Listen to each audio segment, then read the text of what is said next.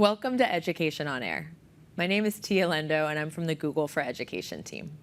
Over the course of the next 2 days, we'll be talking about practical innovation to improve education. So what do I mean by practical innovation?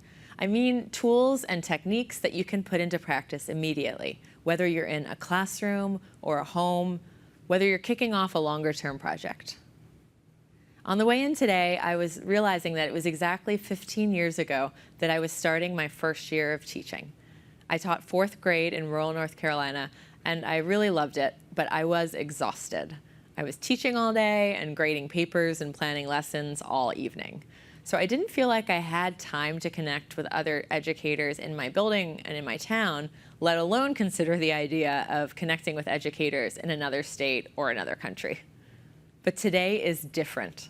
We've got technology and tools that let us connect and share so much more easily. Look at this conference. There are tens of thousands of you tuning in, and we have registrants from 185 countries.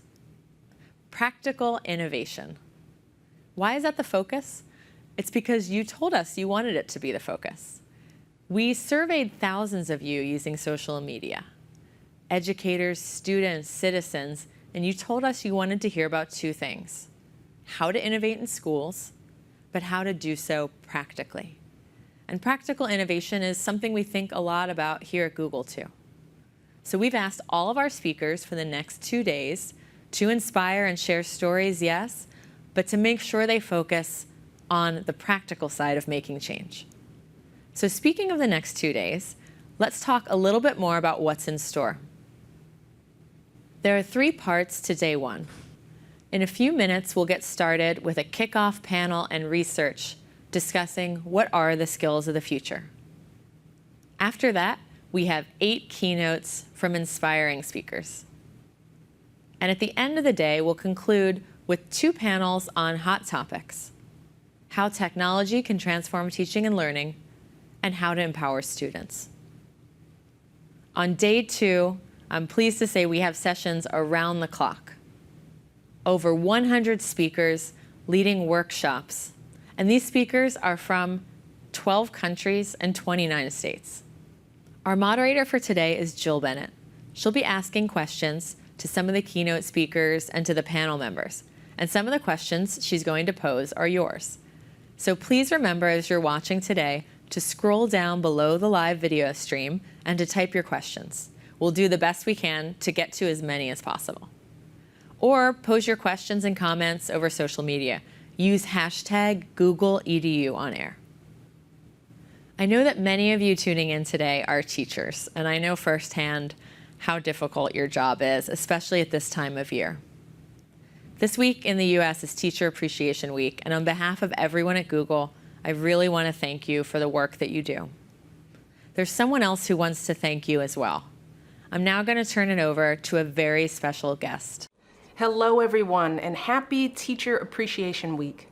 And thank you for your extraordinary work on behalf of our young people. Now, I know your jobs are not easy. I know that the hours are long and the pay isn't what it should be. But in the face of so many challenges and constraints, you all just dig deeper and work harder, because you know that every child is capable of learning. And you're determined to prepare all your students to succeed in your classroom and beyond. And at a time when more and more jobs in this country require a good education, your work couldn't be more important. That's why I started Reach Higher. It's a nationwide initiative to inspire all our young people to complete their education past high school, whether that's at a 2-year college, a 4-year college, or by getting some professional training. And I hope that every single one of you will join us in this effort. Just go to reachhigher.gov to see how you can get involved. I hope you enjoy the rest of your conference, and I look forward to working with you to give all our young people the bright futures they so richly deserve. Thanks so much. In your classroom or in your home, you might have the future First Lady or First Gentleman, a future Prime Minister, an engineer, a teacher, a doctor, doubtless students who will have jobs that don't even exist yet. We hope that you enjoy Education on Air and that you get some inspiration and some practical ideas that help you support your students no matter what their dreams may be.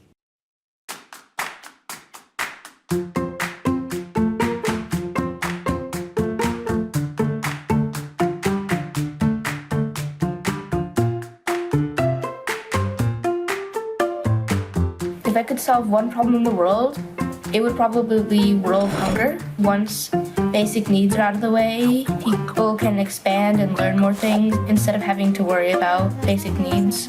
My dream is for education to be accessible to all on a global scale. The technology is there. I believe we just need to make it more widely available to ensure that people of all backgrounds and beliefs have access to the tools and equipment necessary to have the best chance possible in their lives. I would make people stop using trees for paper, because if all the trees are used up, what are you going to use for paper?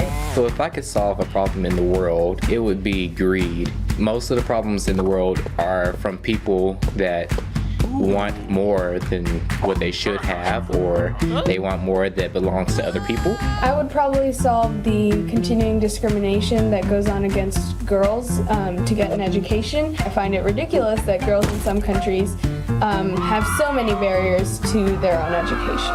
I would solve bullying. I think if people just stop being mean to each other, the world will be happy. I would. Everybody be happy.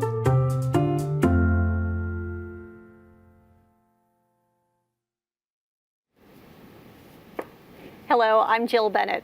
The question is, how do we prepare the students of today to be the digital leaders of tomorrow?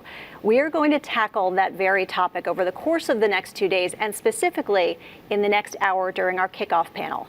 We span the globe to build a diverse panel, and I think we did pretty well. We have educators and researchers, business leaders, and a student to round things out. They are changing the way classrooms work. They have pushed aside centuries-old notions of memorization, testing, and always having the right answer. And they've introduced new things into the classroom, such as life skills, teaching mindsets, problem solving, and student leadership. Let's get started. Google commissioned the Economist Intelligence Unit to take a look at exactly what skills we need to be teaching our students today to better prepare them for the future. And we're thrilled to have the editor of this report, Zoe Tabery, here, joining us to go through the key highlights of skills of the future. Zoe, take it away.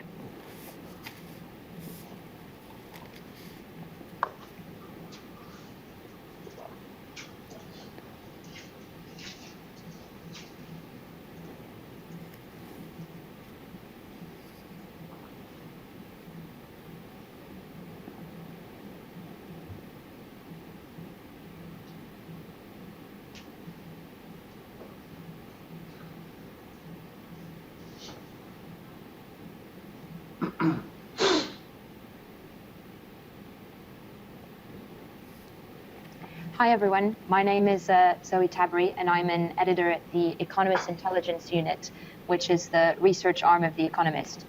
Today I'll be sharing insights from some research we conducted for Google. Earlier this year, Google approached us to investigate whether the skills taught in education systems are changing, whether so-called 21st century skills such as digital literacy, leadership, creativity are complementing more traditional ones such as numeracy and literacy, and whether those skills meet the needs of employers and society more widely. To that end, we conducted an advisory board to bring in expert advice on how to conduct our research program, and we also conducted qualitative interviews and quantitative surveys of teachers, students of 11 to 17 years old and 18 to 25 years old, and businesses to find out what's happening in education systems now. Before I discuss the research, I'd like to play you a short video introducing the key findings.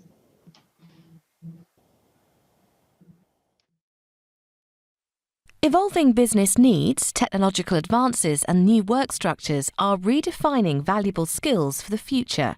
Problem solving, team working, and communication are the most needed skills in the workplace, according to surveys of executives, teachers, and students by the Economist Intelligence Unit. But education systems aren't providing enough of these 21st century skills, and over half of businesses say a skills gap is hindering their performance. Nurturing skills of the future places new demands on teachers, who may not have the tools required to lead a more interactive class. Nearly half of them say the curriculum is too rigid to allow time for wider skills to be fostered. Meanwhile, students are becoming more independent, gathering information by themselves, according to 62% of teachers. Education systems seem to be struggling to keep up with the pace of technological change. Only 28% of 11 to 17-year-olds say their school is very good at using technology in lessons. And over 30% of teachers would like further training in digital literacy. Employers feel they should play a more active role in deciding what students are taught. They list improved access to company schemes or internships as the educational change which would most benefit their business. Countries all over the world, such as Bangladesh, Singapore and New Zealand, are devising innovative approaches to teaching and learning. As one expert puts it, ensuring students leave school with the ability to learn will prepare them for a world not yet known.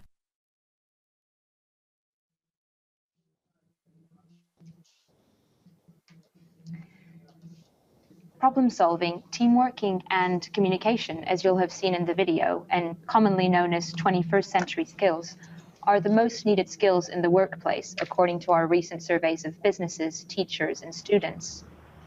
But if problem solving is to be prioritized as an educational goal, it needs to start early to be effective, according to experts.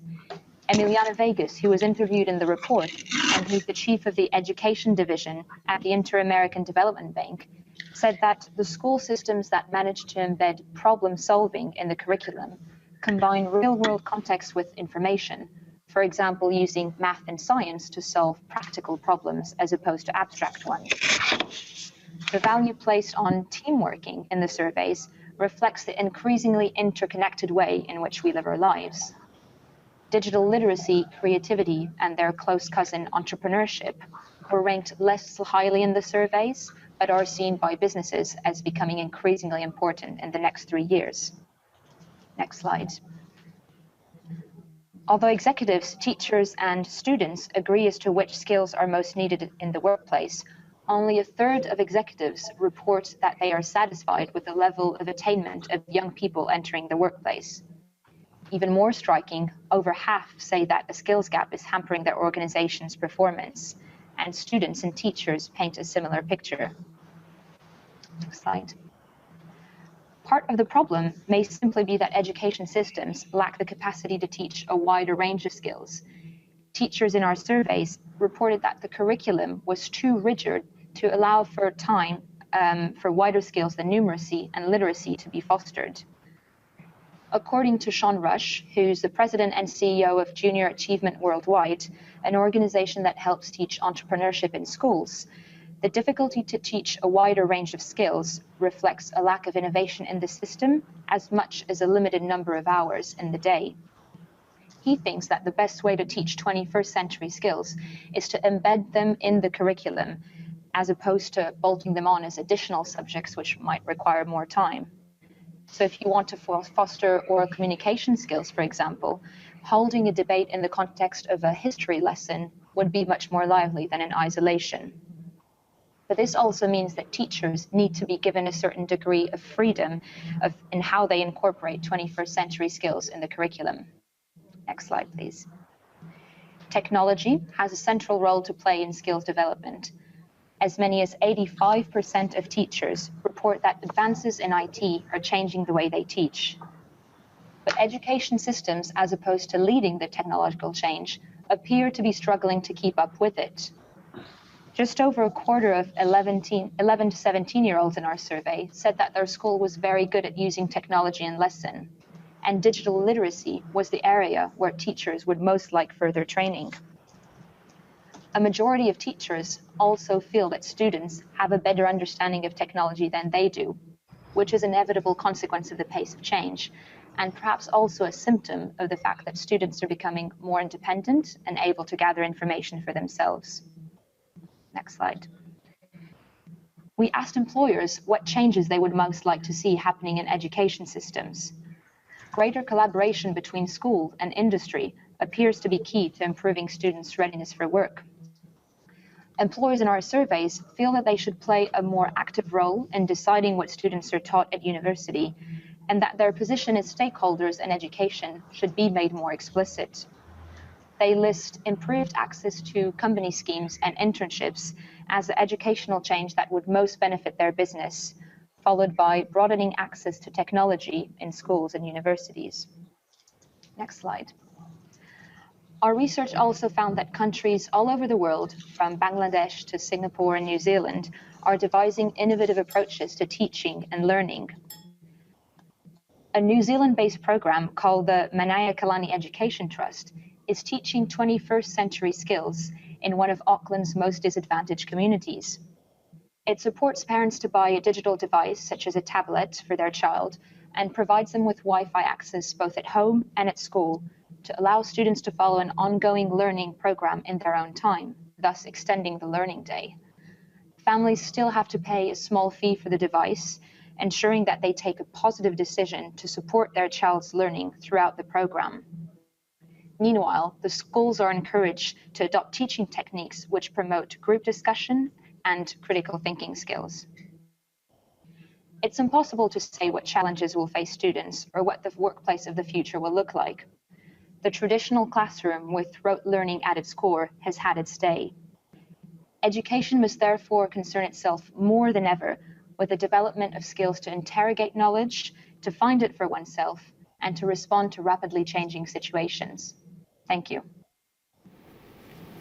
Zoe, some really important research. I really enjoyed that report, and especially to note that businesses are saying, hey, look, we don't have all the skills that we need, the problem solving, the teamwork, the communication. And so we are going to be problem solving those very issues during this panel. And with that, I want to bring in Joni Kongnäs-Niemi. He is a special advisor to the Ministry of Education and Culture in Finland. And if you have not seen the headlines about the school systems in Finland, they're consistently recognized as one of the top school systems in the world. They focus a lot on teaching life skills to the students in even rewarding mistakes. And they're getting accolades for not only the work they're doing with students, but also with the teachers. And so Joni is going to walk us through exactly how they are preparing students for the future.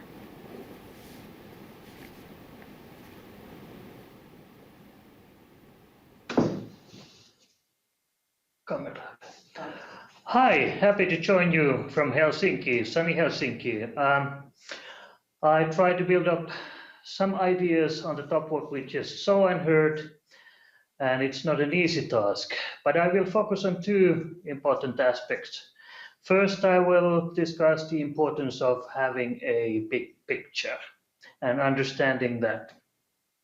Then I will build up on the future skills, and then I will end my short presentation on some of the lessons or questions that we've had when we've had many visitors coming to Finland, and I will share some of the ideas how we've responded to that. So first, the big picture. It's exciting how the world is so big, so complex. We can't predict what happens in the next day, next year, 10 years from now. There's lots of problems, but there's also lots of opportunities. So we all have limited views what's behind the next curve.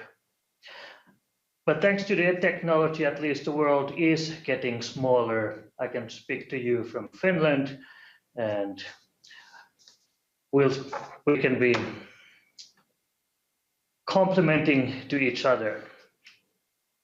Talking about the big picture, I'd like to share a short story that most of you might have heard before, of three men with eyes folded and then come and run into an elephant.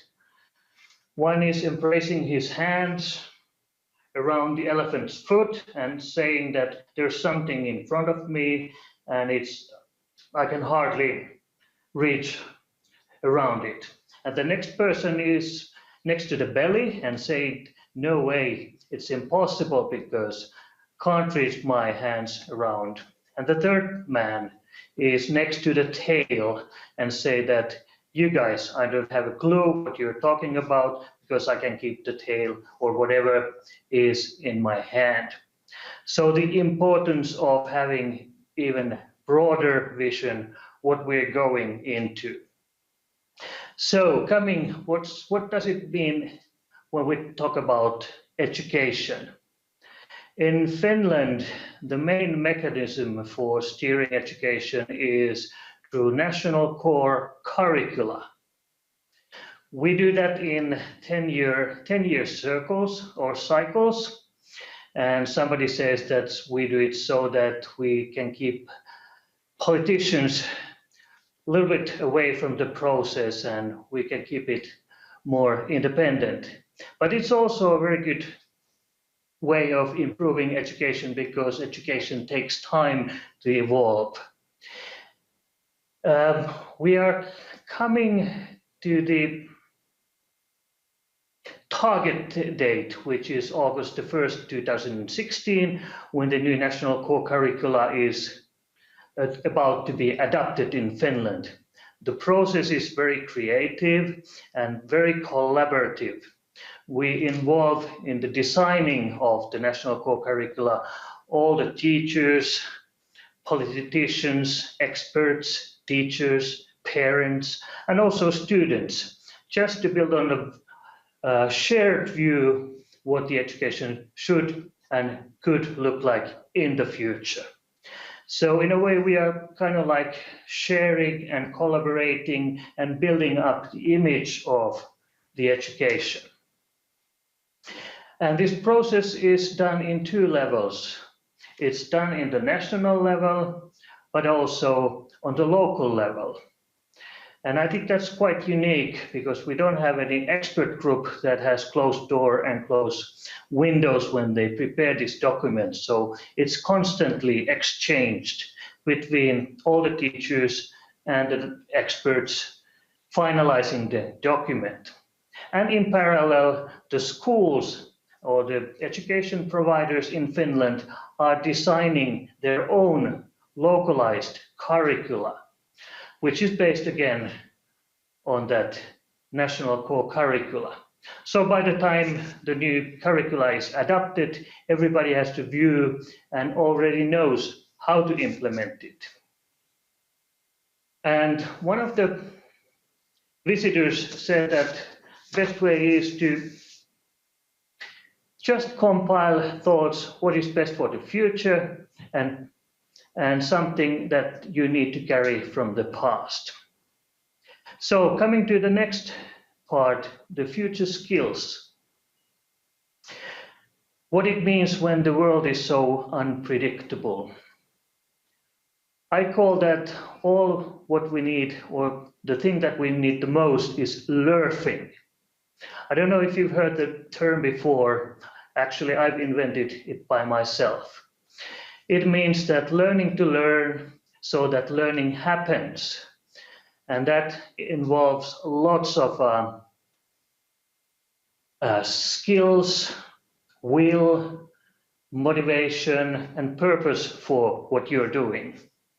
So any learner needs information and knowledge and skills and competence on how to learn, how to participate in learning communities, how to collaborate with your peers, how to build up on previous knowledge, how to analyze, how to listen, and even the meta skills that are necessary to learn new things.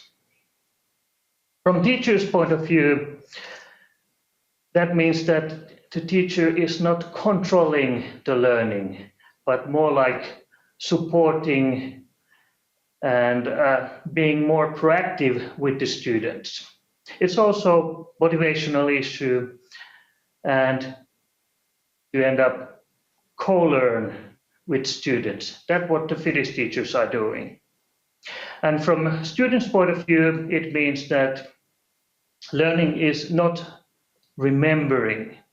It's more on understanding.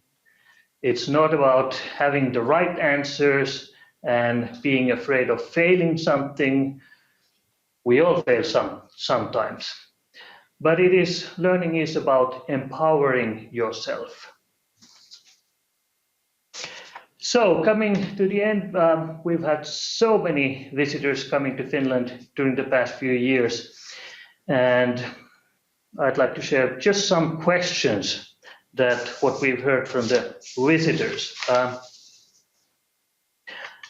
First, they might ask that, do you punish your teachers if they don't follow the curricula? And we said that no, of course not, because they themselves have built the understanding for that. Lots of Americans come to Finland and then they ask that, do you have any secrets that you'd like to share with us? And I said again, no, we don't have any specific secrets. We just try to be as open as possible. But if I try to compare some ideas, how you see in US the system and how we see it in Finland, we might have less homework, less class hours, we keep breaks between the classes, and that all helps to learn new things. We don't test what you've learned, but we test or we just encourage learning. Teachers in Finland are highly valued, and we want to keep it so. They are the professionals of learning. So they themselves build up the atmosphere, and if they decide to do something in the classroom, they can decide what methods they use, what content they use in the classroom, and how they assess the learning. It's all up to them because they know how to best treat their groups. So the focus in us is on more personalized learning, encouraging collaboration among the students, bringing out the activity from the learner and assisting that one. So I think I'll finish at this point just to remind you, keep your focus on the big picture, help them to learning to learn so that learning really happens, and value your teachers. Thank you. Joni, that was great. I especially liked how you were talking about the student-focused teaching and LERFing, which may just be my new favorite word of 2015. We'll have to have some t-shirts made up of that. But I want to touch on, you mentioned that the new curriculum is coming in August 1st, 2016. What you didn't mention is that you actually change the curriculum every 10 years, which is fantastic. I'm sure that's the envy of many countries and school systems out there, that you can adapt so quickly. And what's the advantage to that? I mean, certainly that you can stay ahead of the curve, I would imagine. I would say that it takes approximately 10 years to implement your new ideas, make a very big, broad, systematic change. And also in the class level, I mean, it's rehearsing what the future looks like. And as I mentioned, at least I think I mentioned that way you keep the system stable enough so that it's not changing when new office comes into the power, which actually happened here just in April. But still, they build on what's been previously built, and then they see the importance of carrying all the decisions that they make. They should be so that they last at least that long span.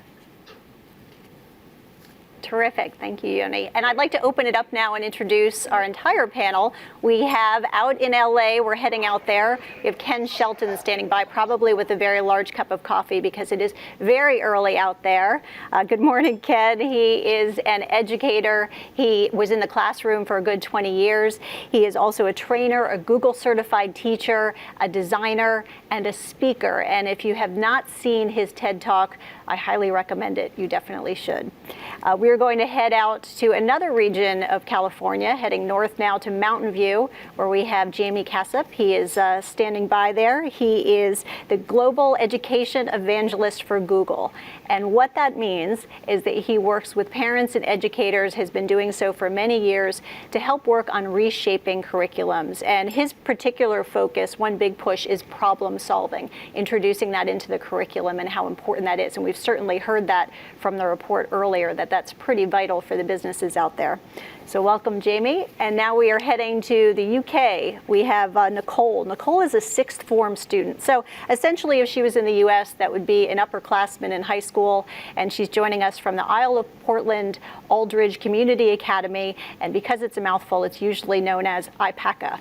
So welcome to all 5 of you. It's great to have you here. And we are going to work on what we can do to reshape education and really build out those skills for the future. But first, I want to roll a video because we put that very question to a panel of other experts out there to see what they would do to reshape education, and we got more than a few responses. Let's roll the video.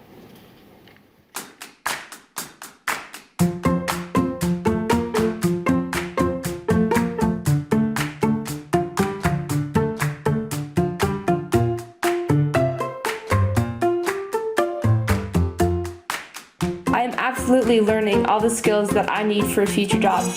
Those skills include collaboration with others, communication with my peers and managers, and the capability to set and achieve goals. Yes, I do think I'm learning all the skills I need because they're teaching me how to code. So if I want to be a teacher that teaches coding and stuff like that, I know how to code. I do not think we're learning the stuff that we need to learn because they don't really prepare us to go out into the real world. They don't prepare us how to, or teach us how to pay our taxes, how to pay our bills, or electricity bills, or water bills. And so they're just kind of just throwing us out there. I do think I am learning the skills that I need because to become a doctor, I need to learn about the human body and science and know about the human body. Really, you're learning the basics and probably the most important stuff you will be using. It's not like you're jumping ahead to the complex stuff. Our future jobs may not even exist yet, and with the rate of progression of technology, who really knows what careers may be available in the future? However, I do believe that life skills of solving problems, communicating, and pushing personal boundaries will always be important. That was nicely done. All right, let's start in on the questions. And Ken, I'm going to throw the first pitch out to you in LA. Let's start with this. You believe that we need to focus on teaching mindsets, not skills. Can you give an example of that? Yes, and good morning and hello to everybody out there. So my perspective on that is that skills, they can become obsolete. Skills are generally have a finite time period in which they can be useful or applied. And if you look at the way we learn and the way we could potentially learn, and more importantly, what we could, the culture or the environment that we could have our students in, is focusing on the mindset. And the 3 big areas of the mindset that I have referred to in the TEDx talk, and I generally refer to in conversations, with that of an explorer, an entrepreneur, or an engineer. And I'll give you an example. My explorer attitude was I wanted to leave the country back in the mid-90s and go to a country of which I had to, 1, take out my passport, and 2, English was not the primary language. And so I got off a plane at the airport in France and looked around at the signage and realized that I didn't have a skill set needed to be able to enhance my experience there in France because at the time I couldn't speak French. My explorer attitude was I'm still going to go to the museums and still go around Paris and other cities that I visited because there was more reward than risk, even though I lacked the skill set of the language. When I got back home, my entrepreneurial mindset was now you need to develop that skill set, which was going to college or, taking French language classes at the local junior college. And so even though I was not taught the skills of being able to speak French in high school or even in college, I still had the mindset and the wherewithal to acquire those skills, which became useful in subsequent trips to France and other French-speaking countries. A new way of thinking. I like that a lot. All right, Jamie, I want to toss one to you. I know that you cringe when people ask your children, what do you want to do when you grow up? Because you want the question to be centered around problem solving. What problem do you want to solve? What are the skills and abilities you need to get there? But what's the reality of introducing problem solving into a curriculum? Yeah, thanks for having me. It's exciting to start this conference off today. But you're right. I cringe anytime someone asks my 13-year-old, what do you want to be when you grow up? Because we've identified a couple of times already this morning that there's a good chance that the job doesn't exist yet, that there's a good chance that we don't know what the problems are that we're going to solve. So we have to teach our kids how to go through a problem-solving process. So instead of asking kids what you want to be when you grow up, we should be asking our kids what problem you want to solve. And then the follow-up question is, what do you think the knowledge, skills, and abilities are to solve that problem? And where can you get those knowledge, skills, and abilities? And it opens up the world to students to think about where do they get the knowledge, skills, and abilities? Not just what they can do in school, but what can they do after school? What can they do online? Who can they follow on LinkedIn and Twitter and Facebook and Google+? What videos should they be watching? What websites they should be subscribed to? But when you do that, when you go from where do you want to be when you grow up to, what problem you want to solve, you're in that magic triangle that Daniel Pink often talks about for motivation, right? Which is you're building autonomy, purpose, and mastery. And so how do we do that in our schools is what that next question is. And what we're starting to see is a more student-centric focus for learning models. And I think that's where we get to, where we're not answering questions for our students, but we're starting off with that blank slate. What is the problem? Define the problem. And then that project-based learning that we're seeing in schools is taking care of implementing, that problem-solving based education model that we're seeing pop up all over the world, really. At what age would you say we need to be introducing that into the curriculum? I say as early as possible, right? Like, I have a little baby. I have an 8-month-old. And, one of the most fascinating things, the highlight of my day is that time I get to spend with her in the evenings where I watch her brain just problem solve, right? It's just constantly problem solving, like everything from like, how do I get my teeth around that phone that he has to how do I get across the room? That problem solving dynamic is inherent in us. We have that. And so I think we can, right from the beginning, start talking to students and have them figure out what problem solving what looks like, because they're trying to not just solve a problem, but identify what the problem is. And that's as critical as a skill that we need for students than anything. Okay, thanks, Jamie. And Nicole, I'm going to ask you the next question, because we've been hearing all of these ideas about problem solving and teaching mindsets focused on student leadership and life skills. What's your response when you hear all of these different ideas? When I think about, obviously, sort of problem solving and what life skills I'd like to learn, it's straight away everything when I grow up, what I need to know. I mean, I was at work a couple of days ago, and it's funny, it was a fridge, and they asked me to order it, and I actually didn't know how to order it. I didn't know which one first in terms of dairy, raw meat. They were saying about perhaps I might get taxed. How do I get my tax back? That's the sort of stuff that I want to learn when I'm at school. Obviously, everything else like English, maths, and that I still need to know. But it's just those extra sort of life skills stuff that I need to learn, that I need to know. So when I sort of leave school and I'm on my own 2 feet, I sort of know how to go about it. I'm not just completely lost. So it sounds as though you do want teachers to be teaching a little bit differently to address some of the issues that you want. Yeah, obviously, I love how I'm taught at the moment anyway, but just some extra sort of boosters on how to sort of live life when you're a bit older, I'll just appreciate it a lot, because obviously you're just sort of so lost when you grow up.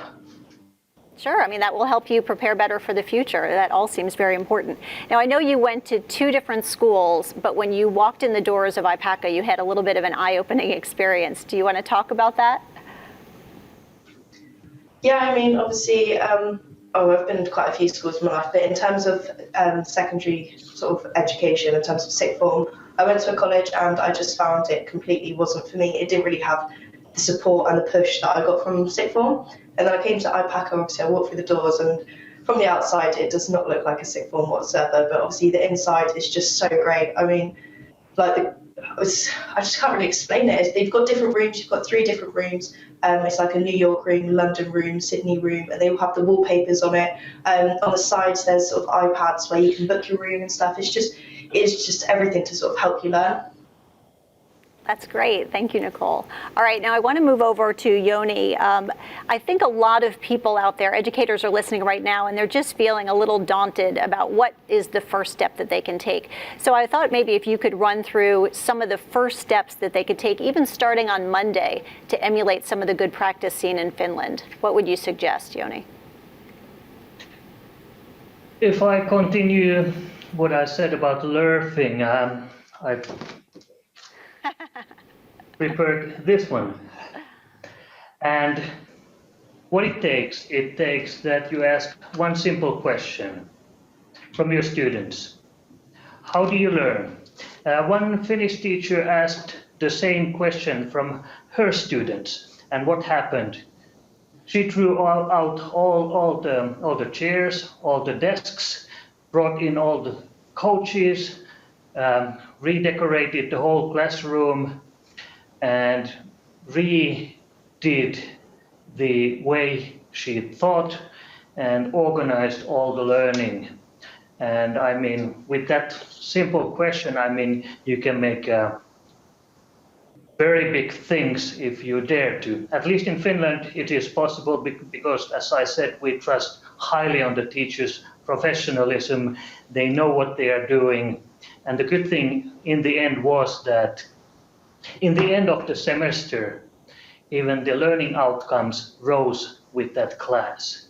And in the end of each day, she found it quite difficult to send the kids away back to their homes because they loved to stay at school. That is what teachers want to hear. That's terrific. All right, Jamie, we've heard about Finland, and we know that it's one of the top school systems in the world and what they're doing to improve. But the reality is that doesn't happen everywhere. So you've been advocating that education is not broken, but it just needs to be reshaped. How does it need to be reshaped? Yeah, well, let's start with the idea that I like to be a glass half full kind of guy, and I look at education and see what it's accomplished over the last 100 and 150 years. And the key message there that is education isn't broken. It's doing exactly what it was designed to do, and it's doing it better than ever. Right? In 1910 in the U.S., the the graduation rate was like 6%, and today we're pushing 80%. The content that we teach today is 10x better than it was 150 years ago.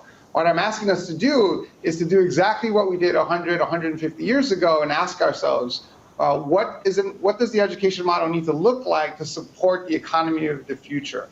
The knowledge-based, network-based economy. What is it that we need to do in our schools? And so that's what I want us to make sure that we focus on, is what do we need to do to reshape education to support that economy? So that's my focus. Okay, and a slight follow-up to that question, I want to pose this to Ken. You've been hard at work with thousands of educators. What seems to be working out there?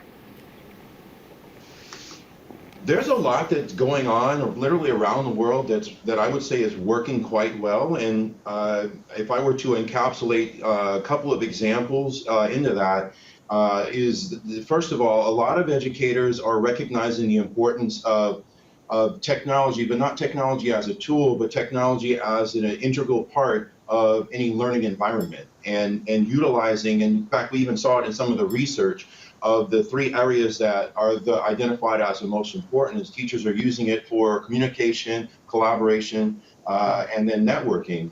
Here in California, one of the things that I can share with all of our viewers is that a number of years ago, our state superintendent put together a task force, which I had the privilege of serving on, and the whole theme of that task force was No Child Left Offline. And it was a multi-pronged approach of looking at how can we in California leverage everything from our business relationships with the companies in Silicon Valley. How can we look at higher ed teacher prep programs? How can we look at school districts? How can we look at everything from infrastructure to literally what goes on in the classroom with students, and provide a meaningful connection in every learning environment here in California? And one example I do want to share with everyone is a close friend of mine in Northern California who actually recently published a book, is that he adopted Google's 20% time and has applied it in his classroom. And the beauty of the way he's applied it is not, oh, here we're going to take 20% of our time to do something. It's more fostering, again, the mindset to where the students are working on projects of where they develop that entrepreneurial mindset of, okay, and even borrowing what Jamie shared, what problem do I want to solve? And then how can I apply that or do that? And that is the part of that is the integral part of their 20% time project. So I think there's a lot going on. I would love to see more educators share out what they're doing rather than closing the doors to their classroom and things of that nature, putting it out on social media and to borrow even what Jamie just shared, which I'm in full agreement. The glass is more than half full. There's just a lot of stories out there that we don't know yet. And I think we're certainly hearing that student independence is such a key part of student leadership. All right, Zoe, I know you buried yourself in this research for so long. If you can talk about 2 innovative examples from around the world of people teaching students the life skills they need to succeed. Sure. Well, what really struck me in the research and in the conversations I've been having with educators is that innovation in education often happens in the most unsuspected places. So I mentioned the New Zealand example of one of Auckland's most disadvantaged communities, but Bangladesh's own national education policy at its core gives teachers training into how to incorporate technology in lessons, and that's accompanied by an increase in group sessions, Q&As, and project-based learning. So students, for instance, are able to ask questions verbally, of course, to teachers, but also via live messaging software, which ensures that shyer students who might not necessarily speak up get the opportunity to do so. Another example which I found really interesting was one taking place in the US. It's a public charter school in Washington, D.C., which takes an interdisciplinary approach to skills by embracing real-life projects. So a group of first grade students were involved in running a snack bar for the school and raised money to build a children's library in a homeless shelter. And by conducting surveys on customer satisfaction, finding out which snacks were most popular, and also liaising with the shelter, they were, as a result, able to kind of develop their own skills such as problem solving, communication, and even entrepreneurship, which I think is pretty amazing for at that age and that level of education. It certainly is. And with that, I'm going to go to our student, Nicole, and ask you, if you could tell me about a time where you felt as though school prepared you to be a digital leader. I've had loads of experiences with this school now about being a digital leader. With one of our exams coming up, part of it is to create a solution. So we have a problem which is via sort of like the internet or to do with computers, and we have to create a solution for it. So obviously that was sort of quite challenging. Obviously, luckily we had all our sort of classmates, our teacher, and that to help us, but that was definitely a key point that helped us become a digital leader. Another one is our school across the road. Whenever they have events going on, we sort of always go across. We have a certain amount of iPads. We'll always record it, make little short videos about just anything they're really doing. So my school really does help me become a digital leader. That sounds it. That's great. All right, it is time to open up to our audience and pull in some of these questions. They're pouring in, so I want to be sure we can get to as many as possible. And the first one is for Yoni. And Melissa wants to know, what is an area you are still trying to improve?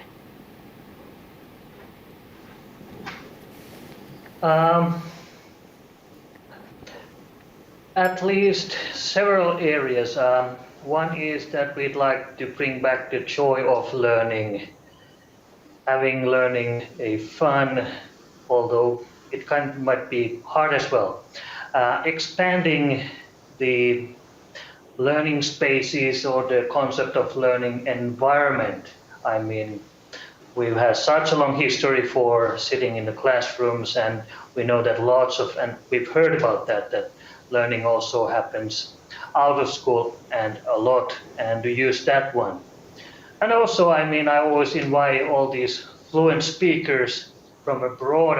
In Finland it's much more simple to talk. When you just say what you say and that's it. But just to express your views more holistically and being able to build on that. Personalized learning, hard questions, hard challenges, but I think we'll manage. Well said. All right, the next question goes to Zoe, and this is from Emily. What did you find most surprising in your research? Well, it was particularly interesting to me in the research that a lot of students are taking it into their own hands to make up for deficiencies within the education system. So in our survey of 18 to 25-year-olds, although a minority of students think that their education system has provided them with the right skills to enter the workplace, a majority were confident or very confident about their future career prospects, which reveals a bit of a dichotomy. I think part of that may be, particularly in developed countries, that some students are turning to private tuition to better their chances and thus making them less likely to attribute their skills to formal education. But mostly I think it's that students are becoming more independent and able to gather information for themselves. In our survey of 11 to 17-year-olds, so much younger students, one of the changes that students most wanted to see in education was lessons where they could talk about their own ideas, so they want more involvement. Now, to be absolutely clear, I don't think that this diminishes the teacher's role in the classroom. It perhaps just changes it from imparting knowledge to teaching students how to work with that knowledge, so in explaining, filtering, and sharing knowledge. All right, and we have another question that's been coming in from several people, the same question. Corey was the first one in with it. So Corey wants to know, what is the most important skill? Can you have just one important skill? So I'm going to toss this first over to Ken.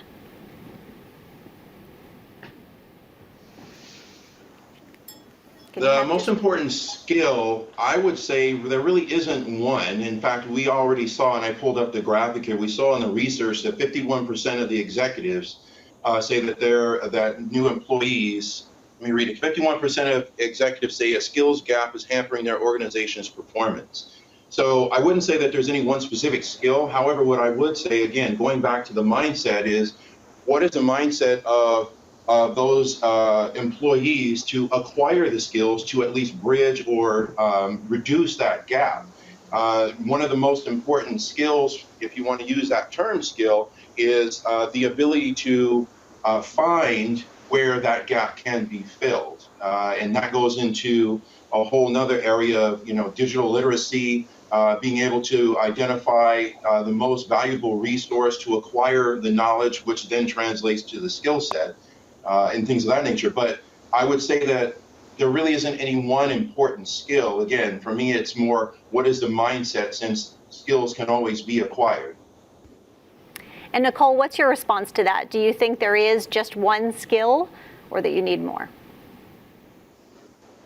No, I do completely agree. There's not just one skill at all. I mean, there's so much. There's no way I could ever sort of narrow it down to just one skill that I would want or need for the future. Okay, and this one is for Jamie. Amanda wants to know, as we move into a more online, technical-driven society, what skills of the past do you see becoming less important? And as educators, are there certain skill sets we should be focusing on acquiring? Yeah, and I can kind of wrap that into the previous question, which is what is the one skill? And I think there. If I would take on that challenge and had to pick one, I would say collaboration is the most important one. We talk about collaboration in education a lot, but we don't really mean it, right? Education, the way it's set up today, is set up as a single-player sport. It's my 13-year-old who gets homework, gets assignments, takes tests. Imagine as a teacher, you hand out a test to a group of kids, and at the end of that test, two kids come up to you holding the test together saying, we decided to combine our skill set and work on this test together. What would your reaction be as a teacher? And in reality, that's the world that we live in, right? Real collaboration is about understanding that your part is part of a greater sum, that you're not alone in this world, that you can find people that you can compare and contrast your skill set with and work on problems together, that you're not bringing a whole solution, you're bringing part of that solution. The real collaboration is about understanding that you're part of a greater sum. Real collaboration is the ability to ask really good questions, and the potential to change your mind based on what's presented to you and what's in front of you, and being able to build consensus and drive forward on solutions.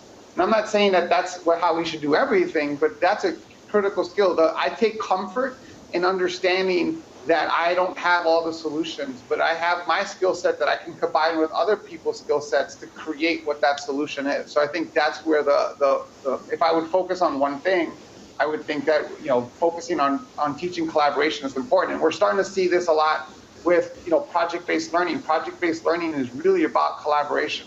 And so that's what's exciting to me, and hopefully we'll see that in the future. In terms of a skill that we no longer need, I would say we don't have to memorize phone numbers anymore. I remember when we used to have to memorize 10 people's phone numbers when we were kids. We don't have to do that anymore. So memorization becomes a commodity. Information becomes a commodity because it's at our fingertips, right? So like I think Zoe said as well, the idea is that we no longer have to teach kids information because information is at our fingertips. Information becomes a commodity. There's no value to it. What is valuable is taking that information and converting it into intelligence. And that's what our educators are helping students do, is convert that information into real intelligence. And I like the highlights on the collaboration. Ken, I'm going to give you this one because this is highlighting some of your experience in the classroom. This is from Matt. He wants to know, how can we inspire our veteran teachers to think differently about how they approach their subject? That's a great question. I've had the privilege of chatting with a number of veteran educators literally around the world, and usually the first thing I ask them when they share with me their personal stories about how, they feel like either one, that their teaching methodologies are outdated, or they aren't sure about their own confidence in the way that they're approaching their subject matter, is I always encourage educators, the first thing to look at is think back, imagine back to the time when you first started working in education and you decided that you wanted to become a teacher. What was your thought process? What was your motivation for that? And then more importantly, why did you choose the subject matter that you chose when you first started? And that should be the basis or the roots for how you adapt and innovate throughout the remainder of your career, whether you identify yourself as a veteran or even if you're a first-year teacher. I think a lot of times that we can get caught up in the minutia of getting through standards, getting through testing, getting through all these things. And a lot of times in doing that, we lose some elements of that passion, that energy, and that fervor that we started off with. And, whether you're a 30-year veteran or a 1-year veteran, hopefully you'll still be able to maintain the degree of enthusiasm and energy that brought you to education.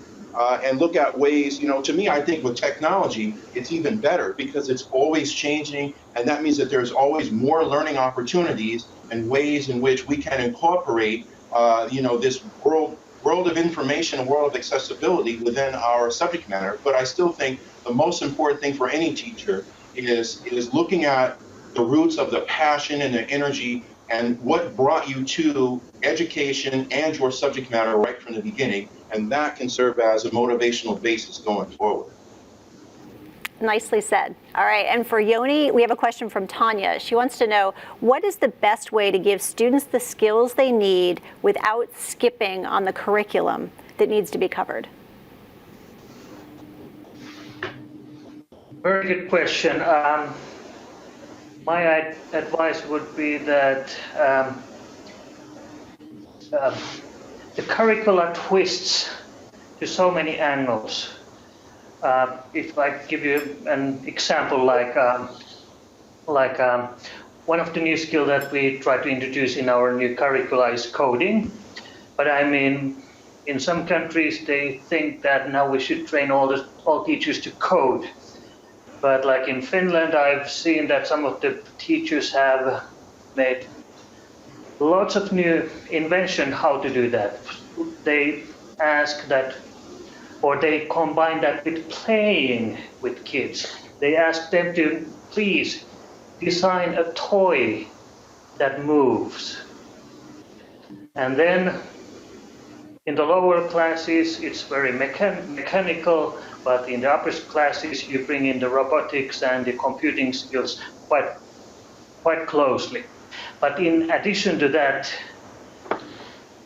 she or he might ask that make an advertisement out of your new toy. And not to finish on that, but also keep a diary what you were doing. And now I'm referring again to that the learning skills are the most important, and you need to practice those, you need to rehearse and make them visible so you understand how you yourself learn it. So, I mean, in the end, all issues in the curricula are twistable. I like that. All right, for Zoe, and then also I'm going to have Jamie answer this question as well, but we'll start with Zoe. Brendan asks, with all the pressure to teach standards and teaching to the test, how do we bring these other skills in? That's a really good point. I think one of the things that came out of the report and that educators but also policymakers seem to agree on was that it doesn't make sense to add many more subjects to the curriculum, because then you end up being with one that's that goes in very little depth into each subject. So the consensus really seems to be on taking an interdisciplinary approach to skills. I think to your point about standards, I think we need to take a step back and move away from rote learning. Education systems often teach students how to succeed, but they don't teach them how to fail, or they don't portray failure as a positive thing. And I think in real life situations, particularly entrepreneurship and young people wanting to start their own business, failure can sometimes be a good thing. After failing twice or 3 times, you might then succeed on the 4th time. And finally, for teachers, I think what needs to change is to inculcate these new types of skills and these skills for the future. Teachers need more training. They've requested it in our surveys, particularly in areas such as digital literacy. But more importantly, I think they also need to be given more freedom by education systems to teach skills in their own classroom. So just a higher degree of freedom in how to incorporate 21st century skills. Yoni has certainly talked about it in Finland. Hang on one second, Jamie. I just want to make a point about the mistake aspect, because they actually reward mistakes in Finland. You make a mistake and you get a reward, but that teaches kids that they can continue to try and they're not afraid of failing. And Jamie, yes, if you can continue on that point. Yeah, just a quick point on that.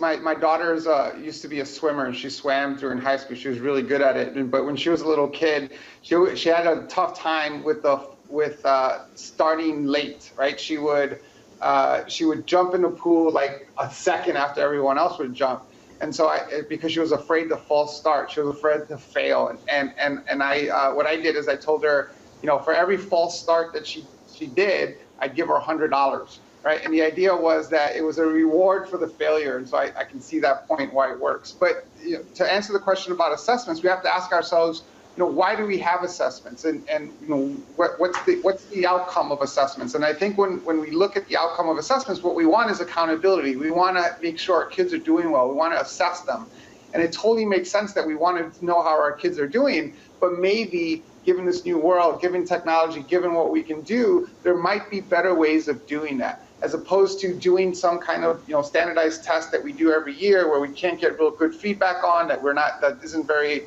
useful. How do we convert that kind of assessment into a performance-based assessment where we're constantly getting feedback, just like we do in sports and in the real world, that we can constantly get feedback and do assessments for our kids, that assessments come from each other, where students can assess each other, where students can assess themselves, right? There are tons of ways of doing this where we can get that accountability, we can get that assessment on how kids are doing, but we want to work harder on building performance-based assessments rather than these stagnant assessments that we do once a year. And I think that's where we need to work towards. Now, given the world that we live in, from a how perspective, because we wanted to how, there are a number of school systems in the country, and I can point out High Tech High, Science Leadership Academy, Boston Tech, others, that don't teach to the test, but yet their kids pass those tests with unbelievable flying colors. And the reason why is because they take those things and incorporate it into the project-based curriculums that they use. They don't necessarily teach to the test, but they make sure they're covering those subjects in what they do. To your point, we have someone from High Tech High who's going to be out in one of our panels a little bit later talking about how they empower students and they don't teach towards the tests. I like that. All right, our next question is for both Ken and Yoni. I'll start with you, Ken. Megan wants to know, is there a specific book or resource you would suggest for getting started with some of these ideas, such as project-based learning? Yeah, the single best resource I always recommend to any educator is accessibility through social media. You can Google that, you're going to get a gazillion answers. You can do a search on Amazon, you're going to get books and things of that nature. But, if, for example, on Twitter, there is a PBL chat. So I would say the best resource is the human resource. It's reaching out to the community, reaching out through social media, and identifying what are your specific areas that you're looking to, in this case, incorporate project-based learning, whether it's a grade level or subject matter, and then identifying that so that you can build essentially a solid network of connections with other educators who either have utilized effectively project-based learning in a similar environment or who have a similar interest in doing projects maybe that are similar to what you have. So in short, I think the single best resource is the human resource and networking through the use of social media. And Yoni, would you agree social media is the way to go, or is there a particular book you would recommend? I would say that that's the way to go, and especially just throw yourself into the unexpected and tell that to your students and make that like a co-learning experience. You might learn something really exciting things, and even your students might find out some very interesting elements. But I mean, besides that, I mean, the internet is full of experience and materials to start with.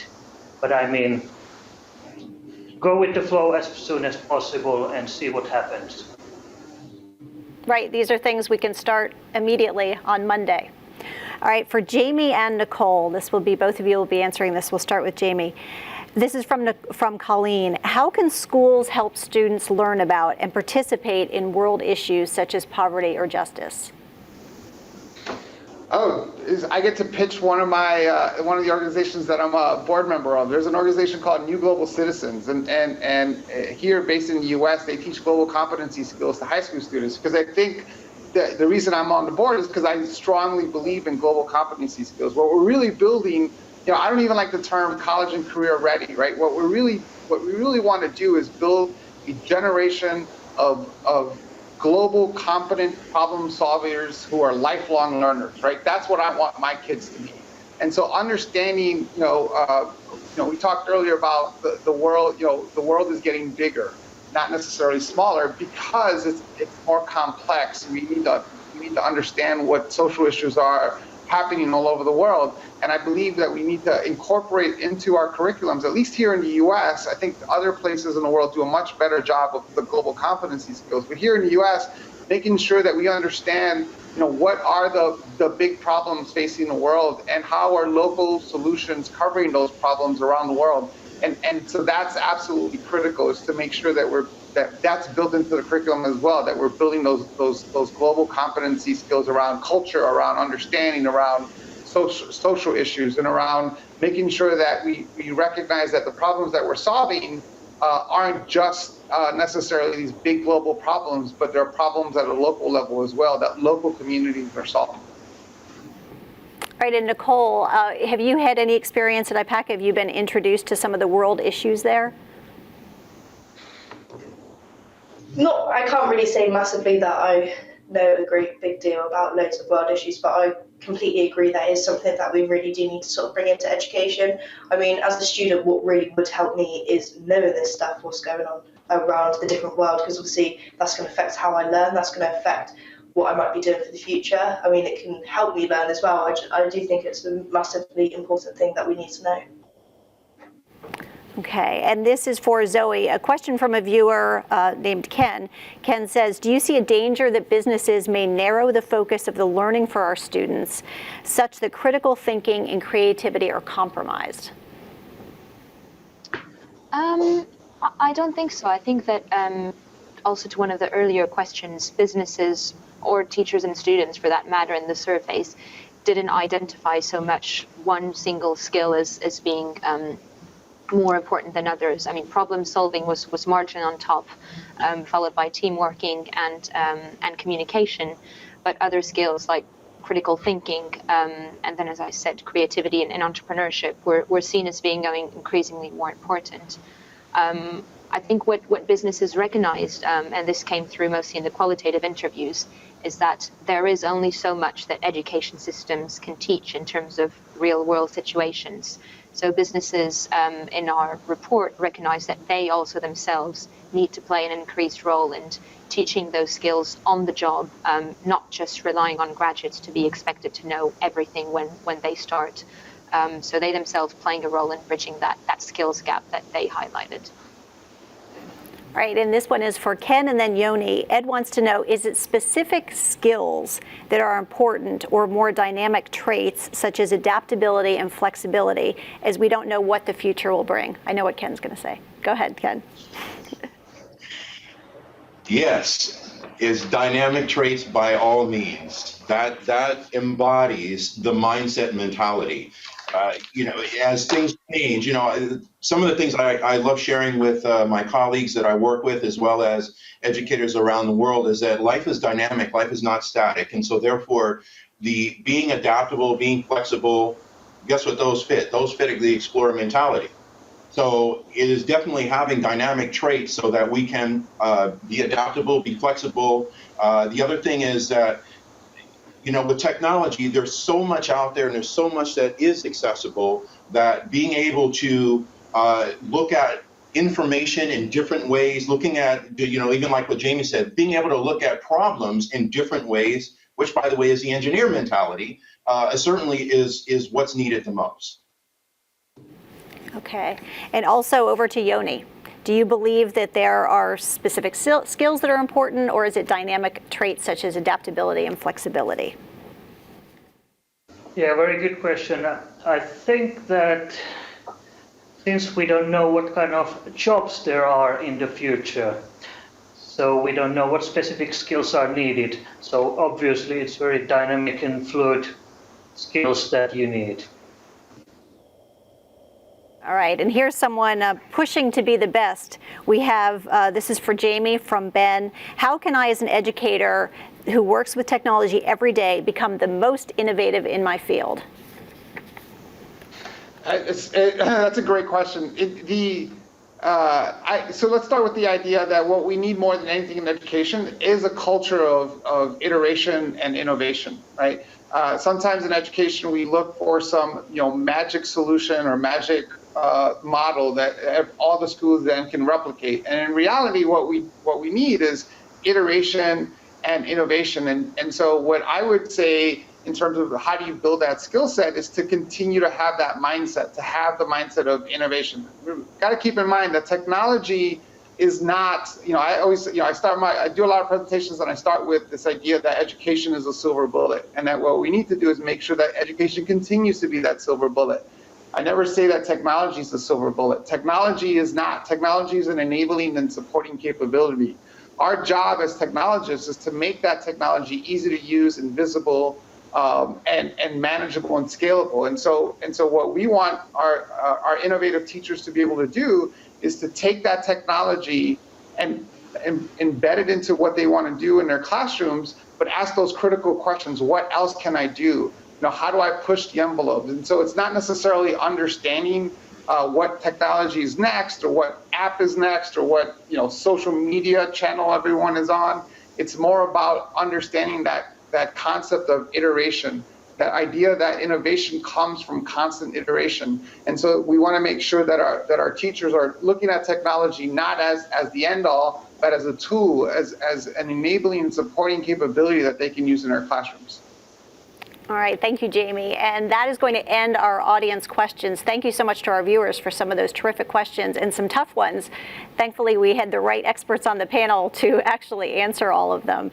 And just to highlight a few points from the panel, we certainly talked a lot about problem solving. We're hearing that not only the importance of that from educators, but also from the businesses that are seeing that as one of the skills that's really lacking. We talked about collaboration and teaching mindsets, teaching life skills as well, and just that real focus on student leadership. So really backing away from memorization and always having the right answer, and just rewarding those mistakes. That's very important. And a big, huge thank you to our panelists. You bring a lot of knowledge to the table.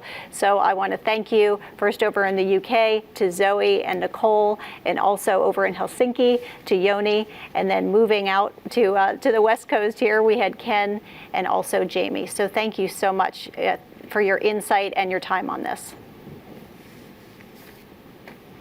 All right. Thanks for hosting. Thank you. Our pleasure. All right. We heard a lot from different people today, and Nicole, our student panelist, certainly mentioned that she was interested in solving some of the world's problems. We're giving you that opportunity for you and your students to be involved in what's being called the world's largest lesson in September, and that will really dive into trying to solve some of the world's largest problems. To talk more about that, we have Richard Curtis, whose work you may know. He actually wrote For Weddings and a Funeral, Bridget Jones' Diary, and my personal favorite, Love Actually. And he has done many things beyond the screen, including he co-founded Comic Relief, a nonprofit that aims to see an end to poverty in this world. And this year alone, they have raised £78 million for the cause. So a big round of applause for that. He's also a great advocate for getting students and communities involved together on tackling some of the world's biggest problems. Here's Richard to tell you more. Hello, my name is Richard Curtis. Thank you very much for having me on your Education on Air conference. Just to introduce myself, I'm the writer of a whole variety of very dodgy films that have made Hugh Grant very rich and very unhappy. My girlfriend says that my whole life is based on Hugh Grant falling in love and Mr. Bean falling over. So I want to start with an apology. The second thing, though, that I'd like to say is to praise you. I just remember how extraordinarily the kind of moral parameters of my life were set down by the people who taught me when I was young. I was enrolled by a man called Mr. Boucher into Amnesty International when I was about 13 and wrote lots and lots of letters to a chap called Juan in prison, trying to get him out of prison. That education that I had there was the thing that most profoundly made me aware of the importance of equality and justice. And there's no limit, I think, to how important teachers are in giving people a sense of perspective and what's important in the world. And in the end, I personally have decided that, and when I'm not writing the sometimes bad films, I work for an organization called Comic Relief Red Nose Day, which raises money to try and fight poverty. And also I'm a campaigner for the Millennium Development Goals. And what I'm hoping to be part of during the course of this next year is an effort to lay down the new Sustainable Development Goals, the global goals, as some kind of a marker for a new generation of adults and of politicians, but also of kids who are learning, as an amazing and ambitious thing for our time. So I keep thinking that the aim of 2015 to 2030 is that we should be the last generation to be threatened by climate change, the most determined generation to fight inequality and injustice, and the first generation to end extreme poverty. And you, as the teachers of the young, will be the people who make these things really happen. So I'm really glad to be talking to you. 2015 is an incredibly important year because of not only the climate conferences in December, but these new goals. And I kind of love the goals because I feel as though there's a really attractive thing in a plan. They're a to-do list for the planet. There's a way of, in the face of all the bad news, of all the chaos, of all the things that we hear, to actually say, look at this list. This list is a list that really could change the world. These are priorities. These are a kind of practical statement of how we can put our ideals into practice. So what I'm just working with a group of people, we're working on something called Project Everyone. We're working with the UN. We're working with the Global Poverty Project. What we're trying to do is see whether or not we can create in September what I would call as a great opening weekend for the UN's new goals. The MDGs snuck into the world and weren't really famous till about 2005.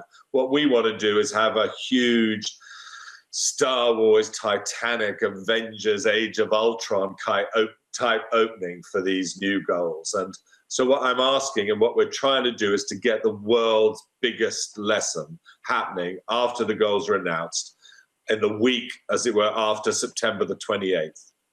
And what would be fantastic is if all teachers could think whether this isn't an opportunity to introduce this kind of practical idealism and determination to change the world quickly within a 15-year period.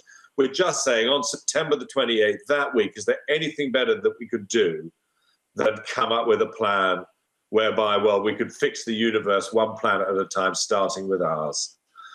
So I'll promise not to write Bridget Jones 3 if you will promise to just give this a little bit of thought. Because if we make a big opening weekend, then, you know, year after year, possibly, we can come up with something, 2016, 2017, to try and hold our leaders to account and embed this as something that one generation really knows about and believes in, which is slightly more important than the next One Direction album. So thank you very much for putting up with me. I'm sure I've spoken for too long, and have a great conference.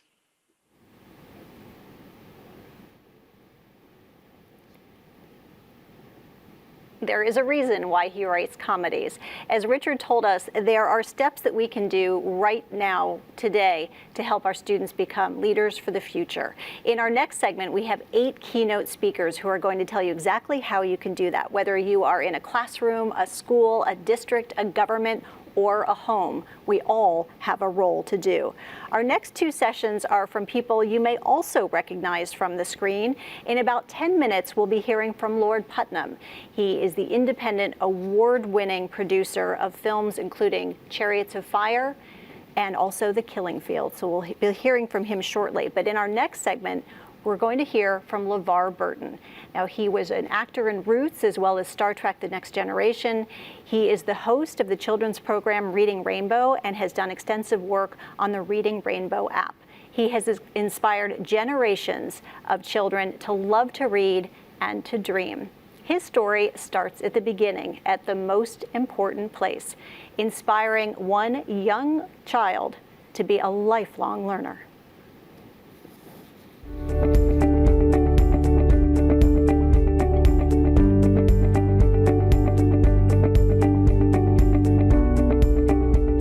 Irma Jean Christian. That's my mother's name.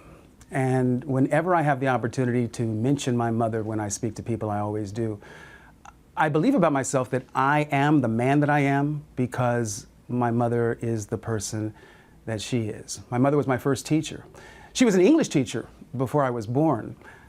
And it's my mother that I really have inherited my love of literature and the written word. You see, my mother is a voracious reader and has always had at least 2, sometimes 3 books going simultaneously for her own reading pleasure. I received in my mother's care, from my mother, the very important information when I was growing up, that reading is as essential to being human as is breathing. And I recognize that I'm one of the lucky ones. I had a mom who was fiercely invested in me reaching my highest potential in life. You see, I don't believe that it is possible for a human being to reach their highest potential unless they're a reader. My mother taught me a lot of things, not the least of which was that I would one day grow up and inherit a world that would be oftentimes hostile to my presence, simply because of the color of my skin. And she knew that the best way to equip me for that future, the best thing that she could do for me, was to provide me with a quality education, an education that meant I would be able to compete on a level playing field with what I refer to as my melanin-challenged peers. I'll let that sink in for a second. So I got that very important example that reading is really important in life. My mom not only read to me when I was a child, she read in front of me, and I think that's a real important thing for us to remember in terms of setting an example for our children and our charges, that they absolutely are paying attention.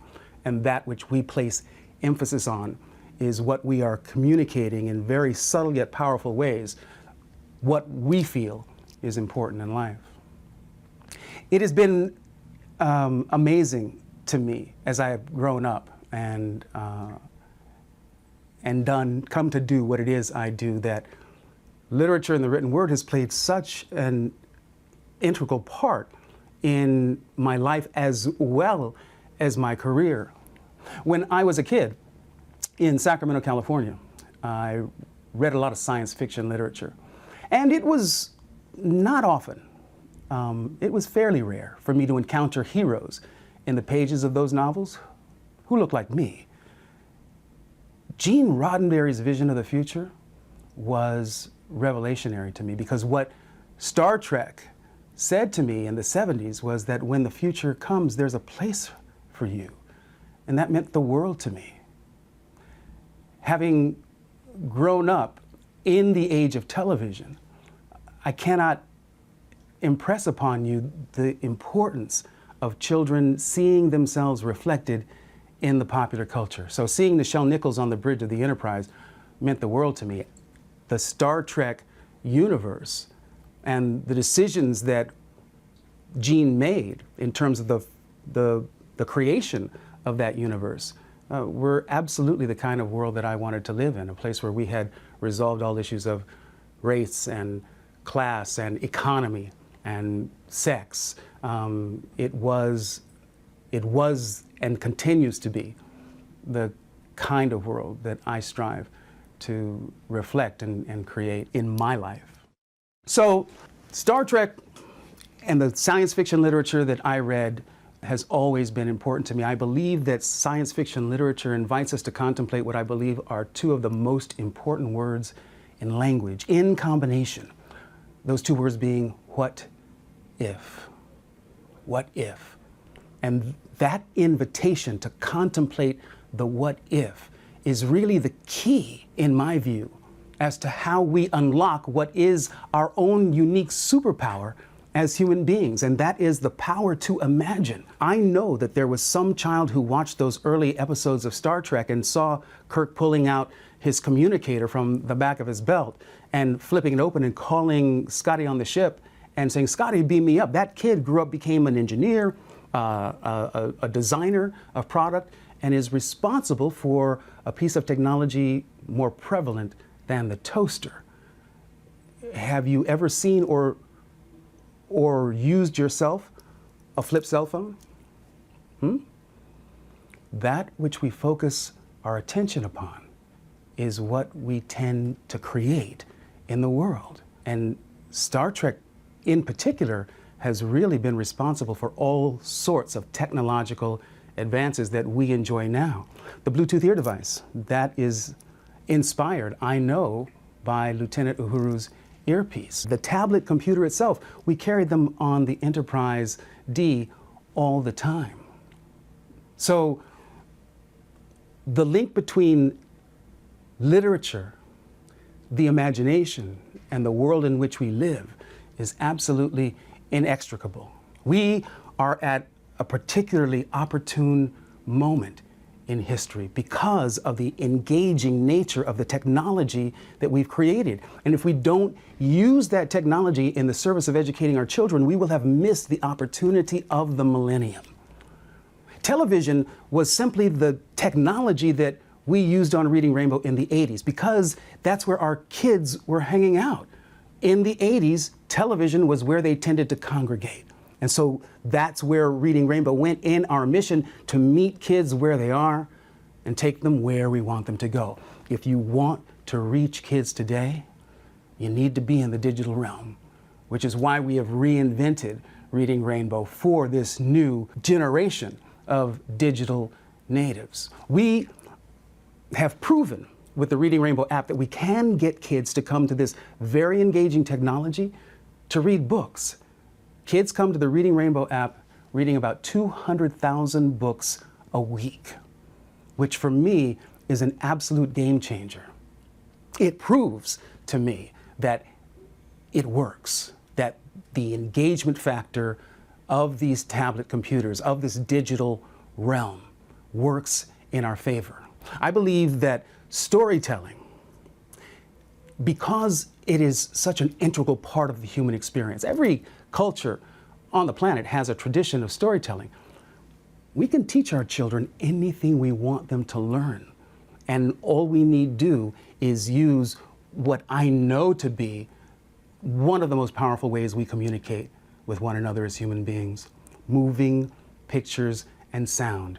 Just think of how much you've learned from movies. It was really why I believe Reading Rainbow was as effective as it was for all of those years, because we matched the literature, the written word, with the visual, the video field trip. So whether you were a visual learner, an auditory learner, or a kinesthetic learner, there was something there for you in the combination of the storytelling that involved the books and the real world experience through the video field trip.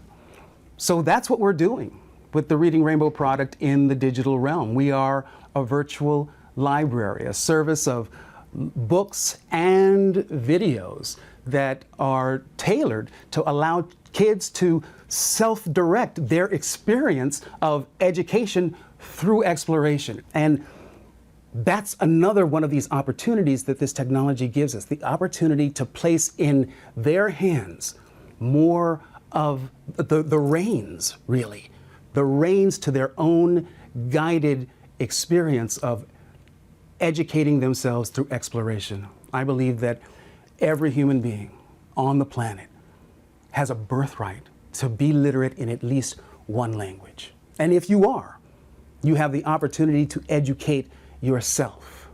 I believe that if you can read, you are, in my absolute bottom line definition of the word, free. You're free because no one can dominate you with their point of view. No one can pull the wool over your eyes. No one can enslave you with their will. You have the ability to educate yourself, to pick up a book, take a look, to go anywhere in the world in your imagination, to know that the world is a place of vast experience and opportunity, and that you can find your place in the world if you only expose yourself to enough of that variety to find that which you resonate with.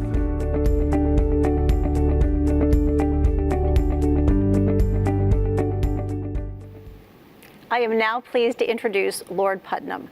Lord Putnam spent 30 years as an independent, award-winning film producer of such films as Chariots of Fire and The Killing Fields. In 1998, he retired from film production to focus on his work in public policy, particularly in the areas of education and the environment. The same year of his retirement, he stepped forward and created the National Teaching Awards as a way to honor outstanding educators. He was formerly the Chancellor of the Open University, one of the world's largest distance learning institutions, and today he is the digital champion for Ireland, and also the chairman of Atticus Education, that's an online education company. In his talk and Q&A to follow, David will share a few of the many lessons he has learned from his diverse experience as he seeks to connect educators. Thanks.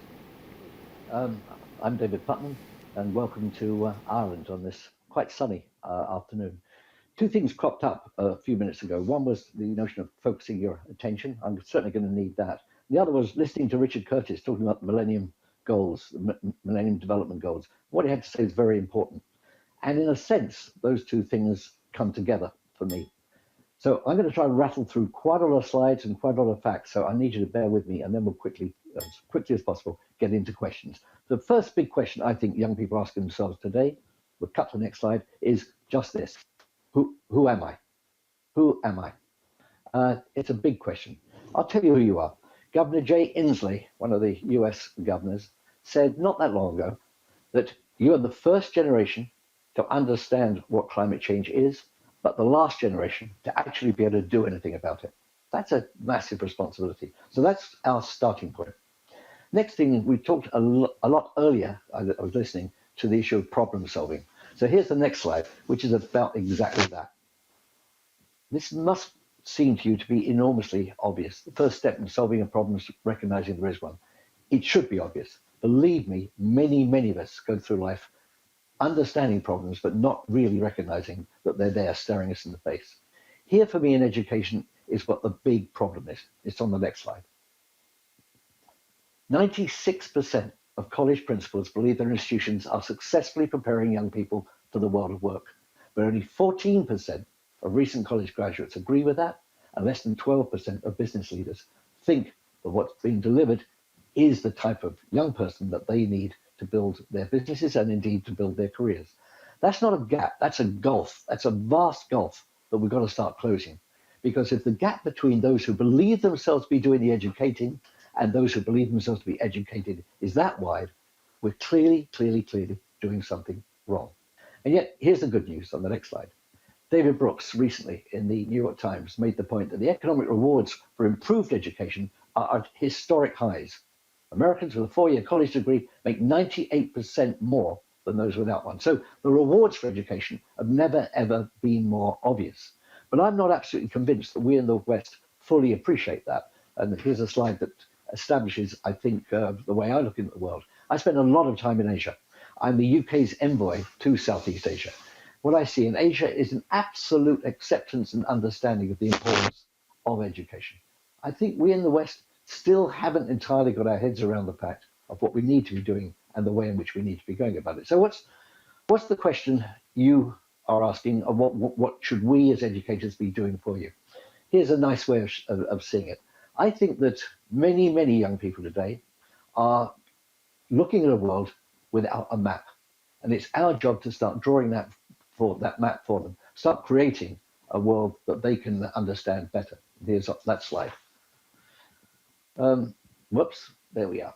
So that map, when we've got this on an animation, unfortunately I can't show the animation. That map actually comes together in the animated version. So I think the world is a difficult place, and as I say, the role of the educators is to pull that map together. We're very lucky. We've got a tool and it's been handed to us. Smack the next slide on, and it's this, it's digital. The digital world offers us enormous opportunities. You've been listening to those most of the afternoon and morning, but the opportunities are boundless. There's a very important New York journalist, Tom Friedman. I think he, in this slide, put this beautifully. Can we have the next one up? Very big thing happened in the last decade. The world moved from connected to hyper-connected. That's a big claim, but it's a very important one. And what's most interesting is it is teachers who are connecting with other teachers. How about these for some facts? I chair the board of the Times Educational Supplement, and we've got, I think, the world's largest connected community of professionals, and they are teachers. How about these for some stats? There we go. 1 million downloads in a single day. These are actually a couple of months out of date. Just look, these are teachers talking to teachers and getting ideas and lesson plans from teachers absolutely daily, and it's growing exponentially. So the idea that teaching has allowed itself to get caught in some world of the past, it just isn't true. The best teachers are using the best technology to constantly improve their work. Next slide, I think, shows just this. This is not just a theory. This is actually a teacher-led digital revolution. That's a big phrase, a teacher-led digital revolution. But it's way, way, way overdue, and I'll try and prove it to you. Here's the next slide. This is 1915. This man in the foreground was the most famous surgeon in the world in 1915. He saved thousands of lives during the First World War and was a remarkable guy. Now look 100 years later. Here's an operating theatre this year. See how it's changed. There we go. That surgeon you just saw, that genius, would not be able to do anything today in that operating theatre. He literally would stand there gazing at it. Maybe he could make a cup of tea, scratch himself. He'd be on a different planet, literally a different planet. Now, how is it that those extraordinary developments have taken place in 100 years in the world of the medical world, the world of medicine, and yet it is absolutely true to say that, and I'll show the next slide, that in the world of teaching and learning, up until very, very recently, a really good teacher during the 20th century could have taught almost any lesson to her class. And that transition that took place in the world of medicine just didn't take place in the world of education. So in a sense, we allowed ourselves to get behind the 8 ball. Now, today I think is Teacher Appreciation Day. So let me make one thing very, very clear. Here's a profound truth on this slide. Any country that fails to value its teachers fails to value its future. Many, many countries in the world, I think, realize that. But it's equally true to say that there are countries that haven't really managed as yet to get their heads around it. I mentioned that I spend a lot of time in Asia, and I do. Here's an example of what's happening in China, which I think is kind of important. 30% of classroom teachers' time in Shanghai is spent preparing for the next lesson and improving their professional development. The equivalent figure in the UK is around about 5% or less. 5% is regarded as quite a lot. So what do we think we know that teachers can prepare themselves and improve their professional skills in a very, very short amount of time that the Chinese feel requires 30% of their time? I know who, frankly, I will place a bet on, and it will not be the British experience. I'm not sure what the American equivalent is, but I doubt very much it's anything approaching the Chinese belief that you require 30% of non-contact time to improve yourself as a teacher. So there's another reason why I think the commitment that I'm seeing in Asia is so overwhelming and something that we should definitely take on board. And this is on another slide. Here we go. Parental engagement, and let's call it self-sacrifice. Up to 30% of disposable family income in Asia is spent on their children's education. Now, there's a very interesting reason. The reason really is there are very few pension arrangements in that part of the world. People do not have pensions. Their child effectively is their pension. So that investment in the child's future is in effect an investment in themselves and the stability of their families. It's a very, very important issue. And a wonderful American thinker, economist, sociologist as well in a way, Joseph Stiglitz, recently said this. He said, it's boilerplate economics that universal education is the path to prosperity. It's a global public good. I think that's one of the things that Richard Curtis was alluding to when he talked about the Millennium Development Goals. Without education, we will never, ever meet the goals that we've set ourselves for the world's young people. I was president of UNICEF for 7 very, very happy years, and I'm still a UNICEF ambassador. I think I know better than most what the difference is between well-educated, particularly girls, well-educated girls, for example, in Africa, or adequately educated girls in South Africa, in Africa, and people who have missed out entirely on education. It's a fundamental. So I'm sitting here talking to you. This is actually what I'm looking at. I teach in 6 universities around the world, will be next year, from here. This is my office. It's my studio, if you like. I can see you. I've got a board showing me, a screen showing me the content that I'm about to show. I've got a screen above that, which is an Apple TV, just gives me notes, which is kind of handy. And I love working from here. We do 2-hour seminars on a very regular basis. Our students seem to love it. And if they're loving it as much as I am, then I'm the happiest man in Christendom. So what's my role? I have to work and enjoy working with the faculties. I rely tremendously on the faculties I work with. My job really is to try to inspire rather than assess what's going on. I'm a former filmmaker. I do understand film. I do understand visual communication. I think I can pass on a lot that's useful to the next generation of aspiring filmmakers or just bloggers, whatever it might be. But my job is to inspire and break down barriers for them. It's then the faculty's job, the people I work with, to do the rest of it. What do I teach? I teach creativity. I teach belief in creativity. This slide, I hope, explains this. Again, in a perfect world, this would animate and the muscle would move up and down. Creativity, I believe, is a muscle. Some people believe that creativity is a facet of genius. I would reject that. There are geniuses, they're few and far between. I think we are all potentially creative, but there are a number of components that go into creativity: focus, collaboration, tenacity, imagination, and most of all, I argue, resilience.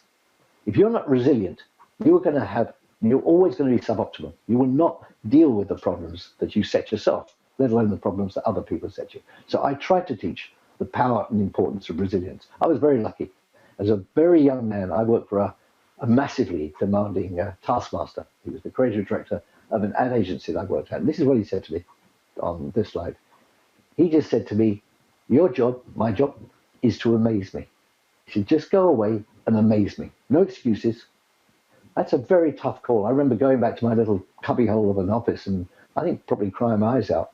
But I must have done okay because I survived that job. I moved on into the movie industry and I've done well. I've had a very, very happy life. But the idea of having a role and having someone who actually says to you, come on, your job's to amaze me, was a very, very powerful stimulant to my early career. I teach a number of creative laws, if you like, and the first and most important law is this. I call this Putnam's first law. That which is merely competent or even good is only a point of departure. It's seldom, if ever, a point of arrival. We're now living in a world in which average has gone. When I was young, if you did an average job for an average company, an average kind of business, you could live an average lifestyle. That, for good or ill, has been removed from us. Today, you are required to be excellent. And therefore, my, as it were, first law is set yourself the task of being excellent. You'll also find that the jobs themselves are far, far more satisfying if you are able to achieve a level of excellence that excites you. Next thing I teach is collaboration. Again, I think there's a nice slide that says it all. This slide gets tweeted a lot, so I know it must work. Remember that the person you're sitting next to could easily change your life. The guys I started with are all extraordinarily successful. Alan Parker, the film director, I shared an office with when I was 23. Ridley Scott, I worked with. A man called Charles Saatchi, at one point ran the largest advertising agency in the world. We all worked together and we encouraged each other. We competed like crazy. But we did know that within that room were people who we were going to kind of know for the rest of our lives that it was good to get on with, but maybe even good to encourage to bring out the best in them. So just remember, the person you're sitting next to could easily, very easily, change your life.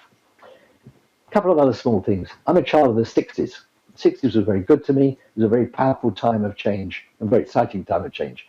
And this slide is a quote by a wonderful civil rights leader, Eldridge Cleaver.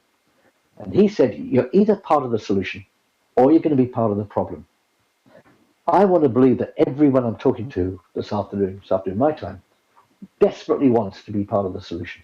You do not want to be left behind as part of the problem. And that stayed with me. I pinned that on my wall, and I had it on my wall for years and years and years. Cleaver was right. There is an opportunity to be part of the future and part of the solution, and you don't want to be left behind. A couple of other tiny things. The Chinese president the other day said this, a very neat little slide. You're either, we're not going to dress up other people's yesterdays as our own tomorrows. What he was saying was that the world had to stop looking west to the United States for all of its examples of what it wanted or where it was going. That we all had to construct our own futures. There was no one model, no as it were, cookie cutter, one size fits all model of development or one size fits all model of what a democracy should look like. We're going to have to create our own futures. And I thought it's very wise of the Chinese president to make that point. It's an important point, and it's certainly one that's driving a lot of places in the world. 3 other slides. Barack Obama, not very long ago, made this very important point, that the hardest thing in politics, certainly within a democracy, is to deal with things which are in the long term and where the price we pay for inaction is decades away. Now, obviously, it's true of climate change. I happen to believe it's true of suboptimal levels of education. We have to, all of us, as taxpayers, as citizens, have to understand that our futures are utterly reliant on the quality of the education we're able to offer. Now, from the point of view of lawmakers, policymakers, I've worked in Parliament for the last 18 years. I do know about this stuff. There are extraordinary numbers of competing priorities. This is, in a sense, on the last slide. These priorities are very evident. At the top of them, I've put education. But believe me, around any cabinet table, any group of politicians, there are going to be people arguing for defense, for energy security, for social security, for health, for infrastructure. I just want to ask them this. You tell me which of the fundamental components that go to make a civil society can self-fund without a brilliant system of education. Our pensions require a highly educated group of people putting money in. Our defense requires that. Our social security requires that. All of these elements, our health services certainly, all these elements require that we are a highly educated, highly motivated, and actually rather highly ambitious society. Without that, I wouldn't want to leave you, young people, with an impression that somehow life's going to be easy. It isn't. You're going to inherit problems far greater than I think my generation did. You're also going to inherit opportunities far greater than my generation did. It's your decision, and it's your education that will decide whether you win that battle or face the consequences of losing it. Thanks very much for listening to me, and I'm very happy to answer any questions you want to hurl at me. Thank you. Lord Putnam, thank you. You made a number of so many important points. In fact, I think you'll probably have a flood of prospective students trying to register for your classes to hear a lot more. I particularly liked what you said about the importance of valuing the teachers, because that is so critical. But we do have a number of questions coming in, so I want to be sure we get to those. The first one is, I know you do a lot of work with teacher professional development, particularly working with Trinity College, which has been pioneering some efforts in this area. This question comes from Brendan, who works with Trinity Access 21 in Dublin, and that is a group that you support. The question is, in your opinion, what are the essential ingredients of teacher professional development that will lead to transformative, innovative, and sustainable approaches to teaching and learning in the classrooms of today and the future? I think the most important thing, and there are lots of, I could give you a laundry list, but I think the most important is the ability of teachers to honestly see the world the way their students do. We don't live in a top-down society anymore. There's no point in teachers telling students what to think. In many cases, a student can go on Wikipedia, a student can go on online and find out anything they really need that they're specifically interested in. The teacher is the guide, the navigator. Now, I know that's almost corny now, it's said so often, but it is profoundly true. And I think giving teachers the confidence to believe that that is their role, and they are not the sage on the stage. They're not standing there handing out advice that will last forever. They are actually people trying to create inquiring minds. I'll give you a silly example. When I took my exams at 16, effectively my last exams at school, I was working out of an encyclopedia that was published in 1935. So this was 1955, 56 when I was doing my exams. The encyclopedia was 20 years out of date. It didn't matter. Nothing had changed that much that I was going to be horribly wrong. Try to imagine if today you were trying to answer serious questions about you and your place in the world, relying on information that was 20 years out of date. It wouldn't be possible. So I think giving teachers the courage to stand there and say, you know what, I don't necessarily know the answer to that question, but with you and working with you, we'll find it out together. That is quite a change for teaching. It requires guts and confidence, but actually a good teacher knows how to do that. And what we're doing at Bridge 21, I think, is remarkable. It's a very, very special attempt to ensure that inner city kids can get into Trinity College Dublin, which is the most prestigious university in Ireland, and are given every opportunity to do that. And that we just don't rely on what has historically been a very, very middle class intake. That is so critical. There's one question that came in from Nicholas. I really like this one. It's, what can we do to show teachers that we value them more, since you were talking about the importance of placing the value on the teachers? And what do some other countries do to show that? I think it probably nowadays requires more than giving them an apple in the morning, which was the normal advice when I was a kid. I think that teachers need to feel valued. I think they're entitled to feel valued. I've worked a lot with teachers the last 20 years. Here's something. There are two things I'd say. One is my heroes, and they really are my heroes, are special needs teachers. Why? Because special needs teachers uniquely deal in tiny, tiny incremental wins. If they can get a young kid who's profoundly disabled to move that piece of paper to there, that is a day's work, and that's a win. They are not air punchers. They are not heroic figures. They're just people who are doing extraordinary work in very difficult circumstances. Similarly, what's special about teachers is, if you talk to a teacher at the end of the year, and that teacher's taught 25 kids in the class, and 22 of them have done extraordinarily well, and another one did okay, the teacher will almost always go to the two kids who he feels he didn't quite get across the line. That's unique. I haven't worked ever in any other world in which people focus so much on, could they have done better? Could they have got that kid across the line? Now, once you understand that that's the way teachers think, I think it allows you to understand them better, encourage them more, and see that they are not just our lifeline, they're actually what's good about all of us, 90% of the time. And this is a question that has been coming in from several people, but Corey was the first to ask it, so we'll give him credit. Corey asks, what are the top skills or mindsets that you think we need to be teaching our children? I think collaboration is phenomenally important. I don't think there are many areas of future jobs in life where you won't find yourself working in a team and trying to get the best out of your team. So collaboration, which can indeed lead to and should lead to leadership, is pretty fundamental. The other one was, I heard the word used earlier, and it's a very good word, agility, flexibility. The ability to take a problem, realize that in a year's time, what you thought was the key problem is no longer the key problem, but it changed. The ability to then adapt your way of working or adapt your mindset and accept the fact that maybe you did a year's work that was no good. Now you're going to start again. That's important. I learned as a film producer. You know, I produced some very good films. I produced some pretty bad films. I try and bury them, but unfortunately they keep turning up on my CV. You can't dwell on the things you get wrong. You just can't. What you do is treat them as learning, you know, as things you've learned from, and move on. We've got to escape, all of us, from the blame culture. The blame culture infects schools. The blame culture infects the assessment sometimes of educators and education itself. We've got to understand, and I heard it said earlier, we're going to take more risks, we're going to dare more, we've got to encourage innovation, and we've got to be prepared to say, you know what, that didn't work. Next.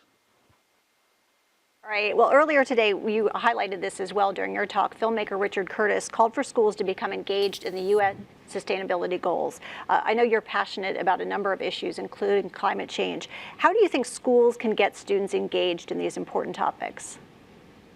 Well, I think the big thing with climate change is just look at the science, and then look at the phony science. I mean, the anti-climate change people done a pretty good job of, rather like the cigarette people did for many, many years, of kind of throwing a curve and saying, well, maybe it isn't true. And that's, you know, we're all vulnerable to that. If someone could show me tomorrow that my fears about climate change are ill-founded, I'd be hugely relieved. I sleep better tonight. So I'm a soft target for someone who can come up with fake science and try to tell me there isn't a problem. However, I took through Parliament the world's first climate change bill. I'm very proud of that. I've studied the science. I've talked to hundreds of scientists. I know this is a reality of all our lives. I know that any young people under the age of, let's say, 30, it will probably dominate aspects of their lives towards, you know, in the latter part of their lives. I think that what teachers have got to do is say, look, find out for yourself, but look at the science. Don't look at the pseudoscience, look at the science. And a really good example, if you want to go back, is just look at how many hundreds of thousands of people died because cigarette manufacturers, for a period of 30 years, denied the science of a relationship between smoking and lung cancer. People wanted to believe it. People like smoking. Smoking's a habit. If someone will tell you there isn't a causal relationship, you're going to believe them. The truth is, hundreds of thousands of people died because the manufacturers of cigarettes flat out lied. Our job as teachers is to, in a sense, expose that lie for what it is. That it's dangerous, it's immoral, and at its very least, it's undemocratic. Lord Putnam, thank you. It is a pleasure to have you here. You have given us so much inspiration and also a real charge to go out there and collaborate and innovate in the classrooms. Thank you so much for your time. It's a great, great pleasure. Thanks very much for having me.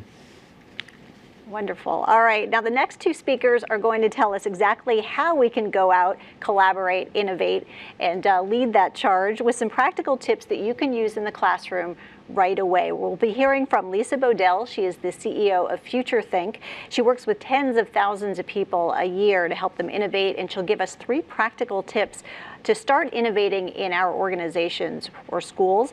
We'll also hear from Michael Fullen. He's recognized worldwide for his body of work on education reform. He advises school systems all over the globe, and he encourages us to support change leaders who are really making a difference, and also to stop boring the students. He has some highlights on that. They'll join us live for Q&A after their talks, and be sure to submit those questions. Keep them coming in. They've been great.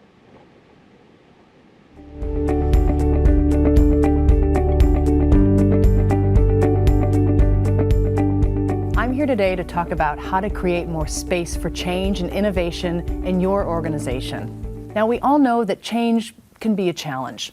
Change is something that all too often now we associate with complexity. It's not just about doing things differently or new, it's about taking on more. And with an already too long to-do list for many of us, we resist change as a result. I've started to see this resistance more and more over the last 5 years in my own organization. I have a team of trainers and teachers around the world that teach leaders and organizations like yours how to better anticipate and activate change. And all my trainers were starting to come back and tell me they were experiencing the exact same problem. And it was this: the very leaders that were bringing us in to teach their teams how to embrace change were the very people that were holding us back from doing it when we got there. It's like we were being given a box of crayons and told to draw a creative picture of the future and new ideas for change, and then only to color within very specific lines, which is ridiculous because you already know the picture that you're going to get. So I wanted to know, why is this happening? And I set out and I talked to over 10,000 people in different countries, cultures, companies, and here's what I learned. We're approaching change in all the wrong ways. The very things that we put in place to help us better change or innovate are often the very things that put a chokehold on it. Governance structures, policies, reports, procedures, all very important things. But they can't be the only thing that you do. And too often, they're an excuse not to do anything at all. Well, I wanted to change this. And so I worked with people to come up with a simpler approach to change. And I think too often with change, it's not about doing more, it's about doing less. It's starting by simplifying, by getting rid of or killing those things or rules that are holding us back to create the space for change that's very valuable. There's 3 techniques I think you can use that are very simple to create that space for change. The first is reversing assumptions. The second is asking killer questions. And the third is killing stupid rules. The first technique is reversing assumptions. This is a great technique to use if you're stuck in a rut or if you really want to disrupt a problem or process that's holding you back. I was working with HBO not too long ago, a great creative group, and they decided they wanted to shake up something that's mundane but holds them back from being more productive. And that was their weekly status meetings. So we looked at their meetings and we broke how they operate into all the assumptions that they had about those meetings. So here's what they said. The assumption they had was it's 1 hour a week, only managers can attend, and it had to be held in a conference room. We then took their assumptions and we reversed them. Now, a reverse is not the opposite, but the alternative to the assumption. They came up with lots of reversals, and what they actually selected has been transformative for them in terms of their meetings. Their meetings now are 39 minutes, and they try and beat that time every week. Managers can invite a +1. It can be an employee who now feels included, or they bring customers or clients or even competitors who give them new ideas, and they hold it in a secret location. No longer do people show up to the meetings not having read the agenda. They have to, or they won't know where the meeting's being held. So think about a problem or process that's holding you back. What assumptions do you have that are holding you back from creating new things associated with that? How would you reverse those assumptions? The second technique is asking killer questions. This is a great technique if you want to build your provocative inquiry skills, which we all know in the future are going to be very important. We have so much data these days. In the future, asking the right questions will become more valuable than finding the right answers. How good are you at doing it? Think about the last meeting that you were in. What types of questions did you or other people ask? Were they provocative or were they boring? I think often people ask questions like, who's got an idea about, or how should we improve? Terrible questions. I want you to be able to get people out of their brainstem and into their frontal cortex. Ask questions like this. Which suffers more breakdowns? Our classroom experience, our work process, or our people? Why? Or what question would you love to ask our students, parents, or administration, but are too scared or embarrassed to ask? And finally, you've just written a tell-all book about your organization. What secrets does it reveal? questions like these really get people to wake up. They can take a meeting from boring to brilliant. So ask yourself this: what killer question would you love to ask? Why haven't you asked it? The third technique is Kill a Stupid Rule, and I think you'll really like this technique. Kill a Stupid Rule is all about breaking down barriers and challenging the status quo. All too often, we follow rules because they're there. That's how it's always been. We assume that's how things have to be done. But what if some rules have outlived their time? Not too long ago, I was doing a Kill a Stupid Rule session with a division of Novartis Pharmaceuticals, a very regulated industry like yours. And many of the people there were frustrated because they felt they couldn't change anything because of government regulations or industry mandates. So we forced them within 30 minutes to come up with any rule within their division that they would love to kill or change. And after a little warming up, and that 30 minutes was over, they were able to kill over 100 rules, identify things as complicated as processes or as simple as meetings and reports that just weren't necessary anymore. Think about how you might do Kill a Stupid Rule if you're a teacher with students in your classroom, and how they could give you new ideas to improve the experience and learn better. Or if you're a principal, ask your teachers, how can we make the curriculum better, or how we work at school? Kill a Stupid Rule is a great technique to stop feeling like you have handcuffs and move to a way to have guardrails instead. Ask yourself this: if you could kill or change any 2 rules to be more innovative or effective at work, what would they be, and why? Change doesn't have to be complicated. It can be achieved in very simple ways.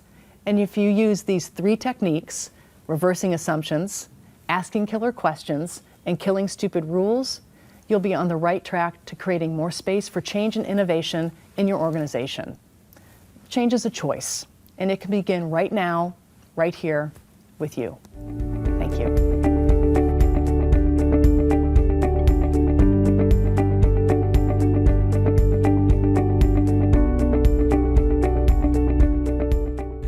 If we want to close the achievement gap for all students, we have to do 3 things. One is create better leaders.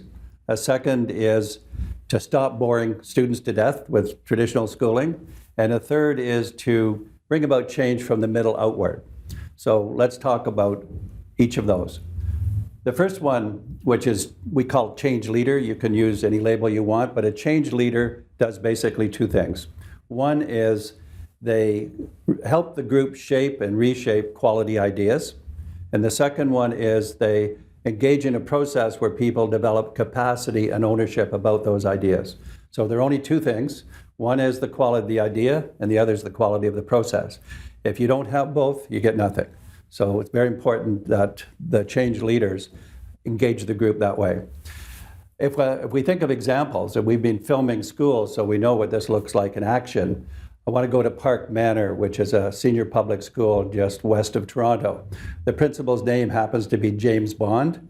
And yes, he does refer to himself as 007, but you don't have to be James Bond to be this good. He arrived at the school, Park Manor, and his staff was mainly young people, beginning teachers, rookies, let's say, who had a lot of, they were keen, but they also didn't have a lot of confidence. And so he said, we're going to build, focus on instruction. We're going to get better at it together. We're going to link into what students need to know. We're going to assess where they are. We're going to build on that. And he said, above all, I want people to feel free to take chances, to learn new things. And he said, I want to be comfortable in front of you saying, I don't know how to do some things. I want you to be comfortable in front of each other, and with students, the same thing. So let's create this climate and let's get going and doing that. And they did that. And they began to bring about the changes. A key thing for the change leader is that they have to participate as learners, that phrase, participate as learners with the rest of the staff in moving the school forward. A second thing is that they have to enable the staff to learn from each other. We call it, if you want to change the group, use the group to change the group. So that's what they did. They got great results, engagement. They used stickies, which were on the wall of a picture of the students, all the students in the staff room. How are they doing in terms of literacy and math? What can we do to work with these? They worked in small groups. They did a combination of things. They got great results. Their writing, for example, grade 6 on the province average, they started with at 42% high proficiency, and right now they're at 83%. So this is big success. And now they're going into deeper innovation. You'll see in these examples, there's a growing ascendancy of this role of the student as partner in learning, teachers partnering with each other, the principal part of that group. And so as they go forward now into the deeper innovations, they're using technology a lot more to accelerate the learning. So a very clear example of what this looks like, change leaders, and change leaders have to be that effective. The second factor is we need to attack boredom of traditional schooling.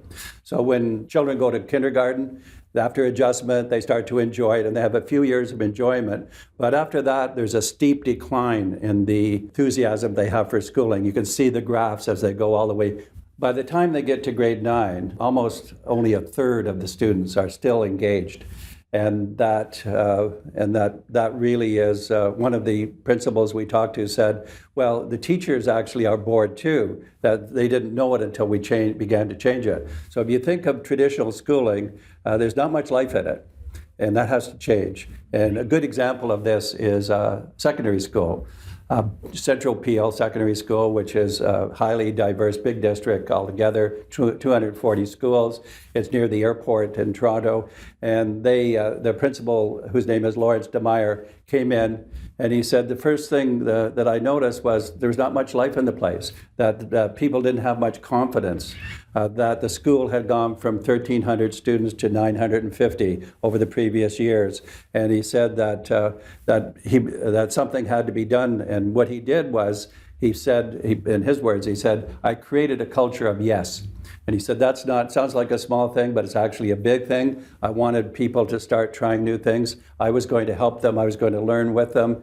And one of the symbolic things he did early was in an assembly with 900 students. He said, I want everyone to get out their personal devices and let's start playing with it. And so he got onto Twitter and said, how do you like school? What's your favorite subject? What should be improved around here? And the whole place kind of blew up, and you could probably you're thinking that this is a recipe for chaos.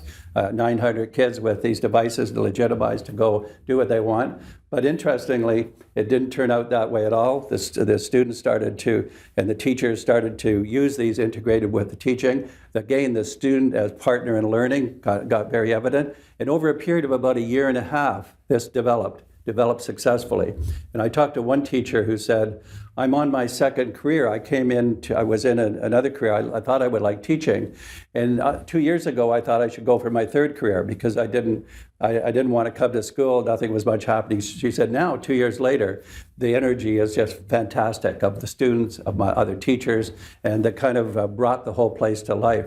So a very good example now of we have change leader in both principals. And now in the second case, high school, we have a really an exciting, engaged group that are, the numbers are going up in the school again.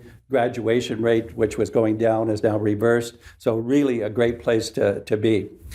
So that's the second factor. The third one is if you want to change a system, you have to go from the middle out. By the middle, I mean school districts. So if we think of the state level as one level, we think of the districts as a second level, and the third, the schools and the communities. We know that top-down change doesn't work because people, it's too complex. They won't, you can't run it from the center, but we also know that one school at a time is too piecemeal. So where's the glue? Where's the coherence? And we're finding it that if we can get districts and schools to learn from each other, if that's the strategy, it actually accelerates the system as a whole. And a good example of this is California, where we're working. If you want complexity, go to California. 1,009 districts, well over 10,000 schools, really lots of layers of complexity. They haven't been doing well the last 30 years, so not a lot of excitement or enthusiasm.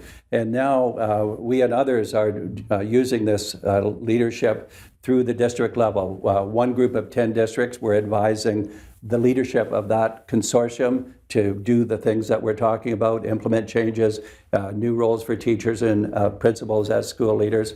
So another group we're running ourselves, 3 districts, and doing this. And the work that they're doing is they're learning from each other. Who knows how to, for example, do the best with English language learners, because there are huge numbers of immigrants in California. How do we teach math more effectively? So they're kind of drawing on the ideas of the group and doing that on purpose. 3 things happen in this case. One is the district gets better because now they're drawing on wider resources internally to their district. Secondly, as districts start to form a bond, 2, 3, 5, whatever the number are, and they start to be committed to helping each other. And the third thing, and this is interesting as well, is they become better partners upward to the state. The state being the accountability framework, the Department of Education. They become better partners because they have ideas. They become sometimes pushy, and that's a good thing. If you have state leadership, as we have in California now, that wants to take advantage of that, that partnership can be 2 ways. And then you start to see that movement.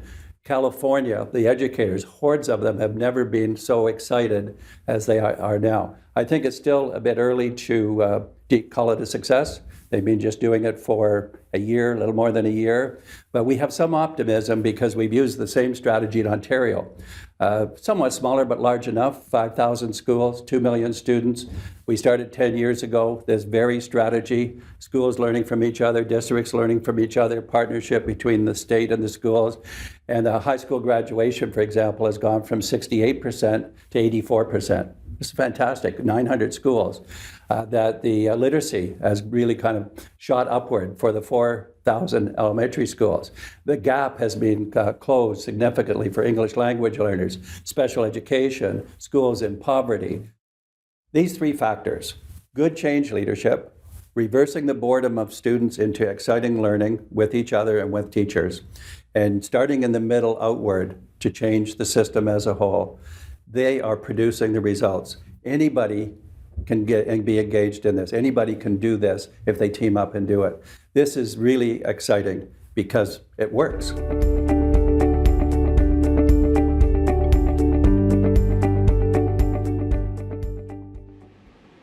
Some really informative talks, and we are now joined live by Lisa Bodell. She's down in Houston. Hello, Lisa. Hi, thanks for having me. Oh, it's terrific to have you here. We appreciate your time. And also, we're going to move it out to Toronto. We have Michael Fullen standing by up in Toronto. Michael, hello.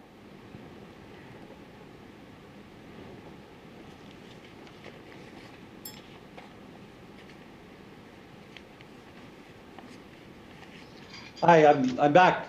Good to be with you. It's great. I love the 2 talks. So let's, especially the first one, Lisa. Thank you. Terrific. All right, we have everyone on board. Now, Lisa gave us 3 tips for how to innovate in any workplace. Michael told us 3 priorities for improving education systems. And I had some burning questions of my own that I wanted to ask before we jumped into some of the audience questions, which are coming in at a fast and furious pace. One thing I want to do first, just before we jump into the questions, we know some of the viewers out there may be experiencing a little bit of a delay in the audio. Just go ahead, refresh your page, and that should put you right back on track. All right, so let's jump into these questions here. And Lisa, I want to talk a little bit about this because we know that one of the points in your talk was that people should kill stupid rules in their organizations, the rules that get in the way of innovation and teamwork. And you took the opportunity to ask your own 13-year-old son one of your killer questions about improving schools. So my question is, what did you ask and how did he respond?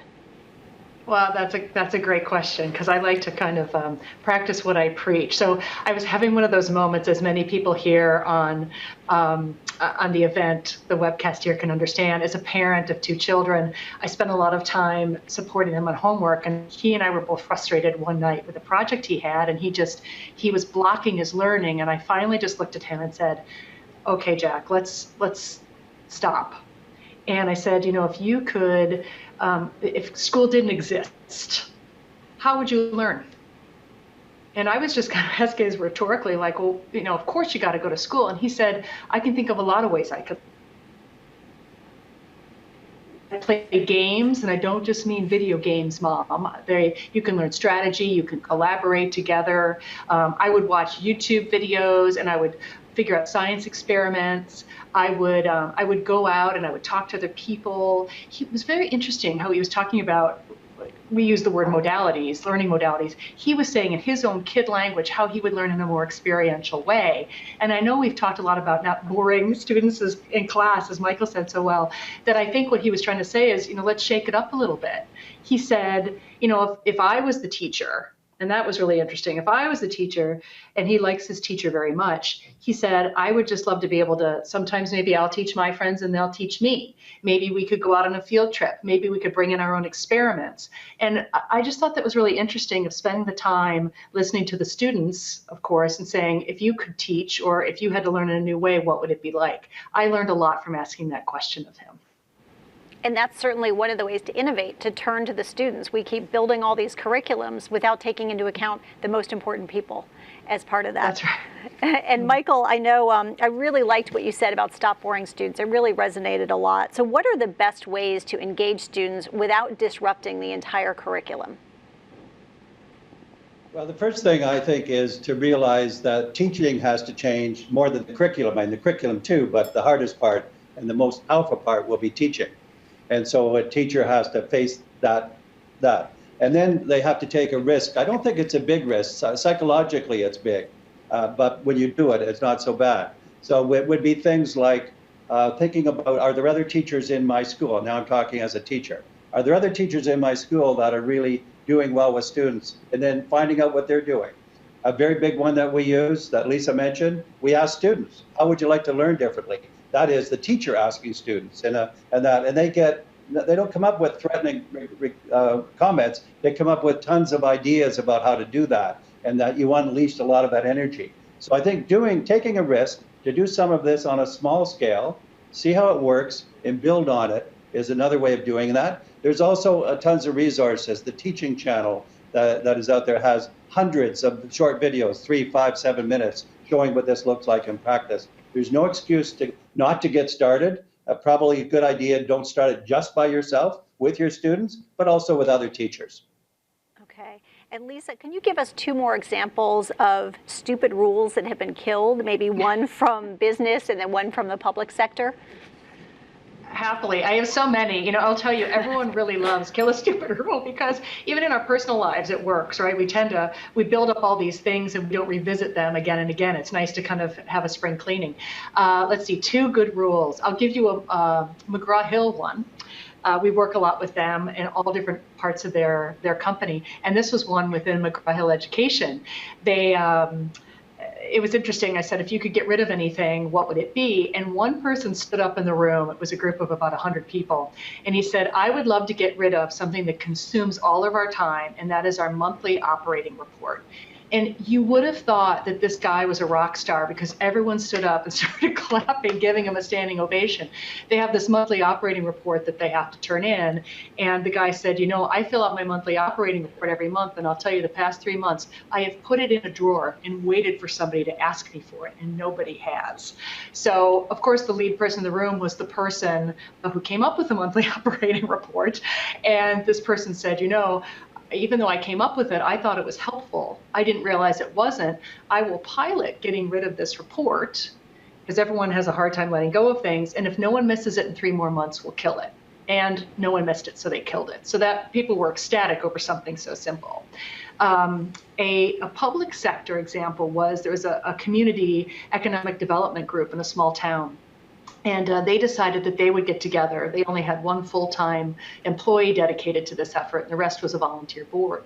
And they said, we have limited resources. What are the things that are just standing in our way from being more successful and attracting more economic diversity to our town? And they realized that they had a lot of really great separate groups working, but there was no communication or coordination for them to learn from each other and therefore share resources and frankly save money or put it in better places. They had these monthly meetings where each group got together individually and then they funneled up their meeting reports to the top level. So the top level thought everything was going really well, but none of these people talk to each other. So they changed it. Rather than killing something, they killed the old way of doing their meetings, and now they had a representative from each of these different divisions get together every other month and share what they were doing, and they actually reduced their costs by 20% and put that money into light infrastructure improvements in the community. So that was they killed an old way and changed it to something better. Oh, those are great examples. All right, Lisa, I have another question for you. This comes from Helen. What is your advice to an educator who has been trying to make changes but has been frustrated by people around them really pushing back? I'm sure that's a great question because so many people experience that. It's going to depend on a few things, frankly, policies and politics. And that's whether you're in a school or in a big company. With policies, I think what is going to be hard for teachers is you have to work within what you can control. And if I was a teacher, I would say start within your own area of control, and that's your classroom. So start to make changes in your classroom with your students, with how you'd like to teach, by talking with your peers. Start to expand your sphere of influence as you get more comfortable with change and you start to get recognized for smaller changes. Because once a small change happens and people like it, they give you a little more leeway and a little more leeway. So I think if you can start within your own classroom and push the boundaries there, then go to your peers and then start working your way up the chain. It will be easier than beating your head against a wall, and I think you'll have a lot of success. Okay, now I want to pose this question to Michael. I posed this question to our panel this morning, and a lot of viewers voted for this, so I want to ask you as well. This comes from Matt. How can we inspire our veteran teachers to think differently about how they approach their subject? Well, we work with teachers from a large range, and it's not true that veteran teachers are resistant to change, per se. They're resistant to bad change, which they've had lots of experience with, so they have good reason to be skeptical about the next one that comes along. And the way we've done it is to build professional cultures really within a school with principals as lead learners, bringing the group together. Lots of examples of how this works, but it really increases, we use the term, the professional capital of teachers. It's 100% of the teachers. How you can do it is begin to draw on the wisdom of the veteran teachers in a collaborative environment. And if they have the opportunity to work with others, for example, beginning teachers, and it's all in a kind of high trust, take a risk, get some change, get some support. The energies that people have who are veteran teachers and the wisdom that they have that's kind of squelched is phenomenal. So I don't think it's an individual problem. I think it's a cultural problem, the culture of the school. Okay, and now the next question I have, I'm going to ask Lisa first, and then Michael, if you can pick it up as well. We've talked a lot this morning about encouraging people to take more risks. So how can we reward more risk-taking? In fact, Lisa, if you want to follow up by what do companies do to encourage employees to take more risks? Sure. I think there's, one is they incent people within organizations to take risks. I mean, it's actually part of their evaluations, where they get bonused and things like that. They get public recognition. So if you reward risk takers publicly, not through monetary rewards, but actually just through recognition, that can be more powerful than money. And so that's one thing, is actually rewarding people by giving them the recognition or the credit for something that they did, because that frankly spreads. So risk-taking can be done in a good way, can be contagious, because what it does is it gives permission. So one of the best things we say is public recognition, because then you're actually understanding from the leadership perspective what kinds of risks are okay to take, what happens when you do take a risk, and that says I am allowed to take that risk too. And frankly, then it starts to become part of the culture. It's expected that I would take a risk. So I would start with the communication of it first, and then you can get into other monetary rewards or other maybe non-monetary things if that's a way to motivate people. Why do you think we're so afraid of taking risks, and what gets in the way of us taking more? Well, if you're asking me first, I'll just jump in here. I think some of it is trust. That's one of the things that holds people back and why we get so much complexity, because if we don't trust the system or trust people, we put things in place process-wise to kind of make up for our lack of trust or communication. It's also when you put more things in place like that in terms of not being able to take a risk, it's easier to hide. So I think part of it can come down to trust and fear. we have a fear, what if we fail? If people aren't rewarded for, I don't want to say reward for failures, or rewarded or recognized for taking a risk, people aren't sure that they should take one. So that's part of changing the culture as well, to your earlier question. Okay, that was great. Michael, what can schools do to encourage teachers and students to take more risks? Okay, so this is it's actually used the example from James Bond, the famously named principal at Elmira. To take a risk, it's what Lisa said. You have to. It's almost the beginning of Change 101. If you want change, you have to reduce the fear, and reducing the fear, you say, this is how we're going. We need to learn. We need to do things. The so-called growth mindset. And what they did in what they did in Park Manor is they created that climate. If you want to talk about trust, as Lisa did, the thing about trust, of course, is you can't say, please trust me, and expect that to carry the day. It has to be modeled, it has to be named, it has to be monitored, and you have to really do support teachers. Because when you do that, the best part about the risk taking is you get better at something. If you don't take risks, you don't get better. You get better at something, and then people are comfortable with doing more. They get better results. The whole thing moves forward. So it's actually not that complicated. You just have to stay with it and define it the right way and take those initial chances and break it through. And then because it's energizing for everyone, the whole thing moves forward. Like that. And Michael, also, I want to note, this morning we heard from Joni from the Ministry of Education in Finland. You spoke about Ontario and California. And when you think about these systems and others who have succeeded in making changes, what do they have in common? Well, this is the new breakthrough, very much so in the last year. And that is that many countries, and we have a project that is called New Pedagogies for Deeper Learning, the very agenda we're talking about.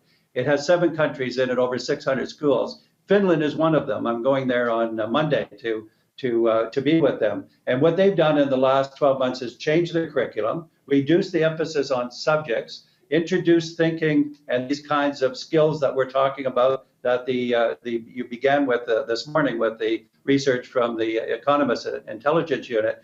They've changed that curriculum, and they're right now in the very beginning, August, as was said this morning, August 2016, they're going to full implementation.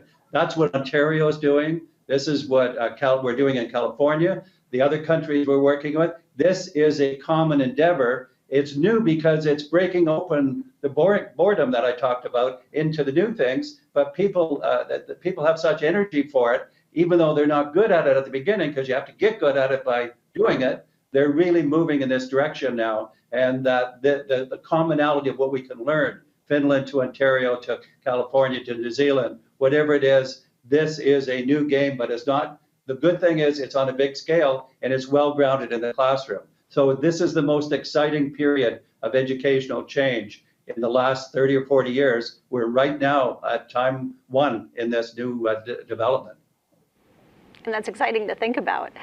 It is Teacher Appreciation Week here in the United States. So some viewers want to know what teachers inspired you and why. So I'd like to start with Lisa on that. Back to my kindergarten teacher. And I have this belief, it's not what people necessarily do for you, it's how they make you feel. Is what you remember. More than when you think about that, I was wondering, why did I really like Mrs. McGovern so much? And she embodied to me the ultimate kindergarten teacher. She was sweet and she was kind, but she taught me to read. And I was one thing I was proud of. I was in kindergarten, but I got to go to the 3rd graders and read, and I got to really push myself. And she let me do that, but she was very nurturing in a kind of, I'll make sure you work hard, but I'm always going to create a safe place for you. And it's funny, my daughter and son both got really great kindergarten teachers, and they reminded me of my kindergarten teacher, and it reminded me of how I felt at that age. So that's what I remember of her. There's a round of applause from the kindergarten teachers out there. All right, Michael, what about you? Yeah, I had, in a strange way, I had the same teacher grades 6, 7, and 8. I went to a Catholic school in Toronto, and my teacher was Sister Leo. And so 3 full years is, if you have a bad teacher for 3 full years, you got really problems on your head. But Sister Leah was great, and I wasn't very good at the time. I was adequate, and she never kind of put me down. It was that support, the development, and that continuity that she had, the knowledge about it. So it's that being present, caring about it, having some good skills, not being judgmental, but continuing to feed in good experiences. We didn't have the teaching methods in those days, the ones we have now, we're talking about today, which use the group a lot better. But she stuck with me, and I made the transition from being a student in an elementary school to be ready for high school, and it stuck with me. And I got off to a great start in grade 9 because of that. All right, Michael and Lisa, thank you so much. You certainly came in with a lot of points, great, terrific points, and a lot of takeaway for our viewers. So thank you for your time. You're welcome. Thank you.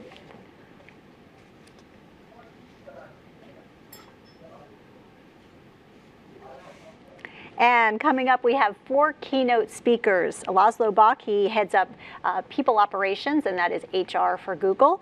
He'll share some tips for making work better, and the tips come not only from experience, but also from research for his new book, Work Rules.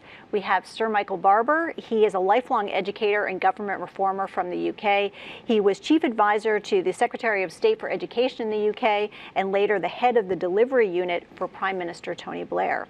Jenny Mugara is a former teacher and digital learning coordinator for Chicago Public Schools. She will tell us how to bring power to the pupil. And also Brittany Wenger. She is our final keynote, and she is a college student.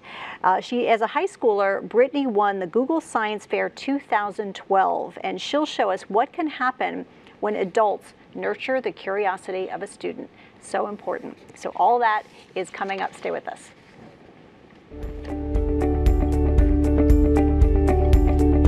Hi everyone, I'm Laszlo Bock, the Senior Vice President of People Operations at Google.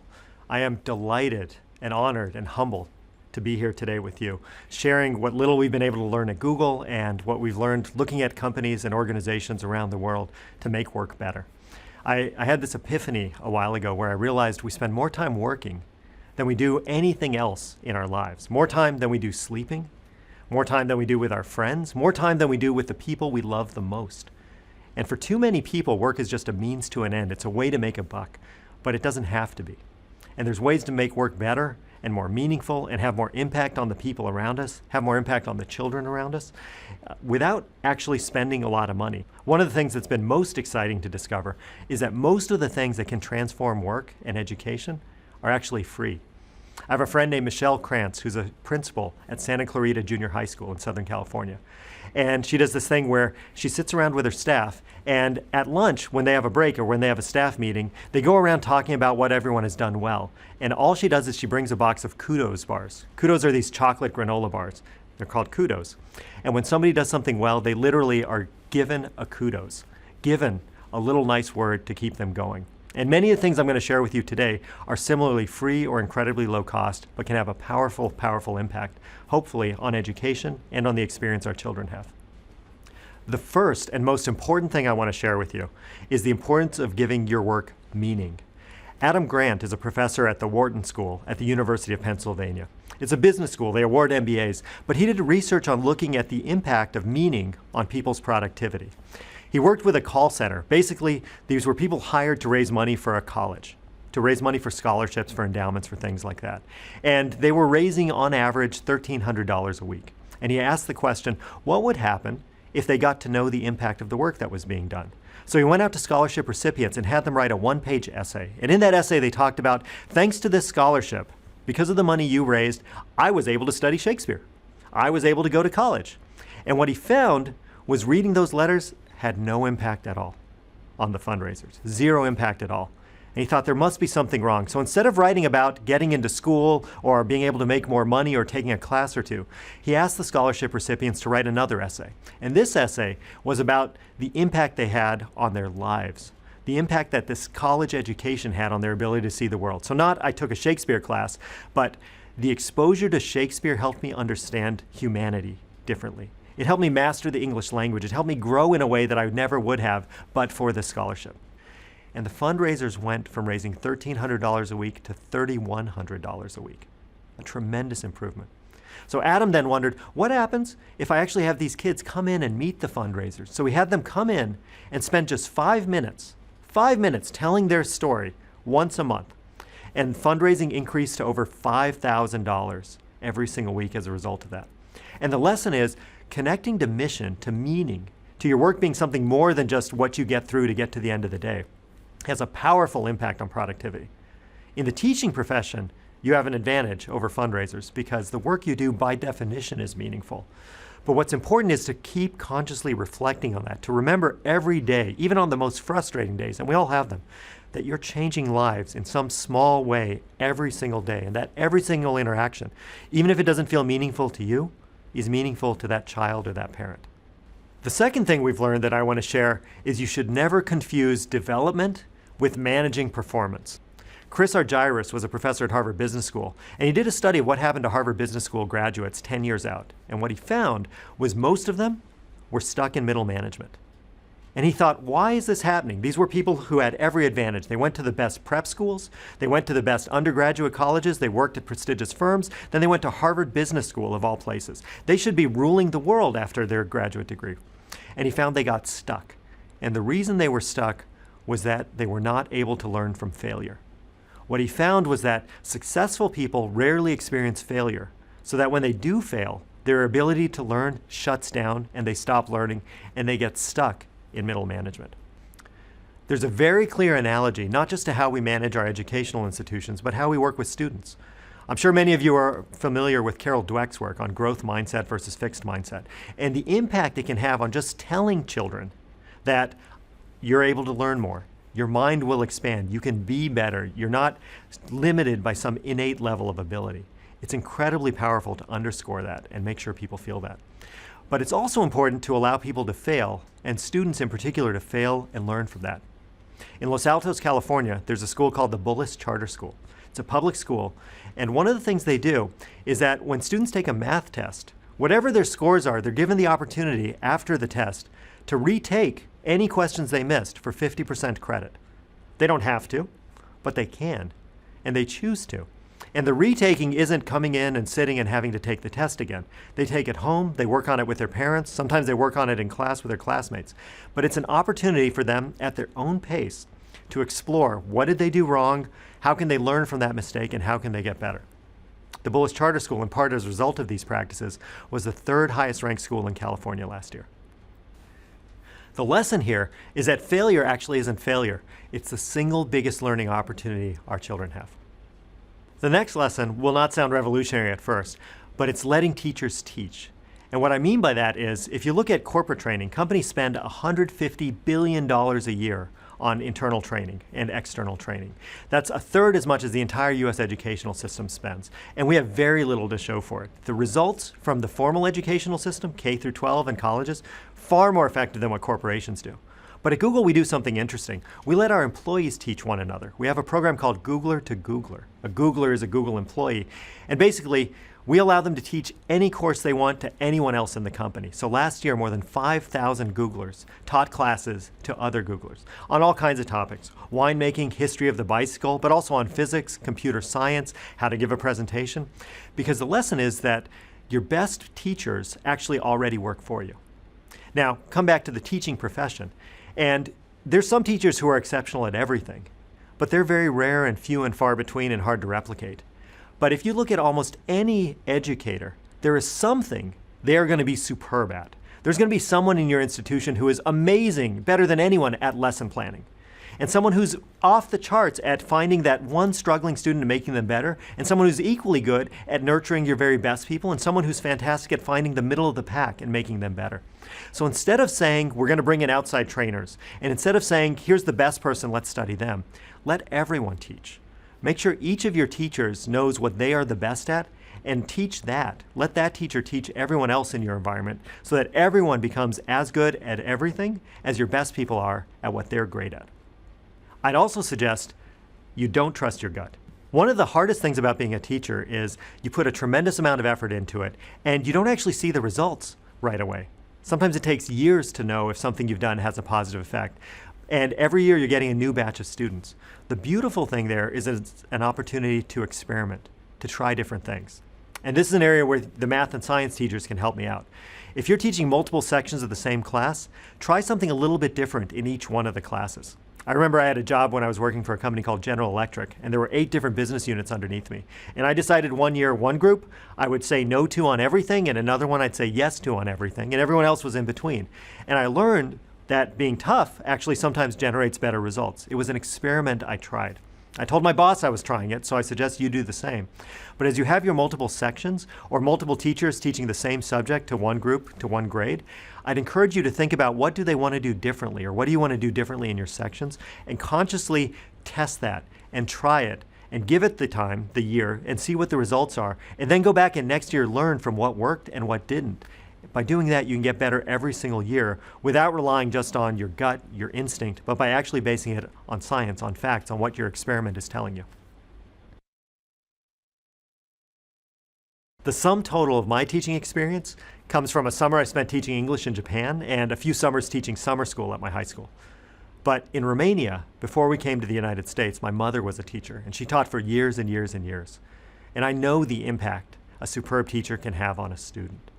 Your jobs are tough because you never have enough resources. You have all kinds of family dynamics at home you have to navigate and deal with for your students. And your students come and start at a very different point for each single one of them every single year. But the work you are doing is the most important work anyone on this planet is doing. It makes my day job look easy by comparison. So thank you for the work you're doing. Please, please keep building our future. And I hope in some small way this was helpful.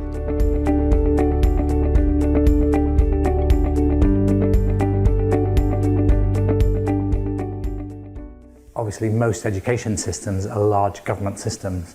And so what I'm writing about generally in how to run a government applies to large government education systems.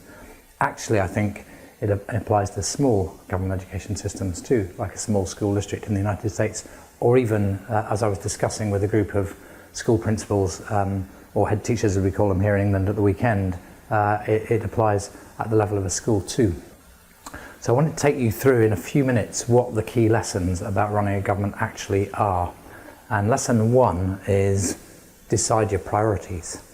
So if you're a government and you want to improve your education system, what exactly do you want to do? What do you want the citizens to see different by the end of your term of office? Is it that you want to improve literacy? Is it you want to improve numeracy? Is it you want to improve the school buildings? Presumably you want to improve the outcomes so that children learn more. But being specific about what your priorities are and how you'd measure progress towards them is lesson 1. Sounds like a statement of the obvious, but lots and lots of governments don't do it. When they do it, it creates a degree of political risk because then you've stated what you're trying to do, but it does also give the citizens a clear indication of what you're attempting and they can track your progress. So that's lesson 1. And lots of governments around the world have done that very well. For example, Mitch Daniels when he was governor of Indiana, Martin O'Malley when he was governor of Maryland, Blair when he was Prime Minister of the United Kingdom, and so on. The second lesson is, again, all quite obvious, but requires discipline to do, is to organise your government to deliver the stated priorities. Generally speaking, what we've learned over the last decade as we look at governments around the world, and my book includes examples from every continent, is that by having a part of the centre of the government, if it's an education system, the state education agency, for example, in the US state, or in a wider government in the Prime Minister's office or the centre of the government somewhere, is to have an element of it focused purely on implementation and delivery. So not on policy and strategy, there are lots of other people doing that, but people who are actually making sure that these big things stated in the priorities are actually getting done. And that means that somebody is all the time focused on making sure things get done. When I used to work for Tony Blair, he said to me, as we went through the second term with all the reverberations that came from September the 11th, 2001, he said to me, it's great having you and your team consistently focused 24 hours a day on the things that matter most to the British people. Every government needs something like that. That relentlessly pursues the priorities, whatever crises come up, whatever stories are running in the media, this part of government is purely focused on implementation. If you don't have that, the problem you get is everybody gets involved in the latest policy debate or strategy debate or crisis, and nobody pays attention to the details of getting things done. So that's the second lesson.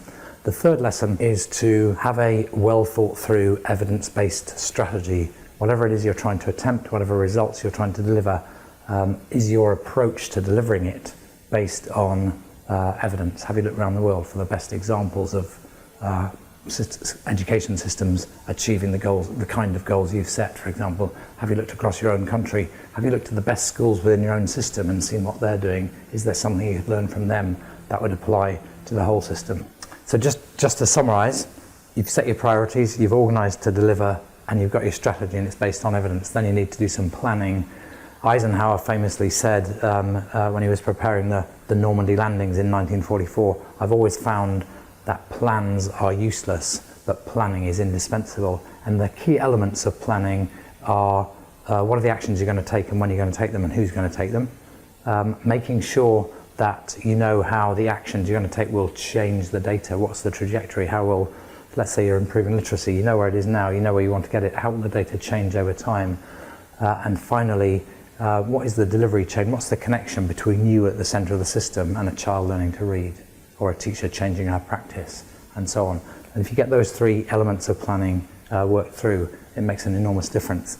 And it's much better than the classic government plan, which is actually an essay with a glossy cover that's put on a shelf and forgotten about. So that's the fourth thing. Fifth, routines. If you just do one of these things, routines is it.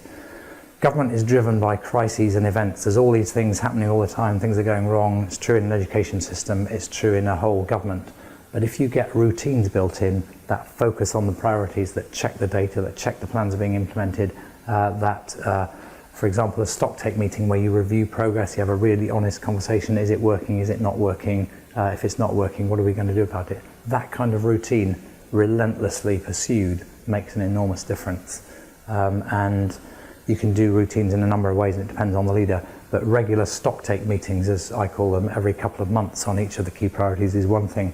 But also actually a monthly note to the leader, a note that says, here's the progress we've made in the last month, this is going well, this is going less well, where it's not going well, this is what we're doing about it, do you agree? All on one side of A4, such as I used to do for Blair. It makes an enormous difference. It just keeps the momentum going. Next lesson is problem solving. As you review progress of the implementation of your plan through the routines, you'll identify things that are going wrong. The question is, what are you going to do about it? And problems are interesting in this sense, because normally when something goes wrong in the government, the first question people ask is, who's to blame? The newspapers say, heads must roll.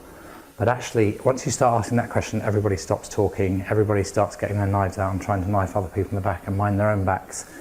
So the first question to ask is not who's to blame, but what are we going to do about it? If you solve the problem first, you may never need to allocate the blame, but if you do, you can leave it till later.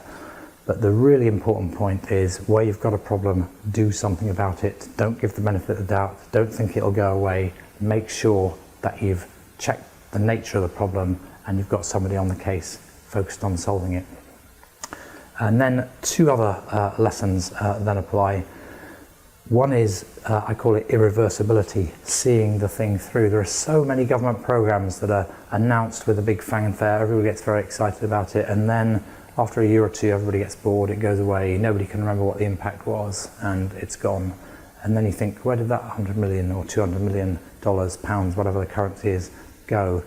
Irreversibility is about seeing it through so that it's actually embedded in the system, so that the results have changed for the better, so that the culture's changed so nobody wants to go back to how it was before, and the organisation has changed so the incentives are different, and so the incentives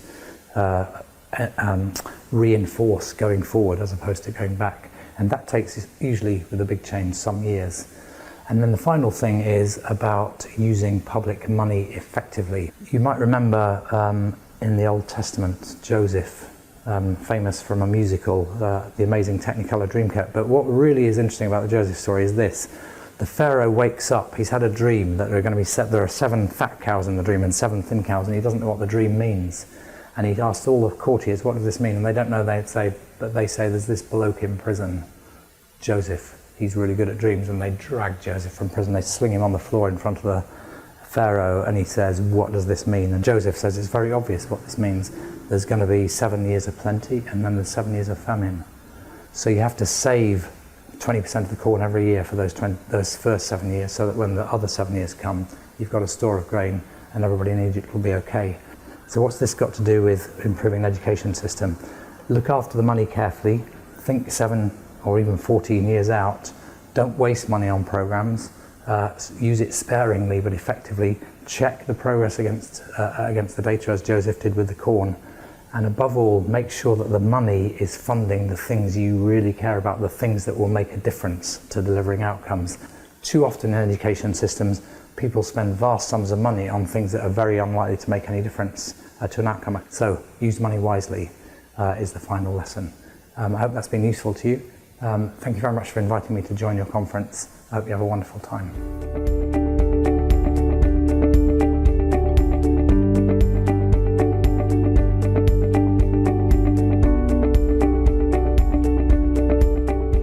Hi there, my name is Jenny Magera, and I'm here to talk to you about how we can empower our students, how we can give them the keys to their own educational journey so that they can drive their learning in your classroom. And while a lot of teachers would agree that this is a great thing to do with our students, it's also a really daunting task for us. I mean, it's a huge risk to give our kids that kind of power in our learning journeys. But we have to remember that risk is worth reward. And so I wanted to show you this quick clip of my students just a few days ago where I felt that reward in my own classroom. So what? The teachers is following us instead of we following them. Yeah. I mean, look at this. Look at the smiles on their faces. Taylor is so geeked up about what she just saw. John Paul is literally throwing his hand up in the air in a high five, Kool-Aid Man, oh yeah moment. They're thrilled with themselves. This is that edu nirvana that we're always shooting for as a teacher. And so we have to think, how can we get there? How can we have this and bottle it and have it every single day in our classrooms? And it didn't happen overnight for me. In fact, it took a really long journey, and I had to learn 3 really important lessons before I was able to get here. So I want to tell you a few stories about how I learned those lessons, and hopefully have you learn them to take back to your own learning environments. The first lesson that I needed to learn was how to cultivate curiosity. This is Jalen. You saw him in the last video. Now, he was always really excited about this little wind-up robot that I had on my desk. But being the fascist teacher I was, I never really let him play with it. One day I realized if I wanted to truly cultivate curiosity in my classroom, I had to open up and give my students more freedom to explore their own learning environment. So one day I walked in and declared it do whatever you want day, and immediately Jalen made a beeline to this little robot. So he brought the robot back to his desk, jumped on YouTube, and tried to figure out what made it tick. He wanted to make a giant life-size Jalen dancing robot. He emptied my drawers of all of the materials to build the robot and quickly realized I didn't have any of the motors or gears to build a wind-up toy. So he gave up. He decided that he wanted to do something different and put the robot back on my desk. I realized that the second lesson we had to learn was how to outwit obstacles. You see, if we wanted to be risk takers, we first had to be problem solvers. We couldn't give up the first time that we met a challenge. And so I took Jalen back to that desk, had him look at all the materials, and I said, what here will get you interactivity in your giant robot? And he realized that he had this roll of masking tape.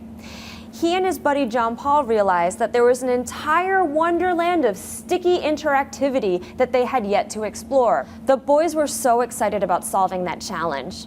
But quickly, the excitement over the masking tape discovery lost its stickiness. And so we had to sit down and think about why were we building these robots? And so it came time for our third lesson. We had to learn how to play purposefully. Why were they so passionate about robotics? What was it that they were trying to achieve? And after just a little bit of play, they realized that what they really wanted wasn't a dancing life-size robot, but actually an automated army of minions to do their bidding. And so, as any good teacher would, I said, carry on, boys, let Judgment Day come. And so they began to build this Terminator army and realized that what they needed was to learn how to code. So I gave them resources like Made with Code and Scratch to investigate this language. I'm about to code some tasks. Only got 20 lines in my Chromebook. I'm coding, writing HTML. This is coding awesome. Empowered students is an amazing thing. In fact, it can be addicting. It's the one drug that's okay to have in schools, student empowerment. And so our students began to expect it every single day. And this expectation led to more widespread empowerment. So I want to tell you one more story that leads us through those 3 lessons again that happened to me just a few months ago. You see, recently I was asked to give a keynote in California. And so when I told my students that I wasn't going to be there for school on Wednesday, they were upset and wanted to know why. I explained to them what a keynote was and what I'd be doing, and they were really curious. They couldn't believe that a group of adults would sit and watch someone talk at them for an hour. My students said, that is literally old school. They had begun to expect school to look more like what we'd been doing, to include curiosity, wit, playtime. They could not believe that someone would stand for a sit-and-get model of education. And so I had them dig deeper into that, and I asked them to tell me what to do. And so, as my students would, they began to boss me around. Don't be boring. Make sure you go to the bathroom before you have a speech, and make sure you don't pee on yourself. Just throw out some words like bam, and then they all wake up and stuff like that. Surprise them like with a tough question to make them think. Probably maybe have all the audience take a couple of selfies. Like you should not be looking off to the side. Gravel Blayton, please come down for elite dismissal. What? Gravel Blayton, please come down for dismissal. No! Private Spaghetti. And because I'm really good at following directions, I did all of the things my kids asked me to do. But there was one challenge my kids were really hopeful that I would give the audience. Honestly, make them get up and dance. That'd be funny. My students were so excited about the idea of coming to California with me. They began to brainstorm ways to raise money for the plane tickets, Bengali their parents into letting them go. But soon we realized that 48 hours is not enough time to prepare a cross-country field trip. But no worries, my students had learned to outwit obstacles. So they thought and they thought, and they realized that they could come to California with me, virtually. So they decided to figure out a way to create videos of themselves dancing to inspire the audience to get up and take their challenge. And it was time to play. They started to look for dance videos, practice their moves, break it down, until they found this one great video of the First Lady Michelle Obama dancing up a storm on Ellen. And they realized this was the perfect storm of dancing, fun, and inspiration to inspire the audience to take their challenge. So they filmed this video and sent it with me on the plane headed west. Now, this was a huge risk for my kids. They were going to be dancing virtually in front of a bunch of strangers. And it was a huge risk for me, too. If I showed this video of my kids dancing, would everyone get up and dance along, or would they stare at me awkwardly from their seats? But I had learned from my kids it was okay to take a risk, and so we danced.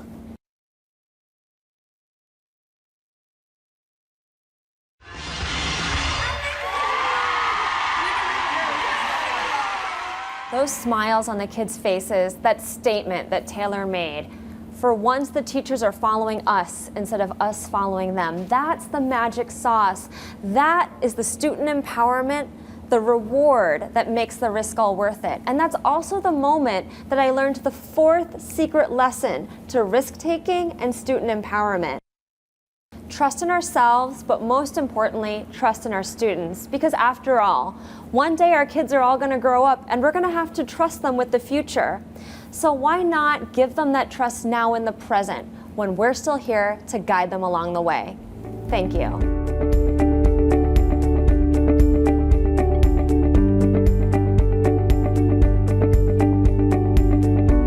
I'm inspired by science. It truly explains the world around us. I've always been really interested in computer science, but when I was in 10th grade, I found yet another source of inspiration. My cousin was diagnosed with breast cancer, and I saw firsthand the impact this disease has on a woman and her family. I also found out my cousin wasn't alone. In fact, 1 in 8 women will be diagnosed with breast cancer in their lifetime, and these statistics are just startling, and unfortunately, they're on the rise. Since early detection is instrumental to treatment success, I knew that I wanted to get involved to improve the diagnostic process. When I first decided I wanted to work with breast cancer, I spent a year trying to understand how breast cancer worked and what the fine needle aspirate was. I came across the fact that fine needle aspirates, or FNAs, are the quickest, cheapest, and least invasive form of biopsy a woman can have. However, they're wildly inconclusive, so a lot of doctors refuse to use them. At this point, I started bringing in complicated science articles to my biology teacher, who was kind enough to meet with me after class and before class, and sometimes even during his lunch hour. And Mr. Newhams and I would actually walk through these papers so that I could understand how the metastasis and morphology, different processes worked. Once I was pretty confident that I did understand how the breast cancer biopsy process was working, I went forward with creating a tool, an artificial neural network. Artificial neural networks have a lot of potential because they're programs that model the way the brain thinks so that they can detect patterns that are far too complex for humans to recognize. The first program I created had thousands of errors. There were more errors than code, and I never did get it to compile, so I had to scrap the program.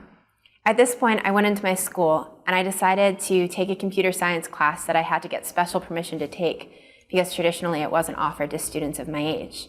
Luckily, Mrs. Barrett, who was a computer science teacher, supported me and became a huge advocate for my work. So at this point, I learned a little bit more about computer architecture. I had spent tons of time on different forums and watching videos, and I decided that I was ready to try creating a neural network again.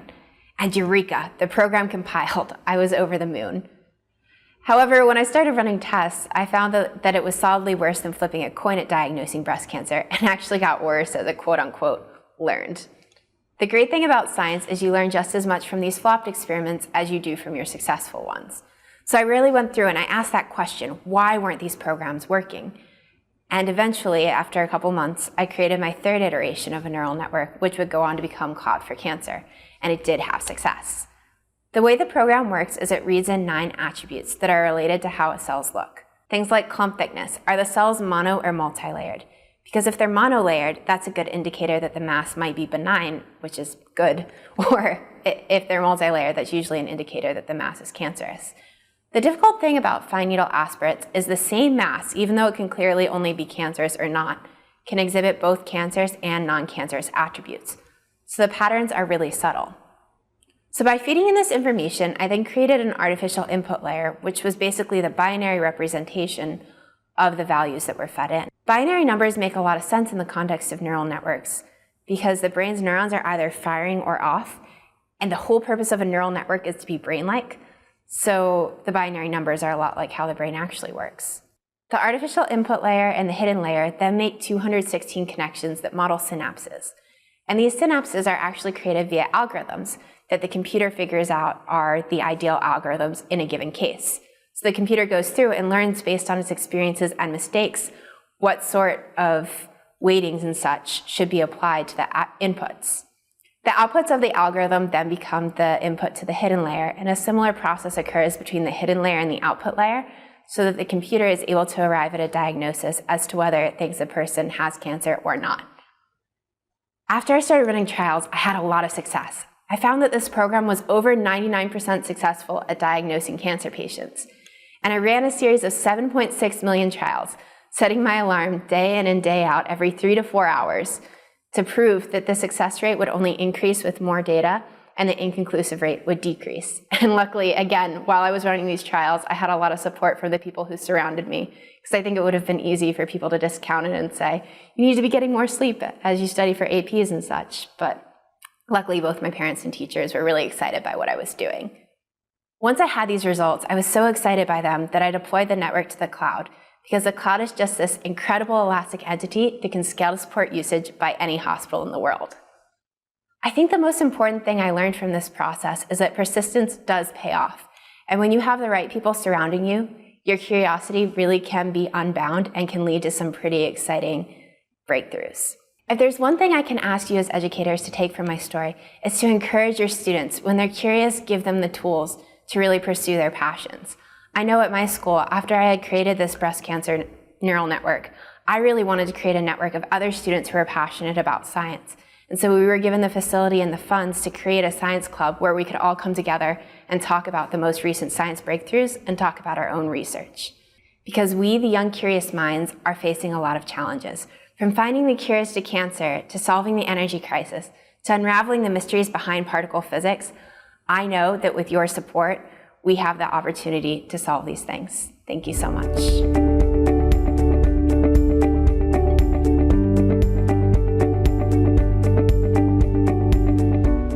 Hello again, everyone. Again, my name is Tia Lendo from the Google for Education team, and I am really excited to be hosting you for this live Q&A session with two of the fantastic speakers that you just saw.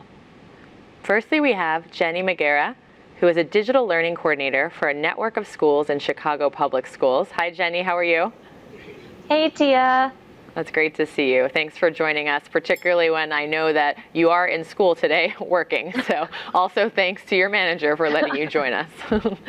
Great. And then we also have Brittany Wenger. I had the pleasure to meet Brittany 3 years ago when she won the Google Science Fair for her outstanding work, which most of you just heard about. She's a student at Duke University, and she's joining us today. Hi, Brittany. How are you? Good. How are you? Thanks for having me. Oh, thank you so much for sharing everything. And, let's start with a question for Jenny. And Jenny, thank you particularly for sharing your students with us. The coding video still has me laughing. It's great to see. Your talk was about giving power to the pupil. I wanted to ask you, what is it that you think gets in the way for many teachers of turning over more power to their students? So I think there's a lot of reasons, but I think the biggest are probably three things. The first is that it's the fear. And it's not the fear of our kids and the fear of what they might do. Deep down, if you want to get to the basics and the foundation of it, it's the fear that we're going to fail them. If we're not in charge and we're not steering the ship, we don't know where we're going to be tomorrow, and we don't know what's going to happen 5 minutes from now. So if we give power over to our kids, we aren't ensured that they're going to make it to where we're trying to get them. But like I said in that talk, it's about trust, and we have to trust that together with the kids we could get to a better place than even we can plan and envision. I think that the other thing is a lack of knowing that that's an option. I remember one of my colleagues came and watched me teach, and she said, "Oh my God, Magiera, it looks like you're working so hard. Why don't you slow your roll and let your kids take on more autonomy and agency in your classroom?" And to be honest, I really hadn't thought of that before, because I was trying to make my classroom look like the classroom that I grew up in and that I had learned in. And because we weren't students in a classroom that was so free and allowed for such agency and power, that's not something that we default to. So we need more teachers to be aware of that. And hopefully after these amazing 3 days, teachers are going to go back to their rooms on Monday and know to do that. And the final thing is, again, what I said in that talk, which is not knowing the first step. So after you decide that you're going to trust yourself, take the risk and say, hey, this is a model that I both believe in and can see, it's knowing what's the first step to get there. And the first step is different for everyone, but the important thing is that you try something. Thank you. That's really great. And, Brittany, we heard in your talk the power that comes when a student is really allowed to pursue their passions and is enabled. You mentioned a lot of mentors and your family who really nurtured the curiosity you had and the passion you had to want to do something about breast cancer. So I guess my question to you is, are there things that would have made it even easier? What are the things that adults out there can do to help students who have that curiosity? Yeah, so I was really lucky to have a lot of support, and a number of my teachers, especially Mr. Newhams and Mrs. Barrett, would come in after school or before school, or even give up their lunch breaks sometimes to work with me. But I think one of the biggest obstacles is time. As high school students, we're expected to do a lot, from extracurriculars to our normal schoolwork. There's a lot to be done. And I think it would be really useful if we could offer something like an independent study period to students, so that they would have more time allotted to focus on their passions. Because I have an independent study now in university, and it's just been amazing to have some time allotted to me to just explore my own curiosity. Yeah, absolutely. And I think that, you mentioned the independent study period. There's a number of sessions happening in the conference tomorrow, including by an educator named Kevin Brookhauser, who are going to be talking about just that and how you can build more of that time and flexibility into education. My next question. Oh, that's great. Yeah, it should be really good. And The sessions are throughout the day and will also be recorded. So if you miss it, you can check back afterward. I want to go over to Jenny now. We heard from Laszlo Bach, who's the Senior Vice President of People Operations for Google, really the head of HR. And one of the things that he's talked about in his new book, Work Rules, is that you do really need to trust people. In fact, you need to trust the people you manage even more than you're comfortable with. If you're not uncomfortable, then you haven't trusted them enough. So could you speak a little bit about, Jenny, what you think that teachers can do as they maybe make that leap to trust the students more? Perhaps sharing a little bit about what it was that helped you know that it was okay to trust them and give them more agency over their learning. So I think that when you're going to trust somebody, you have to bring them on board and you have to get them to trust you as well.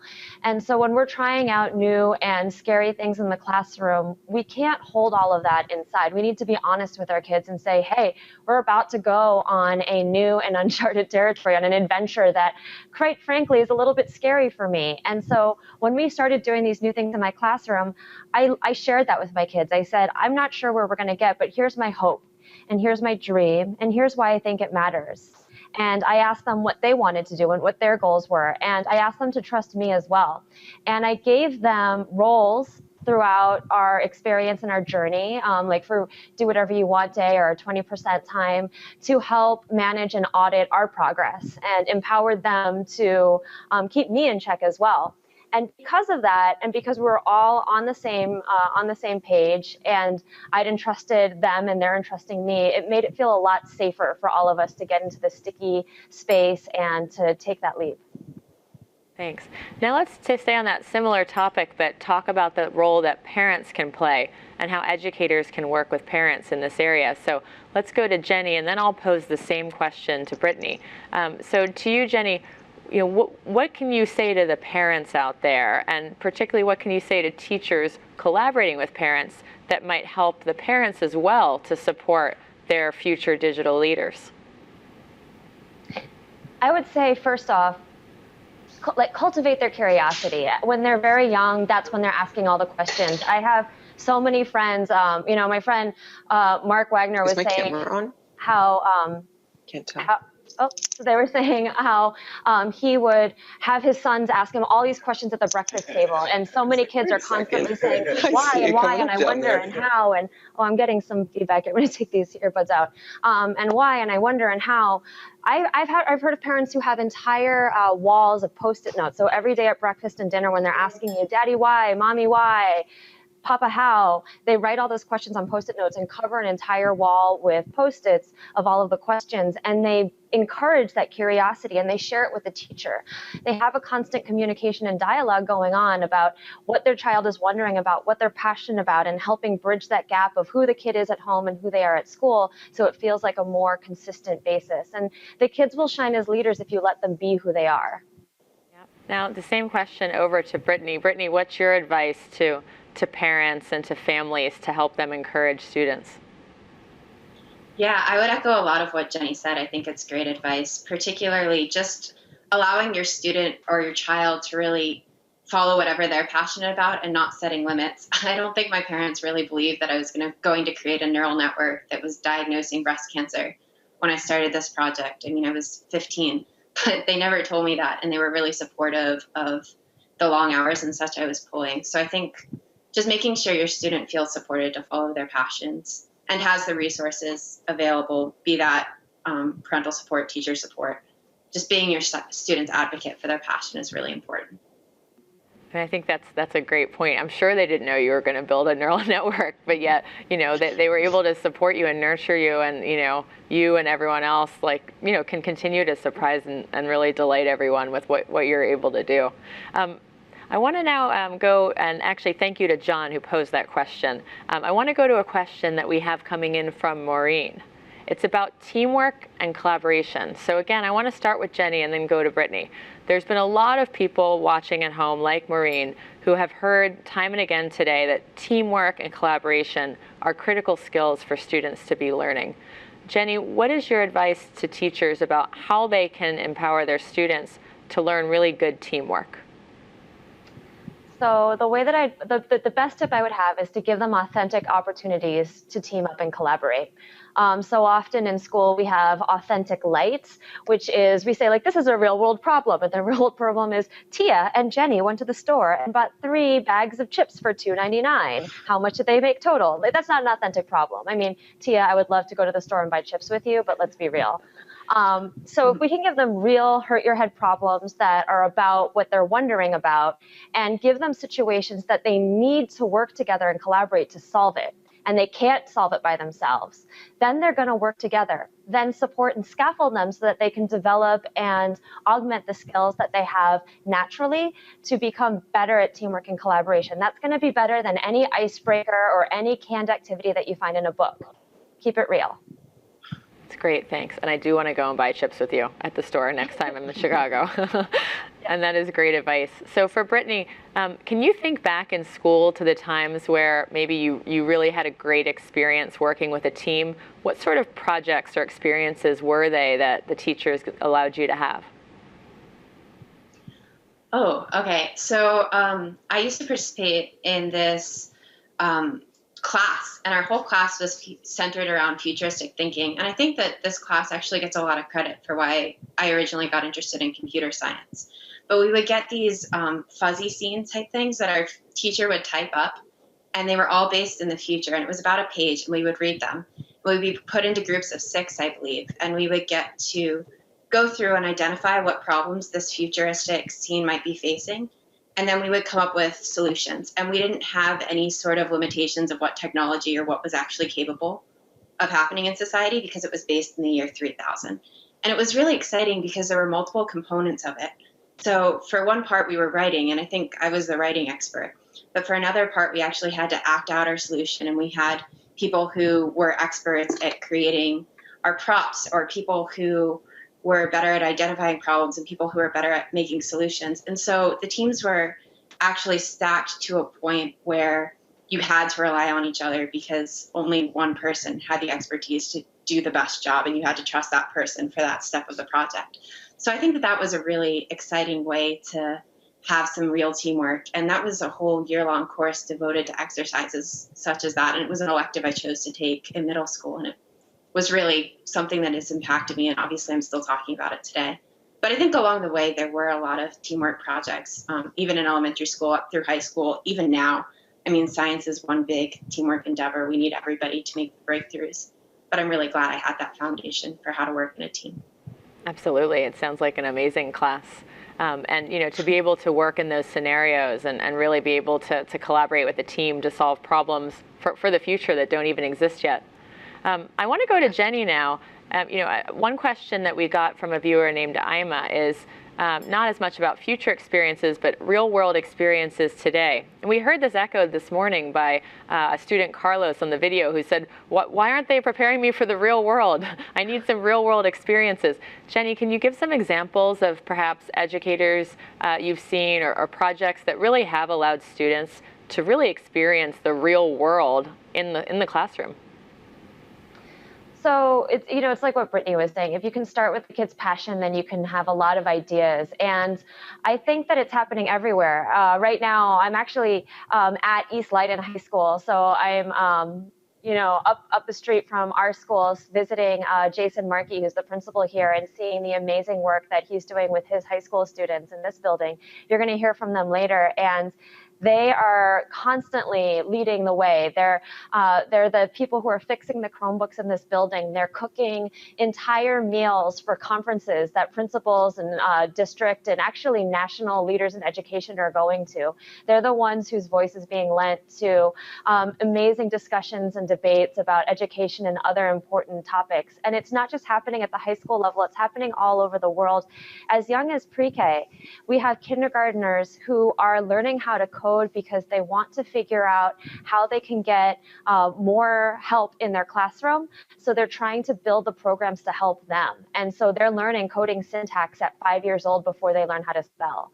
We have 4th graders who are changing the narrative about their own communities from one that is about despair and poverty and violence to one of family and community and love and happiness. about kids who are taking the challenges that they go to sleep thinking about and bringing them into the classroom and solving them with their teacher support. Wonderful, thank you. And that is actually a great segue into our next session, as you mentioned, Jason Markey and the students and teachers up at East Leiden High School. We don't have time for any more questions, but I want to thank Jenny and Brittany for joining us today. Thank you so much. Thank you. Thanks for having us. Have a great day and a great weekend. So thanks again to Jenny and Brittany. You heard very many times, both in this conversation now and in many of the keynotes, the pivotal role that technology plays in a lot of what we're talking about in giving students real-world opportunities, chances to build teamwork and collaboration, whether it's Jenny's students in Chicago using Made with Code to do a coding program and a dance afterward, or whether it's Brittany using Google App Engine to build her neural network, which is helping to diagnose breast cancer. So that's where we're going to turn our focus now. So in a few minutes, we're going to have a panel discussion with 3 fantastic educators from New Jersey, North Carolina, and South Carolina. And they're going to talk about their journeys to transform teaching and learning using technology. Before we join them, you're going to see 2 videos, and that's going to help you to get to know a little bit more about 2 of the communities in which our panel members live and work. You'll see a video about Hillsborough Public Schools in New Jersey, and also Fairfield County School District in South Carolina. Thank you so much. I want to be an electrical engineer when I grow up. I want to be an architect. An artist. The FBI agent. It's a very rural community. Everybody knows everybody. Students are very eager to do great things. A lot of our students don't have internet access at home. About 89% of them can qualify for either free or reduced lunch. We are striving to give them opportunities that they never had before. The moment that I decided to engage with Google occurred about 2 years ago. I went and gathered all of my team members. And I said, guys, I found something that I think could really impact what we want to do. We are fortunate enough that we have both the tablets and the Google Chromebooks in our classrooms. My students work better when they collaborate. This morning I had 18 students writing a story with me, and everybody had a hand in it. We're getting an excellent sense of teamwork. We have provided all of our students 3G access. Since we live so spread apart, we can't really go to each other's houses, so we just get on Hangouts when we need help with homework. I am no longer standing at the front of the classroom giving out a lecture. I'm a facilitator now. I want to put the learning in my students' hands, giving them the tools and allowing them to discover and explore it. When you put a Chromebook in front of a student, you see their whole expression change. They become excited. Last year, we were able to see double-digit gains on our state performance tests. I do attribute a lot of that to the technology.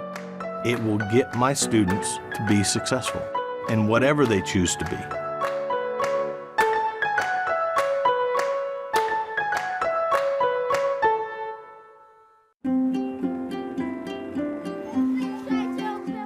It's an amazing time to be in education right now. It's totally different than the classroom that we grew up in. It's the future. I love being the superintendent of this district. We work with 7,400 wonderful kids. These children do absolutely remarkable things. Every student in Hillsborough from K to 4 has their own personal tablet. We decided to roll them out middle of the year, which is something you never do. And it was unbelievable how smooth and easy the rollout went. Am I tech savvy? No. I was personally ecstatic because I love technology. We all got the tablets and they took off with it. Kind of spread like wildfire. They were taking it out and trying to figure out how to use it, and a lot of the kids were showing them how to use it. You just press it and then it opens. See? When they have a tablet in their hands, they become so much more engaged. Things have completely changed in the way I teach. You're going to be choosing a math app that you like to practice, okay? Using the Google Play for Education store is very, very easy. It allows me to send out whatever app I've chosen to the entire group. We have all our math apps here, our home screen here. apps for social studies, I found them for science. I learned how to count money, how to spell stuff. It'll help me read books. You could have some kids over here working on math, some kids here working on reading, and the teacher can get all this data instantly. What's the answer, boys and girls? 70. 70. Beautiful. Give yourselves a big pat on the back. Very, very good job. Is that what you did? Did you click on that one? One of the most wonderful things is individual instruction. Nice. You're doing a really good job. On an app that we use today, no one in the room knew that they were all reading at a different reading level. To see all the... So I can be very specific to that one child, and that is absolutely amazing to me. See if you can problem solve it for me. They loved to show me things, and they helped the others that were struggling with it. They became partners in the classroom. Okay, open up your tablets, find it. I know you'll be fine. It's no longer the special lesson. It's the new pencil, it's the new paper, it's the new book. Students will be learning whenever they want, wherever they want, whenever it's convenient for them. It's education everywhere at all times. Which is what a teacher's dream is, so. Some spectacular things can happen in classrooms.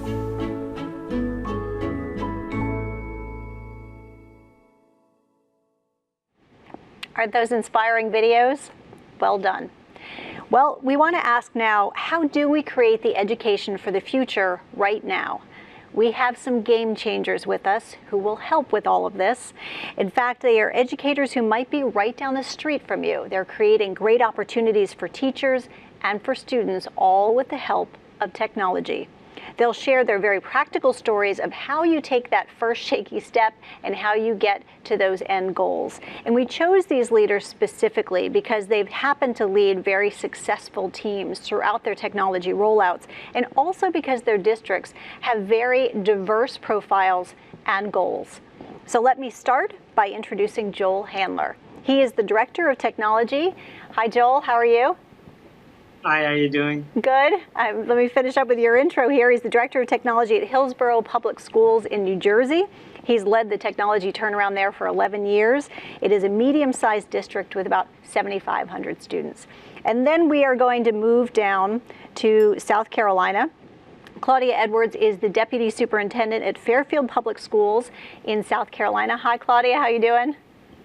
Hi, Jill. Good to connect with you. Now, Claudia has been in that position for 4 years. It's a small rural district with about 3,000 students. She led a system-wide reboot there with tablets for students and also what they call teacher gurus. So we'll have more on that in a bit. We also want to welcome Valerie Truesdale. She is the Chief of Technology, Personalization, and Engagement at Charlotte Mecklenburg Schools in North Carolina. How are you doing, Valerie? Better. Hi, everyone. Terrific to see you. Now, that's a large urban district with 144,000 students. They kicked off a technology overhaul in 2012. You may have noticed these educators make up a small, medium, and large-sized districts, so you may see yourself among these, and that may help. We picked them for a purpose.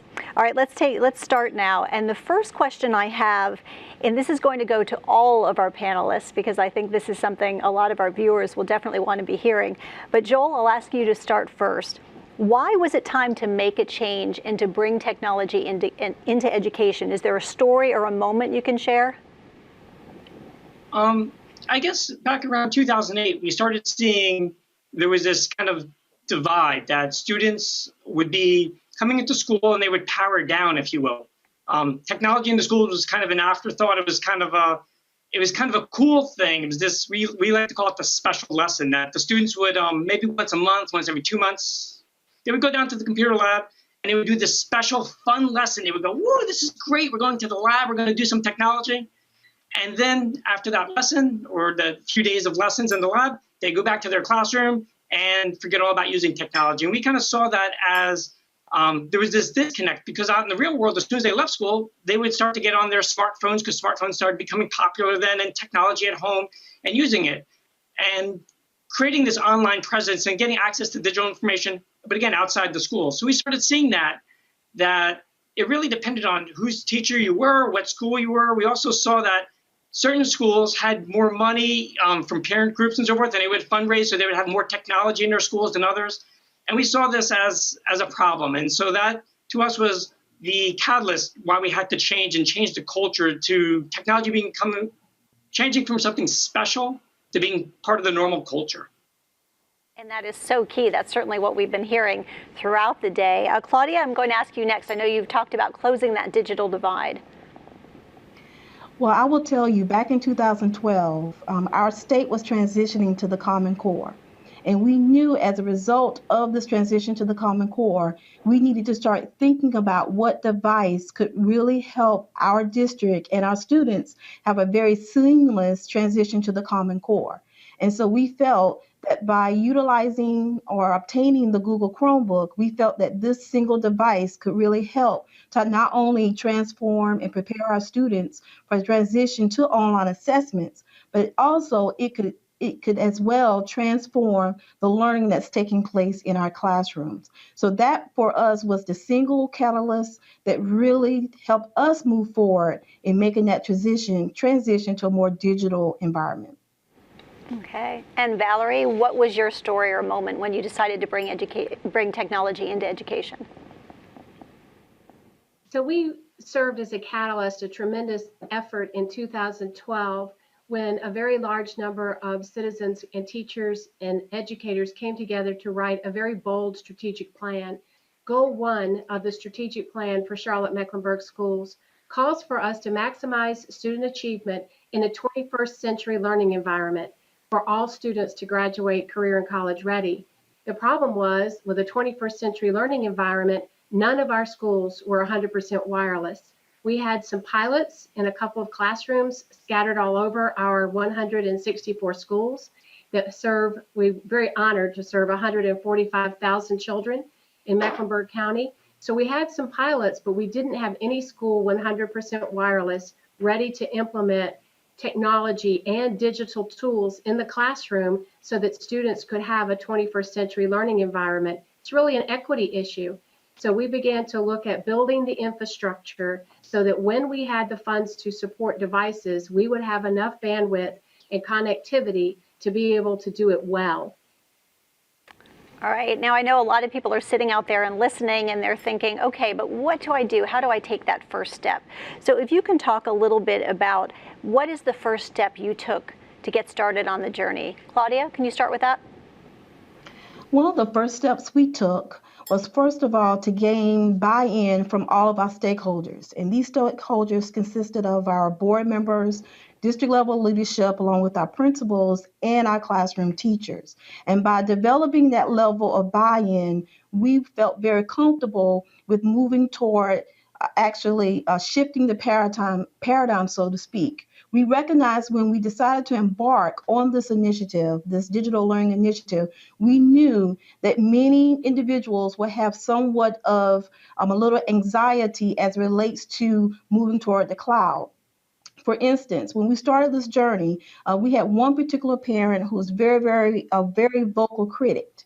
And he, of course, was very accustomed to the traditional PC. And of course, he wanted, because he works in the traditional workplace with the PC, he wanted his son or daughter to have that same experience. But I can tell you now, 3 years later, that this particular parent is one of our strongest supporters of our digital learning initiative. So for any type of huge type of disruption to education, as such, this particular digital learning initiative, I would highly recommend that you start from the top and involve as many stakeholders as possible and get their buy-in, because their buy-in is critical to ensuring that this program is sustainable for years to come.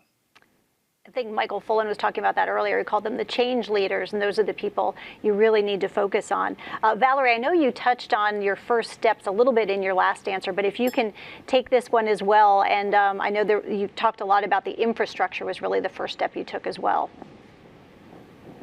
We did. We had really a 3-level approach. One was to build the infrastructure, the access points, making sure we had the connectivity and the bandwidth, and that our teachers had devices. We had not issued laptops to teachers heretofore to make sure they had the tools to do their jobs.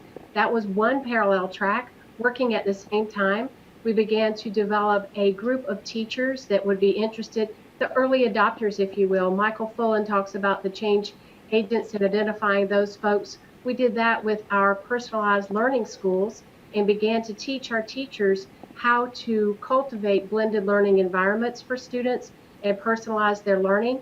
And at the same time, just as we just heard from Claudia, build community support for the idea of our students being connected to the world, so that when we had the connectivity, which took 2 solid years to build out the infrastructure, that when we were ready to put devices in the hands of students, that we had the foundation to be very successful. All right, thanks, Valerie. And Joel, what was your first step? Yeah, very similar to both Valerie and Claudia, is that we sat down and we said, this is not about the technology. It's a learning initiative. It's a transformative learning initiative. Technology is just a tool as part of that. So we set up 3 goals that we were going to follow in our district. And we said, we want to make sure students can match those 3 goals. And we have them as globalizing the curriculum, asynchronous learning, and then the creation, collaboration, and publication of digital content. So we set those down and said, that's what we want to do. Then we kind of went to all of our stakeholders, and that was very important for us, that we got teachers involved, we got parents, we got principals, administrators, IT staff, we got everyone involved, so that no matter what decisions we made, we knew it was across the board. And some of the things that we looked at were other districts. We kind of went around and we started visiting other districts that were doing either one-to-one or some form of initiatives like this. And so what were they doing? And things that we definitely learned were there was a lot of talk about, people spend a lot of money on technology and there was no training behind it. So there would be lots of technology there, but what was happening with it, it basically became very glorified browsing the internet or just typing.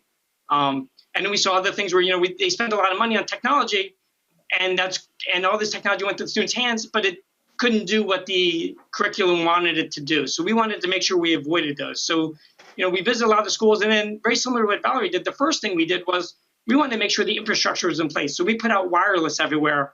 We gave teachers laptops and we put projectors in classrooms. That was our first steps to making sure we can kind of get this initiative off the ground. And this is going to be a little bit of a follow-up question to that first step question, and it is that you all had different approaches to pilot and deployment. So how long did the rollouts take? And Joel, why don't we start with you? So we had on our larger initiative where we looked at in grades 5 through 12 doing one-to-one with Chromebooks for students. We started with a 2-step approach. One was this idea of getting pilots and rolling out pilot programs over several years to see what works. We didn't really know at the time that there was the direction we were going. And then our second step was finding the right mix of teachers and getting staff who were involved. So starting with step 1 or phase 1, I guess, will be, and that was a 4-step process of, first we started with a very small pilot. We looked at 4 classrooms with just different types of tablets in them. And it was really around a very particular math application that met our curriculum needs. And we started with those with one-to-one and said, what were the outcomes we get from that? And we learned some very specific things. We got very clear results from that, especially with positive feedback from the students. We saw organizational skills. We saw some academic improvements. We said, okay, it's definitely worth pursuing. So then the next year we went and we scaled up. We said, let's go 10% across the board, students grades 5 through 12. And that 10% was a really exploratory year. We said, let's try all kinds of things. We looked at different devices, and we saw excitement levels in the students skyrocket. We saw increased organizational skills. We saw collaborative writing starting to happen. And these were the things that really said, hey, this is a working system. So then the following year, we said, now that we know this is working and this is the direction we want to go with our learning initiative, we said, can we actually scale this? So then next year we looked at, let's go to 20%. Can we sustain the program? Is it something that we can actually do? That's a lot of students. We're talking close to 1,000 students now. Is that something we can do in our district? So we went to, like I said, 20% of our students. And then once we knew that we could sustain the program, we figured out what we needed to do. We went to full 100% of our students in grades 5 through 12, moving forward with the one-to-one initiative. In terms of our staffing, what we did was we didn't pick the most tech-savvy staff. We looked for volunteers. We asked for who's interested in trying this piloting program out, as we scaled up over the years. And we looked specifically for teacher leaders, the good teachers that kind of other teachers look to and say, wow, they're really good. They're the kind of teacher I want to aspire to. And we specifically didn't choose the tech-savvy teachers because we knew that if Johnny, who is a tech-savvy teacher down the hall, let's say, was really good, everyone looked at him and said, of course, Johnny can do it. Johnny can do anything with technology. We wanted to make sure we had teachers who are the ones who kind of say, oh, I don't know about this technology stuff, but they're really good teachers. And those are the ones we kind of helped, kind of pulled into the program early on. All right, I love that, teacher leaders. And Claudia, I know you focused on that as well in your pilot and deployment. Yes, back in 2012, when we elected to move forward, I literally asked our principals to identify some teachers who were willing to jump off that cliff with me. And then those 30 committed educators, those teachers, members of my own team, committed themselves to come to our district office and actually participate in 30 hours of professional development on a Saturday up front. So prior to us actually deploying the devices into the classrooms, teachers had an opportunity to have some intimate time with the device, with the Google Apps, and to really figure out how they in turn wanted to integrate the tools into their classroom settings to help maximize student learning.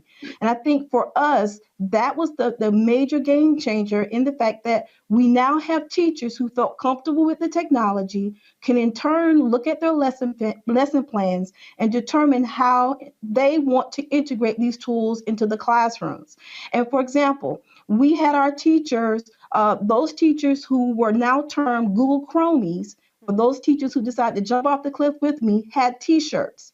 And those t-shirts basically stated, "Got Google." And so that level of excitement when the teachers actually wore their t-shirts caused other teachers to ask questions. Well, how can I get a t-shirt? What can I do to help become a part of this Gone Google initiative?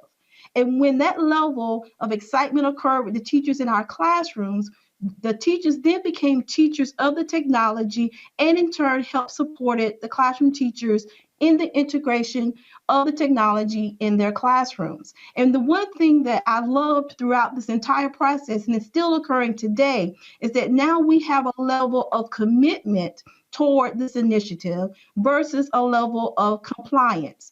And I say that because now we have teachers who want to do it because they see it's the right thing for our students versus having to be told to do something. And I think that in itself, with this level of commitment, will ensure that this digital learning initiative with the integration of the Google Apps for Education tools will move forward and move our district forward as it relates to the technology integration into the classroom. It's so key what you just said, the commitment over compliance. And the favorite phrase I had was, these Google Chromies jumped off the cliff with me. That was a terrific image there. And Valerie, I know that you started in the middle school. That was how you rolled it out. Can you talk a little bit more about that? We can. So once we started to look for our early adopter schools, we assessed the readiness of our schools based on an application. Any of the 47 schools could apply in the middle grades. And we assessed them on 7 factors of readiness: leadership readiness, teacher readiness, student readiness, technology integration, etc. We had 7 different factors that we developed from the ISTE standards and assessed the application from each of those schools. Emerged as adopt schools that would go one-to-one with Chromebooks, and we began to deploy Chromebooks into those schools. 32,500 Chromebooks were deployed in the early fall of 2014, and we are now, all of our middle schools have Chromebooks accessible for students in grades 6, 7, and 8. Why did we begin in the middle? We began in the middle because several years ago, the state of North Carolina had not refreshed our science or social studies textbooks in a number of years, so we purchased a supplemental tech book from Discovery Education. So the middle schools already were using some digital content and had some energy around that in a few carts in each school. So there was a propensity to use digital tools as well. Our student data indicated that we really did need to kick up the student engagement in our middle grades, that would make a big difference. As a result, I will tell you anecdotally that the classroom discipline referrals have dropped dramatically since we've deployed the Chromebooks, because students really are significantly more engaged in their learning during class. Okay, and I want to ask also, what's an example of something you did to ensure that teachers were inspired and supported? Claudia, do you want to start with this? One of the things that we did, as I mentioned earlier, we had the Google Chromies actually be paired with a member of the leadership team. Now, we have a very small committed team here in Fairfield County, and when it was time for the actual deployment, we went and worked alongside the classroom teacher during the actual deployment process. And so the teachers, when they had an opportunity to actually open up the Chromebooks with the students, they had another pair of hands in the classroom, because you can imagine for a teacher who has 28 students, 28 devices in a classroom, there was a high level of anxiety. And so because the teacher had another member of my staff working alongside them, it helped to ensure that all of the kinks were worked out, and it enabled the teacher's anxiety level to really be lessened during this actual deployment. And so I think that in itself was important, that they felt like, you know what, they're committed to us for the long haul. They want to make sure that we in fact are supporting them on this initiative. Okay, and Joel, I'd like to ask you the same question about things that you did, examples of things you did to help inspire and support teachers. So as we rolled out the pilot programs and then scaling up to the full 100%, we encouraged teachers to try new things. We supplied tech support staff that were there to help work with them and guide them, potentially go in and help co-teach a lesson if need be. And we gave this very strong message to teachers that we actually expect you to fail. If you don't fail at trying lessons, that means you're not actually trying new things. You're not pushing the envelope. So there was this culture that it was okay to fail, and actually you can learn from that, and you can actually try new things and expand from that. So that was definitely something that we pushed forward with our teachers. And some really interesting stories kind of came out of that. I had one teacher come to me, and I was in her room, and she kind of came up to me while the class was going on. The kids were all doing their stuff and everything. She goes, I feel kind of strange.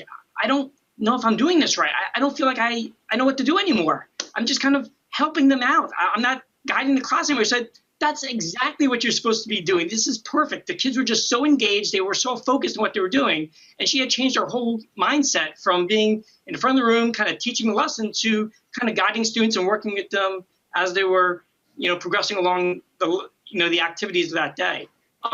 Another very interesting story, as we kind of experimented with teachers and told them, try things and explore and see what works and what doesn't. We have other districts have come in over the past few years to see what we were doing in our district and see the great things that are happening here. And so we had an assistant superintendent come in from a neighboring district, and they were going around, and they came into one of these rooms that we're piloting. That was one of our pilot rooms. And the students had all their desks arranged in various configurations, and they were in groups. It almost looked like, to me, kind of like a startup company or a startup culture. Kids were sitting at their desks in different places. Some were in the beanbag chairs in the back. Some were on the heating unit on the side. And he went over to one of the students and kind of tapped him on the shoulder and said, don't you find it kind of strange that your back is to the front of the room? And the kid, and this is around March already in the year, kind of looks up at him and goes, that's the front of the room? Like, this is just how we work. There's no front of the room. We just kind of do what we need to do and get the job done, and learn along the way. So those are kind of the things that we really supplied a lot of support for our teachers, make sure that there was a lot of professional development, there was, staff available to them, and tech staff as well, that we made sure that technology was always there, was always available, and always working. So. Some great points, Joel. And I liked what you said about making mistakes, because we've been talking earlier about we need to reward students when they make mistakes. Let them know it's okay to fail, because they'll keep trying. And we have to do that with teachers as well. It's all right. Yes. We can make mistakes. It's all part of the deal. All right, we have all of these audience questions starting to pile in here, so I want to be sure we turn to some of the audience questions. And this is a question for every one of our panel members. I'm going to start with you, Joel. A viewer named Tiffany asks, what have been the biggest challenges? Big challenge was really time. It takes time to learn, and get used to this new kind of environment. So you got to kind of work with it and allow teachers to kind of explore and find their niche. We like to call them sometimes aha moments.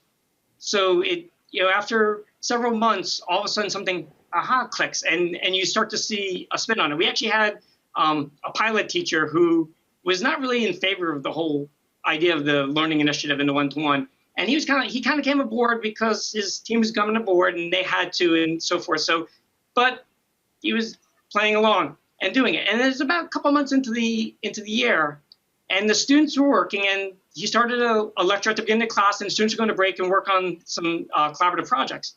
And so those first 10 minutes or so, he's walking around the room, and the students are there working, and he notices two students have their cursor kind of moving around on the same document. So he kind of goes over to them at the end of the lecture part as they break, and he kind of says, "I'll see you guys after class for detention." And they're like, "What did we do wrong?" And he's like, "Well, you guys were not paying attention to me. You guys were chatting and not really paying attention." And they were like, No, we were collaborating." They showed him the document, and sure enough, the two of them were taking notes together. And these were kind of things that just came to the students naturally. And so it's kind of this giving time to explore and allowing teachers that ability to try new things. And they get these aha moments, and all of a sudden it clicks and things start to change. And it really, that really is kind of the big thing, is that you need the time, you need kind of the energy to keep going and kind of making sure, because after about 4 to 6 months, that's when it kind of flips. I love that story about the two students collaborating. That's great. All right, Valerie, what have been your biggest challenges?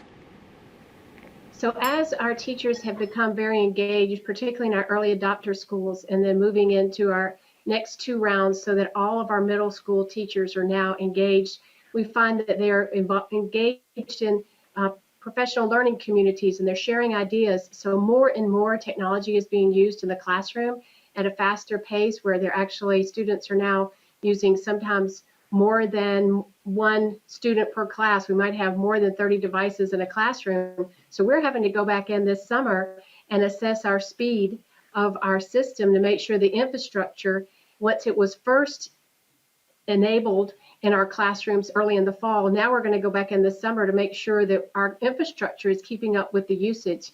As more teachers become excited about this and students are engaged, we're finding a lot more enthusiasm than we had planned for right up front. So when you start to scale something, you have to be ready for it to take off. All right, and Claudia, what about you? What are the biggest challenges down there in Fairfield? Well, as I mentioned earlier, those teachers who decided to jump off the cliff with me are now considered they went from a Google Chromie to many of them now have exceeded our expectations and now are considered Google gurus.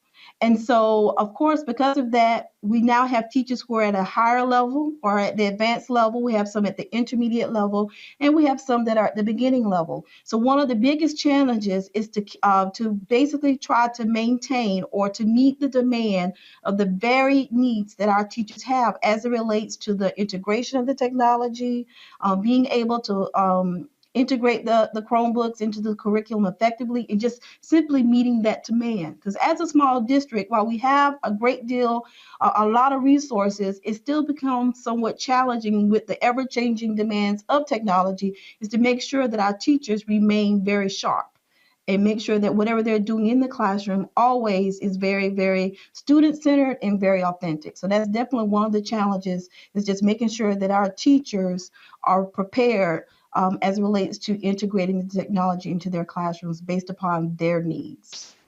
Certainly important points to make.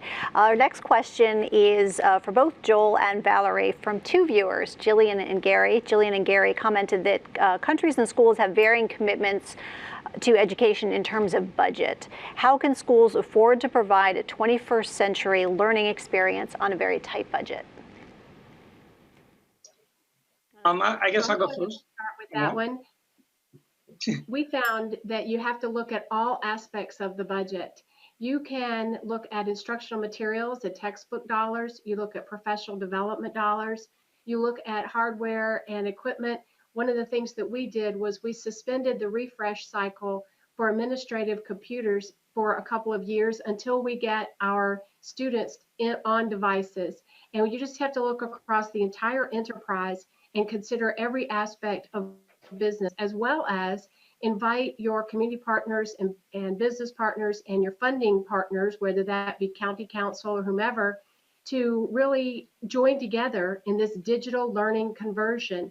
We've worked very hard in the state of North Carolina to develop a learning plan for the state, and our Friday Institute at North Carolina State University leads that effort. So we've been working really hard to make sure that they're informed about the digital learning conversion in Charlotte-Mecklenburg schools. They've come here and visited for several days in our classroom, and we're using that type of information to craft state policy to create permission for us to innovate in our classrooms at a much higher level. All right, and Joel, you want to take that one? Yeah, very similar. Budgets are very tight in the district here, and as well as across the whole nation. And we looked at, where are we spending money? Where are areas that we can kind of save? We looked at trying to shift a lot of our curriculum resources towards digital resources now, digital curriculum resources, rather than the traditional, textbooks that we purchased. So now we try to get a lot of stuff digitally online. We looked at cost savings measures in terms of building the budget. The other thing that we looked at with our budget was technology used to be, big expenditure this year, buy lots of computers, and then wait 3-4 years, and then we're going to do that again. And as time went on, when you went to that 4th or 5th year, it became very difficult to swallow, because all of a sudden, where are we going to get that extra, $1 million for this payment? So what we did was we started looking at leasing and paying for technology as a flat line item. So what we've done in our district here is we've kind of flatlined the technology budget, in that it's a yearly payment that is predictable. It's what it is, what it's going to be next year. And so this way it makes it much more palatable and much more, I think I used the word predictable already, but again, predictable. So what your expenses are, and you don't get those kind of spikes out of nowhere. We'll give you a hall pass. You can use the same word twice. All right, I have a question now for Claudia and then Joel. So Claudia, why don't you start with the answer? Sean and Paula had similar questions. Sean notes, I often come across students that are not fluid leaders. I want opportunities to help students improve literacy skills. How can technology help to close those achievement gaps? Really good question. I think the technology, in using the technology, the students really become very empowered, very engaged with their learning. For example, because we're in a very rural area, students are now hopping on Google Hangouts and are actually collaborating across Hangouts in the afternoon once the learning ends. And I think not only is that helping them learn how to collaborate, but it's also giving them an opportunity to be able to express themselves fluently through Google Hangouts, being able to hop on a Hangout and ask questions that will help give them a direct answer to help aid them in actually doing an actual assignment. In the classroom, I have noticed that the students are becoming the leaders in the classroom over their own learning, whereas the teachers, as stated earlier, I believe by Joel, that now the teachers are becoming the facilitators. They're there to give them that immediate feedback. They're there to provide that support, but then also they're also looking to their fellow peers to actually provide some additional support in a collaborative environment by utilizing the technology. So the technology is the vehicle that helps get them ultimately to becoming more empowered. All right, Joel, what's your response to how technology can help close achievement gaps? Yeah, Claudia hit it right on there. We're seeing the exact same things in terms of increased participation outside of the school hours. I have an amazing story, actually, of a student who was out sick last year. She was home working with Google Hangouts with its classmate who was in class. They were using Google Hangouts to chat back and forth. The student at home was actually following a teacher's presentation on her device. And the student in class was not only learning it from the teacher, but then now relaying it to the student at home, saying this is what was going on in class, all without the teacher really being involved. The teacher didn't know about this till afterwards. That was the first instance, and all of a sudden we've seen that kind of crop up over and over and over. So students are starting to figure out their own learning styles and learning needs and kind of jumping on board. We've seen, because of this initiative, we've seen an increase in just student collaboration and student collaborative writing and note-taking. I gave that other example earlier, but we've seen that frequently throughout the district.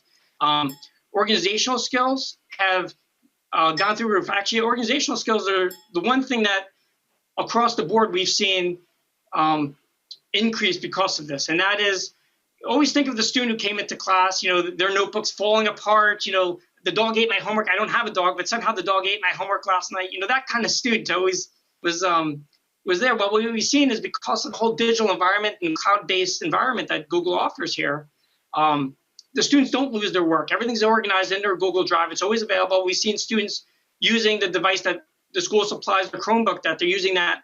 We've also seen them using other devices. When they go home, they might jump on their phone and be studying through that. And it's just because it's that cloud-based, it's always accessible. So those are some of the things that we've seen students who weren't necessarily very academic all of a sudden kind of stepping up because they have these devices and they have access to their content all the time. So that's kind of been what we've seen here in our district. All right, nice. All right, a question for Valerie. Jennifer wants to know, how can we keep teachers inspired when resources are limited? Teachers may be frustrated that they don't yet have all the technology and resources that they need right away. So it's been my experience as a teacher and as a leader of teachers is that teachers are inspired when students are achieving and when students are doing well. And they're challenged primarily by the lack of time, which has been cited also by Joel and Claudia. So when our teachers see that with technology-aided instruction, all learners are stretched, our most able, capable, academically oriented students are able to stretch to very, very high levels, and they're excited about what they're doing. And the teacher is able to spend a lot of energy with developing playlists for students who are in the middle and for students who struggle, really individualizing their instruction. So they were really excited when they see students perform.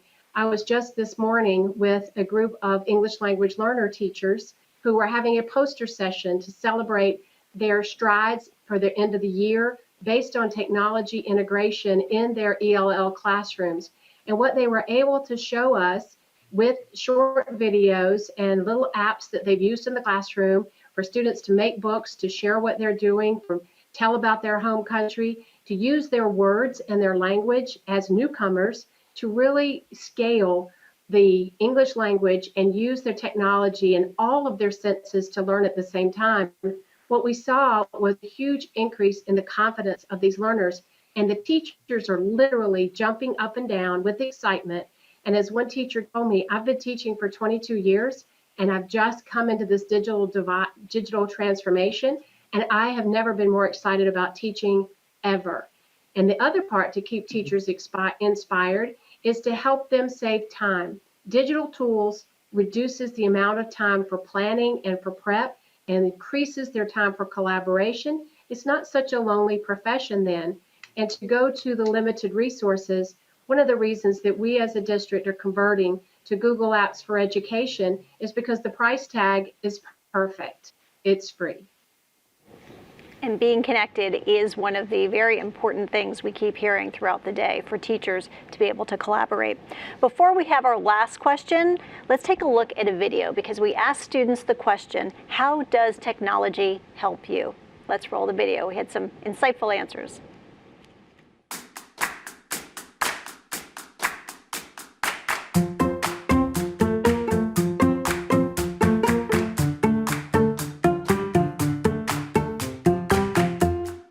Technology and the internet help us learn by doing fun games and going on websites if we don't know the answer to something and the teacher lets us look it up. YouTube videos on physics and technology are a great way for me to widen my knowledge in an enjoyable way. With a wealth of resources from podcasts to blogs to videos available online, the internet is an extremely powerful tool. It's always right there when you need it. Books at the library sometimes aren't even there because people take forever to return them. My learning's never limited to the walls of a classroom. I feel that I'm able to work and improvise on the go, whether that is sat on the field at lunch or walking home from school. Technology helps me because I can learn different things that my high school may not offer me, like Korean, which I'm learning on my own thanks to my computer because I find classes and online notes that help me understand the language better. It's kind of like having the world's information all at your fingertips. It's like just type in anything and bam, you get like over 1 million different sites. Didn't they have some good responses? All right, for our last question, what has been the impact for students? Claudia, do you want to start with this one? Student ownership has been the biggest impact, I will tell you. The students are excited. No longer are they dreading turning in assignments when they know that if they share it with their classroom teacher via Google Doc or Google Slide, they know that they're going to get immediate feedback. I will tell you that we saw tremendous gains on our standardized assessments as a result of the integration of the technology. And while I will say that the technology wasn't the single or silver bullet, but I will tell you a combination between the teachers' enthusiasm, along with the Google Apps for Education, along with the student engagement, has all played a part in impacting the overall educational experience of the child or for the student. And so we have been very pleased with where we are headed, and we are really excited about the possibilities to come as it relates to how this technology is going to continue to impact the student achievement in our classrooms. And Valerie? So we have three major goals of our digital learning conversion. One is to increase student engagement in the classroom, and as I mentioned, we're seeing the metrics on student behavior. That's our proxy for student engagement, because that's what we have at the moment we can look at. And our student discipline inside the classroom has come down dramatically in our middle grades.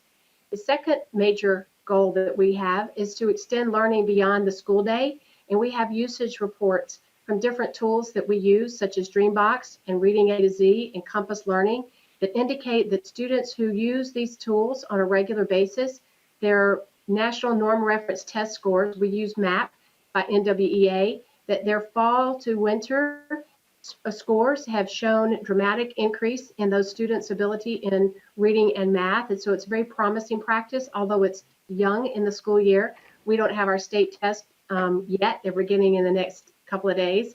But the third major goal we have is on that student achievement. So we'll be watching to see how it happens. But the most important thing that we're seeing right now is that students are verbalizing what a difference it's making to them.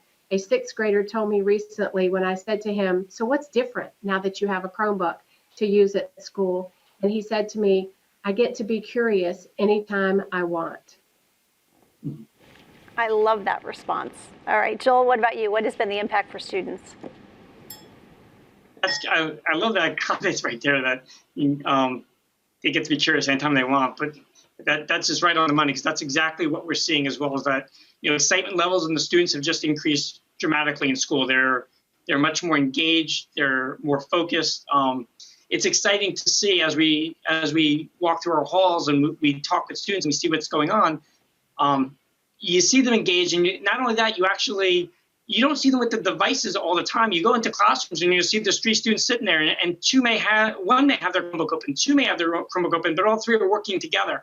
And it's really interesting to see how they kind of use it as they need to, and they don't think anything of it anymore, which is quite exciting to see. It's part of our normal culture now that technology is just infused, just like it is in the workplace. You walk down the hall in most workplaces, people will be using laptops to go into a meeting. They may close them, they may open them, they take out their phone and make a note, and that just seems to be the commonality here in Hillsborough, that it's just part of the normal learning environment.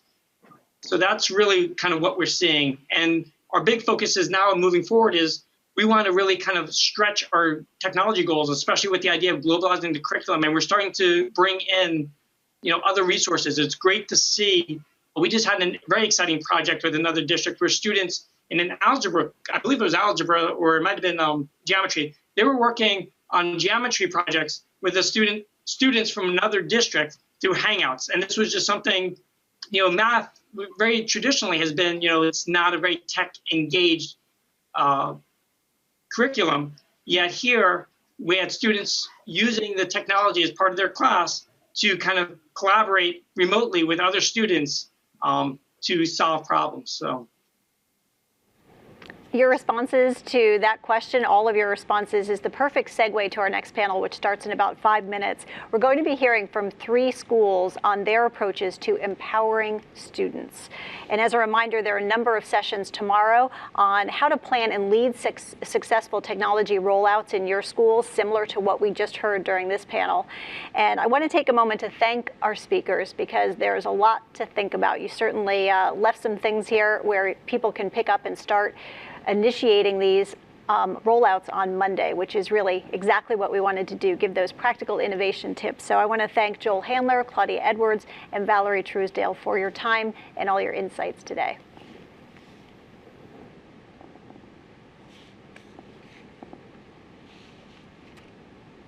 All right, and we are going to see you back here for our next panel on how to empower students. It's a challenge when you're teaching for the test or you have a very focused curriculum. There are ways starting on Monday that you can make a difference. That is just ahead. Stay with us.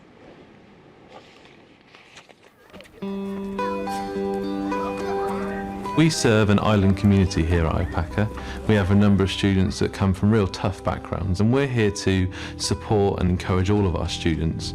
We believe that technology can engage, innovate and inspire our pupils, and the Chromebook platform allowed us to do that. It's made it much easier and fun to learn. It makes people want to come to school. We work in a stage, not age approach to education, with a really clear vision of providing outstanding learning for children from age 3 right through to 19. We've seen a massive amount of differences in the children since they've had their Chromebooks. They can share the same things really easily, they can access their learning in any way they want to. We're seeing this fusion of technology with traditional methods to provide a much more collaborative platform. We can just pull it up on the screen and suddenly you've got the work there, you can have a conversation about it. When the whole class is working together and collaborating on one spreadsheet, it's so much faster to get the experiment done. It's changing the way students work and actually giving them more responsibility. It's made them feel really valued and respected. We see a great difference from students being able to engage with their teachers, being able to engage with their peers. They seem happier, more comfortable, more confident. The fact that we've gone one-to-one Chromebook means that learning doesn't stop at 3:20. I'm able to carry on with my work, I can get my grades higher. We've seen a 15% rise in the students achieving 5 A-star to C grades, including English and Maths. Our next step is to introduce tablets for education, and we're really excited to see how these can be used alongside the Chromebooks. By taking on Chromebooks, I think they're learning in such an exciting way. It's going to be a fantastic generation to watch, and I'm really excited to be involved with those children.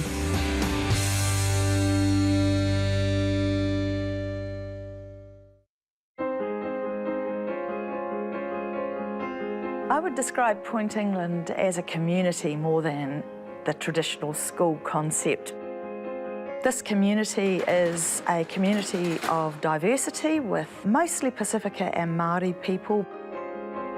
Our kids start school with an academic performance age of 3 years when they're 5.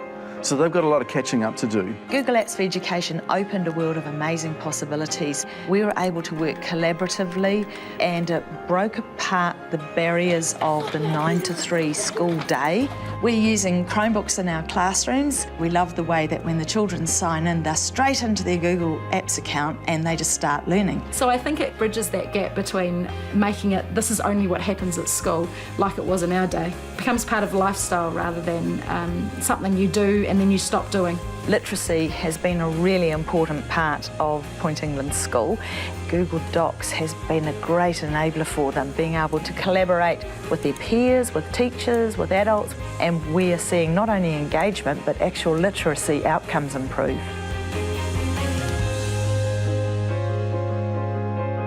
Children who have access to the internet are actually able to manage their own learning. It gives them the opportunity to be the best they can be. It's so wonderful to see parents coming in to learn what their children are doing at school, to learn with their children and about their children. In Māori, we would say this is about whānaungatanga. It's about all of the family and all of the community. This has made a huge difference to the opportunities that they will have in the future.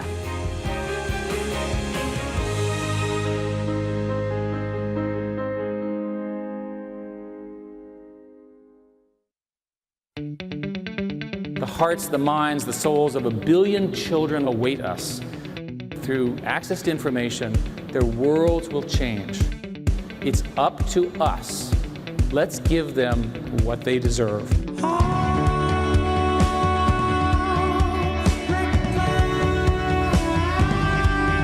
It's an amazing time to be in education right now. It's totally different than the classroom that we grew up in. We have all our math apps here, our home screen here. You just press it and then it opens. See? Being able to collaborate with their peers, with teachers, with adults, and we're seeing not only engagement but actual literacy outcomes improve.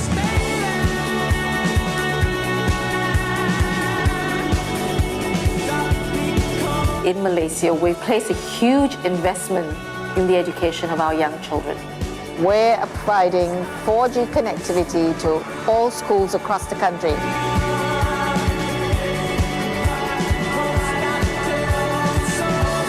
Students will be learning whenever they want, wherever they want, whenever it's convenient for them. It's the future.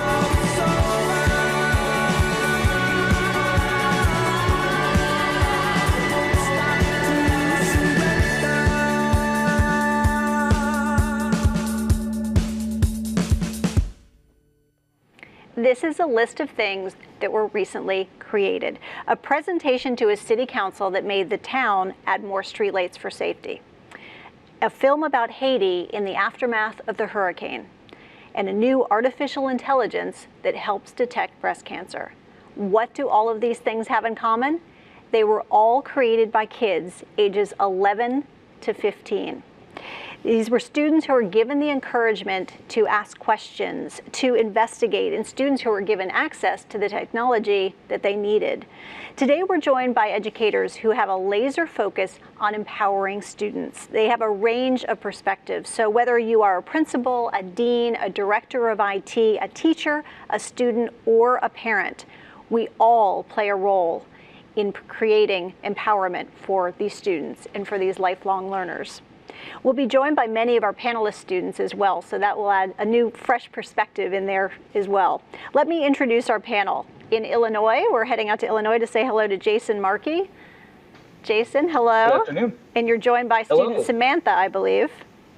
Hi. Hi, Samantha. Now, Jason is the principal at East Leiden High School in Illinois. They put kids to work there. If your computer crashes, it's pretty likely that one of the students will be showing up to fix it. And Jason is also pushing the web as a social connector. We are heading out now to California. We're all over the map today. Also joining us, we have award-winning journalism teacher Esther Wojcicki at Palo Alto High School in California. It's great to have you here. Esther? It's very exciting to be here, and thank you so much for including us. And I believe you have Claire with you there? Yes, this is my student Claire. Hello, Claire. Nice to have you with us. And a little bit more about Esther. She is the founder of a media program that Claire is part of, based on project-based learning and also student leadership and independence. Esther has been a Google education leader since its inception. She is a chair of PBS Learning Matters and is the chair of the board of Creative Commons. She is definitely very busy. All right, now we're also heading out in California, but moving to San Diego. Melissa Agudela, she's the Dean of Students at High Tech High Media Arts. Melissa, great to have you on board. Thanks for having us. And I believe, is that Max joining you? Yes, it is. Hello, Max. Thanks for stepping in here. All right, telling you a little bit about High Tech High, which was actually brought up in one of our earlier panels as one of the places to go. So it has about 400 students, and it focuses on a college-going culture, and that includes a lot of internships and also a focus on just changing up the norm. So welcome to all of our panelists here. Now, we throw all of these terms around, and so that's what I want to dig into first. What do they really mean? In one sentence, this is the tough part. In one sentence, what does student empowerment mean to you? So Jason, I'll start with you. Sure, thank you. That's a great question. I think what student empowerment really is about, it's about student agency, and that's providing students voice and choice in our schools. All right, Samantha, why don't you take that one as well? What does student empowerment mean to you? Oh, student empowerment is giving the students in your school the ability to lead and succeed on their own. All right, I like that. Esther and Claire, why don't you try it? So student empowerment for me means giving most of the control to the student. And I am just on the side. I think student empowerment is helping young people learn not only technical skills, but learning how to think and stretch boundaries and make changes for the future when they are no longer students. Okay, and Melissa and Max? I would say that student empowerment to me means readjusting the way we look at what students are capable of doing. I'd say that it's trusting them, because as the most important stakeholders in the building, they do know what's most important. And Max? And I would tag right along behind Melissa there and saying that every student, no matter what, is a leader, and no matter what their students are, still really believing in that student, and that's important. All right, well, Jason, Esther, and Melissa, I can definitely see why you chose the students you did. Some really impressive answers there.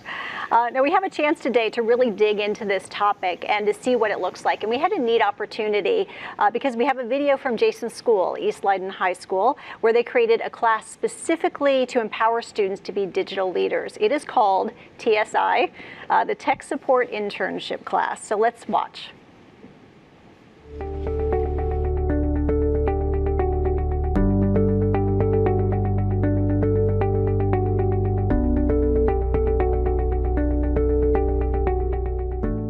Hi, my name is Jason Markey, principal here at East Leyden High School. Welcome to Tech Support Internship Class. We call it TSI for short. This is where all the Level 1 tech support for both students and staff takes place here at Leyden. Now I'd like to introduce you to Lauren Martiri, one of our teachers. Hi, I'm Lauren Martiri, one of the TSI instructors, and this is our front desk area. Derek, one of our TSI interns, is going to talk to you about what we do at our customer service desk. Hi, this is the customer service desk. Here we greet anybody that comes in and take all their information down. Students come in with problems like forgotten Chromebooks or uncharged. For those students, we give them loaner Chromebooks for the day. Teachers also come in with problems like projector issues or speaker issues, in which the front desk person will assign another student in the class to go and help that teacher with their problem. Now Maria will talk to us about repairs.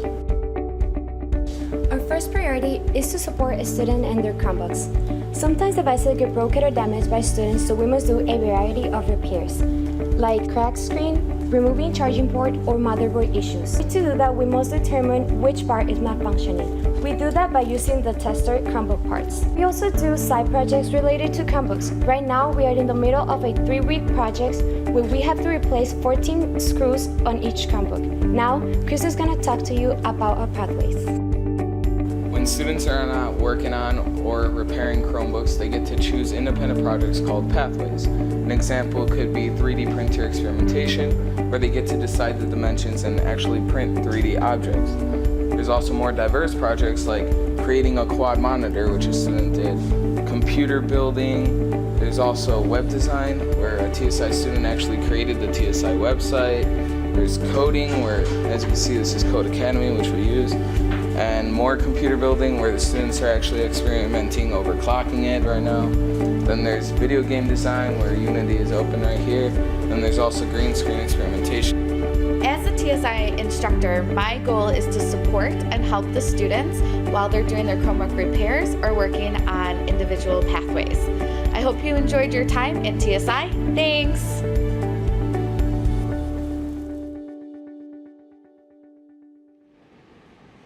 All right, Jason, I think I need one of those TSI t-shirts.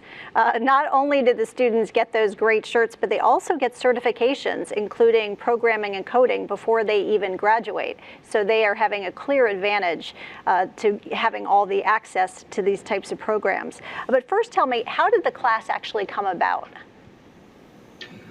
That's a great question. So when we were first deciding to go one-to-one, we knew a primary challenge was going to be supporting 3,500 additional devices in our district that were going to be going to our students. So we knew we were going to have to commit a lot of our resources to supporting the technology, but we wanted to balance that with really supporting the learning side. So there was a tension there between our resources going to technology and learning. So what we decided, and we kind of stumbled upon by doing some research, was some other schools that were doing tech support.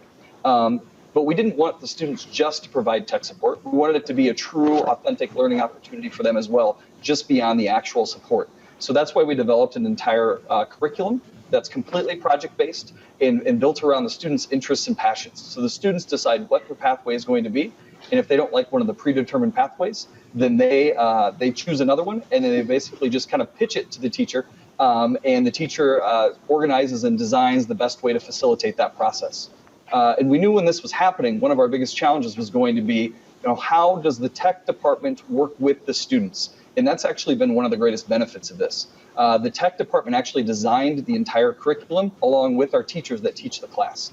So it's been a great partnership, and an outgrowth of this has been that our technicians have actually worked with our students a great deal, which would have never happened before. Additionally, one of the biggest challenges is the busiest day of the year likely in TSI is going to be the first day of school. So we had to do a lot of thinking around how are we going to be prepared for the first day of school when the students haven't even had the class yet to handle all of the questions they're going to get. So the students actually attend a 2-day boot camp in the summer where we continue to work with our technicians, our teachers, and they build up all of the skills that are going to be needed for the first day before the school year even starts. All right, the next question I'm going to have is what has been the impact? And if you can answer it, Jason, and then Samantha, if you can answer as well from the student perspective. Sure. So I think that the impact has been great. It's been, first of all, it's been one of our best examples of the type of learning we want to see more of.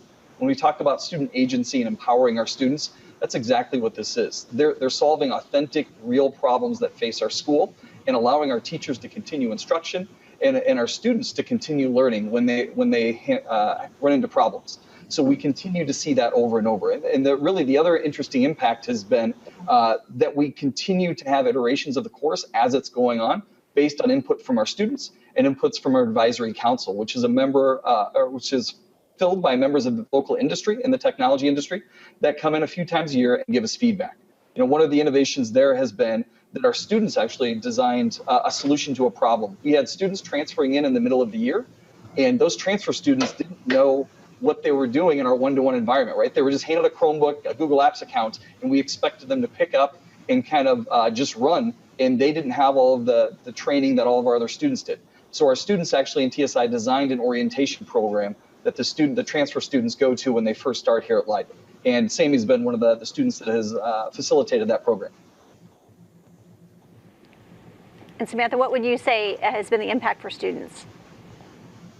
I've had a huge impact, especially with myself. I never thought I would really get into technology. I took TSI just to kind of try something new and see everything that was going on within the school. I really wanted to be involved with it, and I learned so much. I would never thought I would be able to troubleshoot a computer in my life. I never thought that I would learn so much within 1 year of just taking this course. And because of that, just the other day, I had one of my friends have a problem with her LMS. And she's tweeting and she's posting, hey, I need someone to help me. How do I get back on this? It's not working. So one of my friends tagged me in the post. So I FaceTimed her, we talked about it, and I actually helped her while she was at home at 11 o'clock at night while she's trying to do her homework, get onto her system and actually be able to do her homework because I knew what to do. And that wouldn't have been able to happen if I didn't know what to do because we don't have accessibility to tech. I would have never known any of the tech at Leiden unless of being in this class. So it's given me a lot of opportunities that I would have never had before. Oh, nicely done, Samantha. All right, now we're going to talk with... As a teacher at Palo Alto High School, I can tell you we would love to have the same program you have. It sounds fantastic. And the question is, do you have a curriculum that you could post online for all of us to use and to follow so that hopefully maybe other schools around the country might want to do the same thing like us? Yeah, absolutely, Esther. Thank you for following up. We have a TSI website, which was mentioned in the video briefly, that was actually designed by some of our students that really houses the majority of the curriculum. And it's not as complete a curriculum as you might expect with all the standards that you would typically see in a course. I'm guessing likely much like one of your courses, Esther, where you have those skills and those overarching themes, but then the students really build the curriculum as they determine what their interests are. So we can certainly share all of that, and I believe it will be shared in a blog post soon.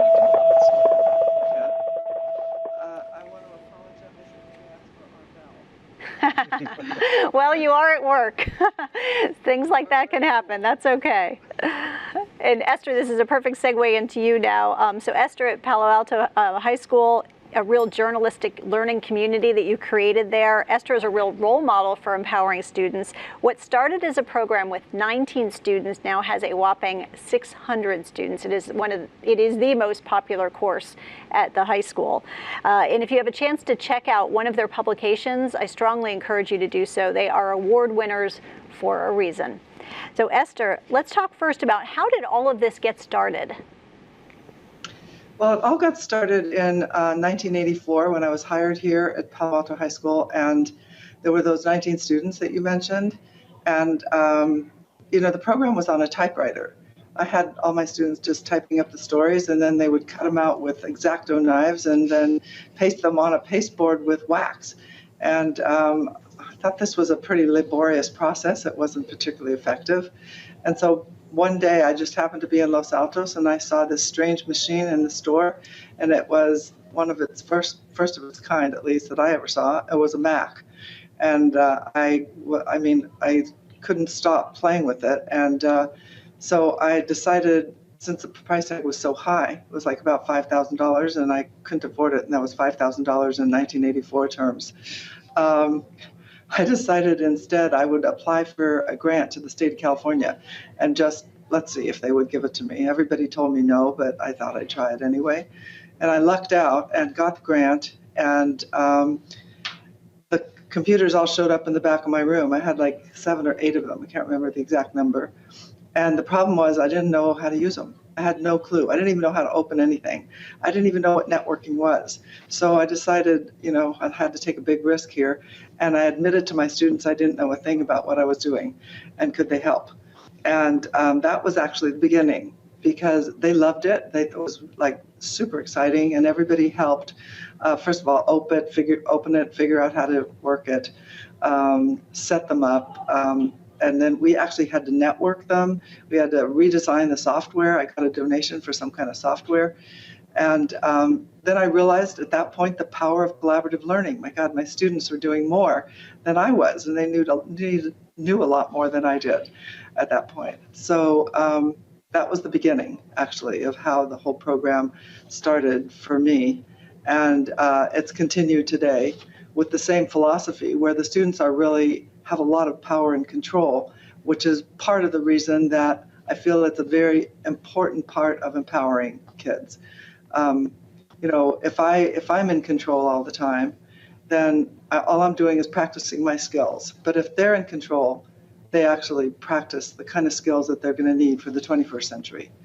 So sitting right next to me is an example. This is Claire. Hi. And maybe she could tell you a little bit about your experience.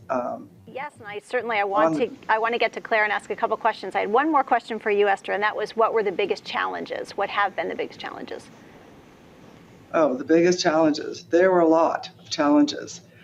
First of all, the school district saw the computers as a phase, a fad, and that they thought it would pass, and that what I was doing was just a temporary thing, and that I needed to get back to the books and start doing, education the way they had. The second big challenge for me was that my kids were not all sitting in rows, and they were actually collaborating, interacting. So I got into a lot of trouble for that, because when an administrator came into the classroom, they were like, what are those kids doing? Oh my God, they're all talking to each other. And maybe they're talking about something that isn't related to the class. As a matter of fact, they probably are. But that wasn't true. It turns out that they were really collaborating. So that was a big challenge, to change the, what people saw as a well-managed classroom. That was probably the biggest challenge. And that continued for years. That continued all the way through the 1990s.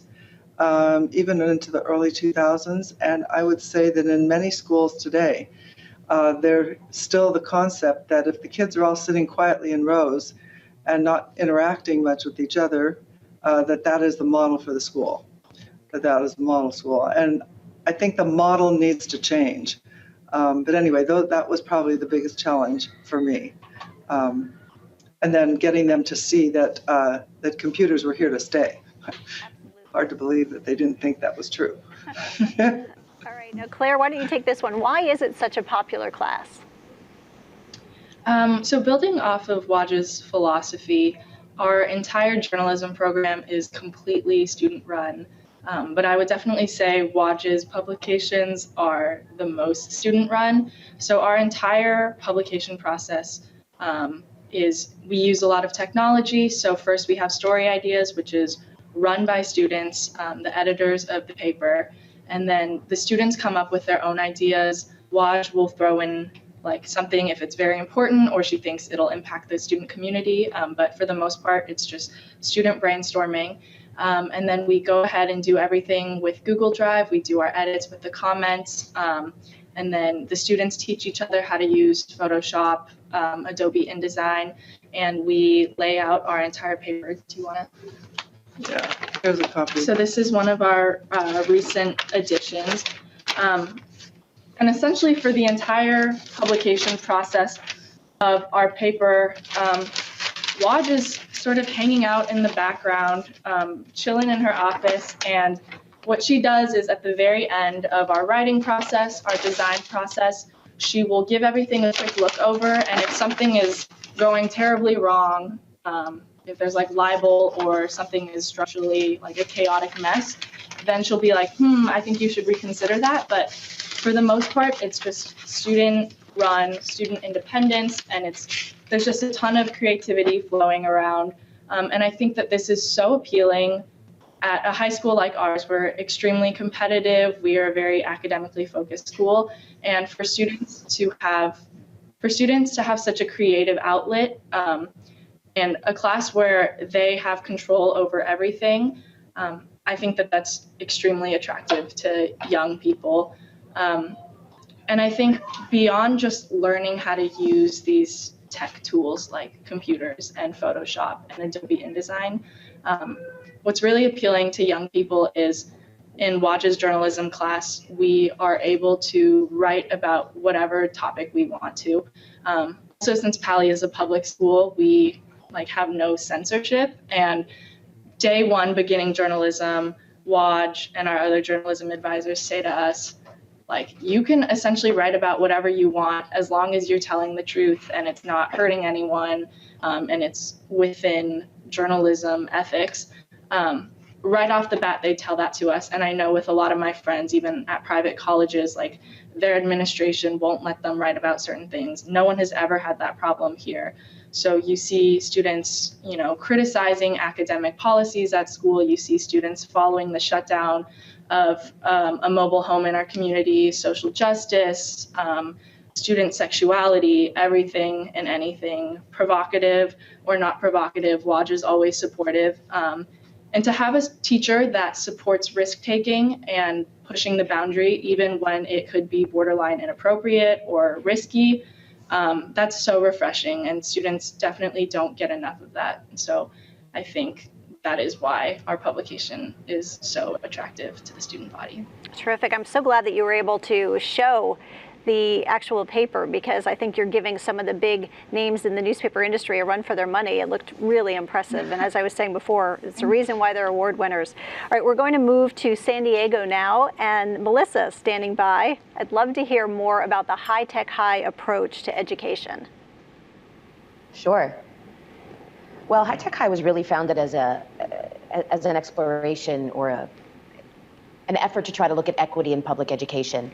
Our real goal and focus is to try to bring together a cross-section of students from across San Diego County. And so if you're going to create a school that mirrors society in all of its intricacies, whether that be racial or socioeconomic or gender, you're going to have a school that's going to have a lot of varied opinions and opinions that come from a large cross-section of backgrounds and thought processes. So one of the things that's really integral to our school is student voice. It's integrating the students' ideas and thinking not only into what happens every day within their classroom by co-collaborating with teachers, but also taking a look at how they see their overall school experience through vigorous efforts at having them be part of student senates or student governments that do more than just address the traditional ideas of student culture or rallies or just the fun part of what student governments often do. So really, what we see as being so core to what we do is students, as the most important stakeholders that walk our halls, have the answers to the questions that we sometimes have ourselves as administrators or teachers. Will this work? Will they find this to be interesting? Is this engaging? And when they're working through projects, because we are a project-based school, it's important for them to be able to see their voice and their choice and their thought process reflected in the questions that they're asked to think about. So here at High Tech High, student voice is central. It's the most important thing in terms of what we do every day in designing the learning experience. And what would you say has been the impact for the teachers and the students? Well, I have a new student with me, Maya Irvin, and I'd love for her to talk about the impact on students. I would say that for the teachers, it reflects very much a lot of the things I heard Esther talking about. It fundamentally shifts the role of the teacher away from the keeper of the knowledge, the person who knows what the students need to know, tells them what they need to know, and then asks them to repeat it back. Rather, the teacher really needs to be a partner, a co-designer, someone who is there with the students every step of the way to constantly be critiquing and editing and participating in the learning process rather than holding it and carrying it. It's a real shift in the way that teachers experience the classroom and experience their students. I don't know, Maya, what do you think about from the student perspective? Yeah, I have been at High Tech High since fourth grade, so this is what I do now. And I think that I have spent a lot of my time with teachers who have just sort of given me the task at hand and said, you know, I know that you have these problem-solving skills that you need, so go tackle it. Just recently, I'm in a committee who's in charge of sort of handling our advisory program at High Tech High, and we wanted to try something totally different that would involve changing our class schedule for a day. And we presented it to our teacher, and he said, you've planned this out every step of the way, so yeah, let's give it a shot. And it went so great that we're going to do it again. It's going to become a yearly thing. So I think that's the kind of thing that's really important, is teachers to just trust. Let your students know that it's important to have a plan for them to give you as an adult something to work with, so they're not just sort of going in blind. But if they have that plan and if they are ready and they're motivated and you can tell, you have to sort of give them that freedom. And it's not always going to work out great, but then you go from there and you continue to work and to push the idea that the student has. Now, you mentioned one project that you've been working on, but tell us about another project you've done that taught you a lot and that you really enjoyed. Yeah, so last year my class started a food truck. We bought an actual one, we raised $35,000, it was pretty exciting. And we bought a food truck and we started a business, we came up with our own concept. So like first semester, I coded a whole website. There was a lot of pushback. I thought my teacher was crazy because I had never coded before, but I did it. I got it done, sdfoodtrucks.org, check it out. So I made that. And then second semester, I was the head of the event planning committee. So at High Tech High, we do a lot of exhibitions as a project-based learning school. And so our exhibition was a party that me and about 5 other students put on. And we had to get a venue and we had to get food. And my favorite story to tell is our food truck left school at 8:40, and our exhibition was set to start at 5:30. The truck didn't get there until about 5:45. So I went to my teacher and I was like, the truck is not here, parents are here, what am I supposed to do? She goes, stall with all you got. So I went up there and I talked and I talked and I talked. I was so proud of myself because when we went back, there was that kind of scene where like everybody was like, what's up, ready? Are you ready to go? And all of our parents thought we were we had like been there forever, but really we had just pushed a food truck into our school, or not into our school, into the venue. But we got there and parents were so excited. We were serving out of our food truck. We had music playing. And as a student, me and the rest of my committee were so proud of ourselves that our parents were there. They could see what we were doing. Our teachers were so proud. And we had this food truck. We still have it. And it's pretty exciting when it's a rush, sort of pushing a food truck in as your parents are anxiously waiting to see all the good work their kids have been doing. Oh, pat yourself on the back for that one. And that's definitely some pressure under fire. So well done on that. Yeah. All right, before we start in on the audience questions, and believe me, they are piling up here, we wanted to show you a quick video. We asked students, if you were a teacher, what would you do differently? Let's take a look at the responses.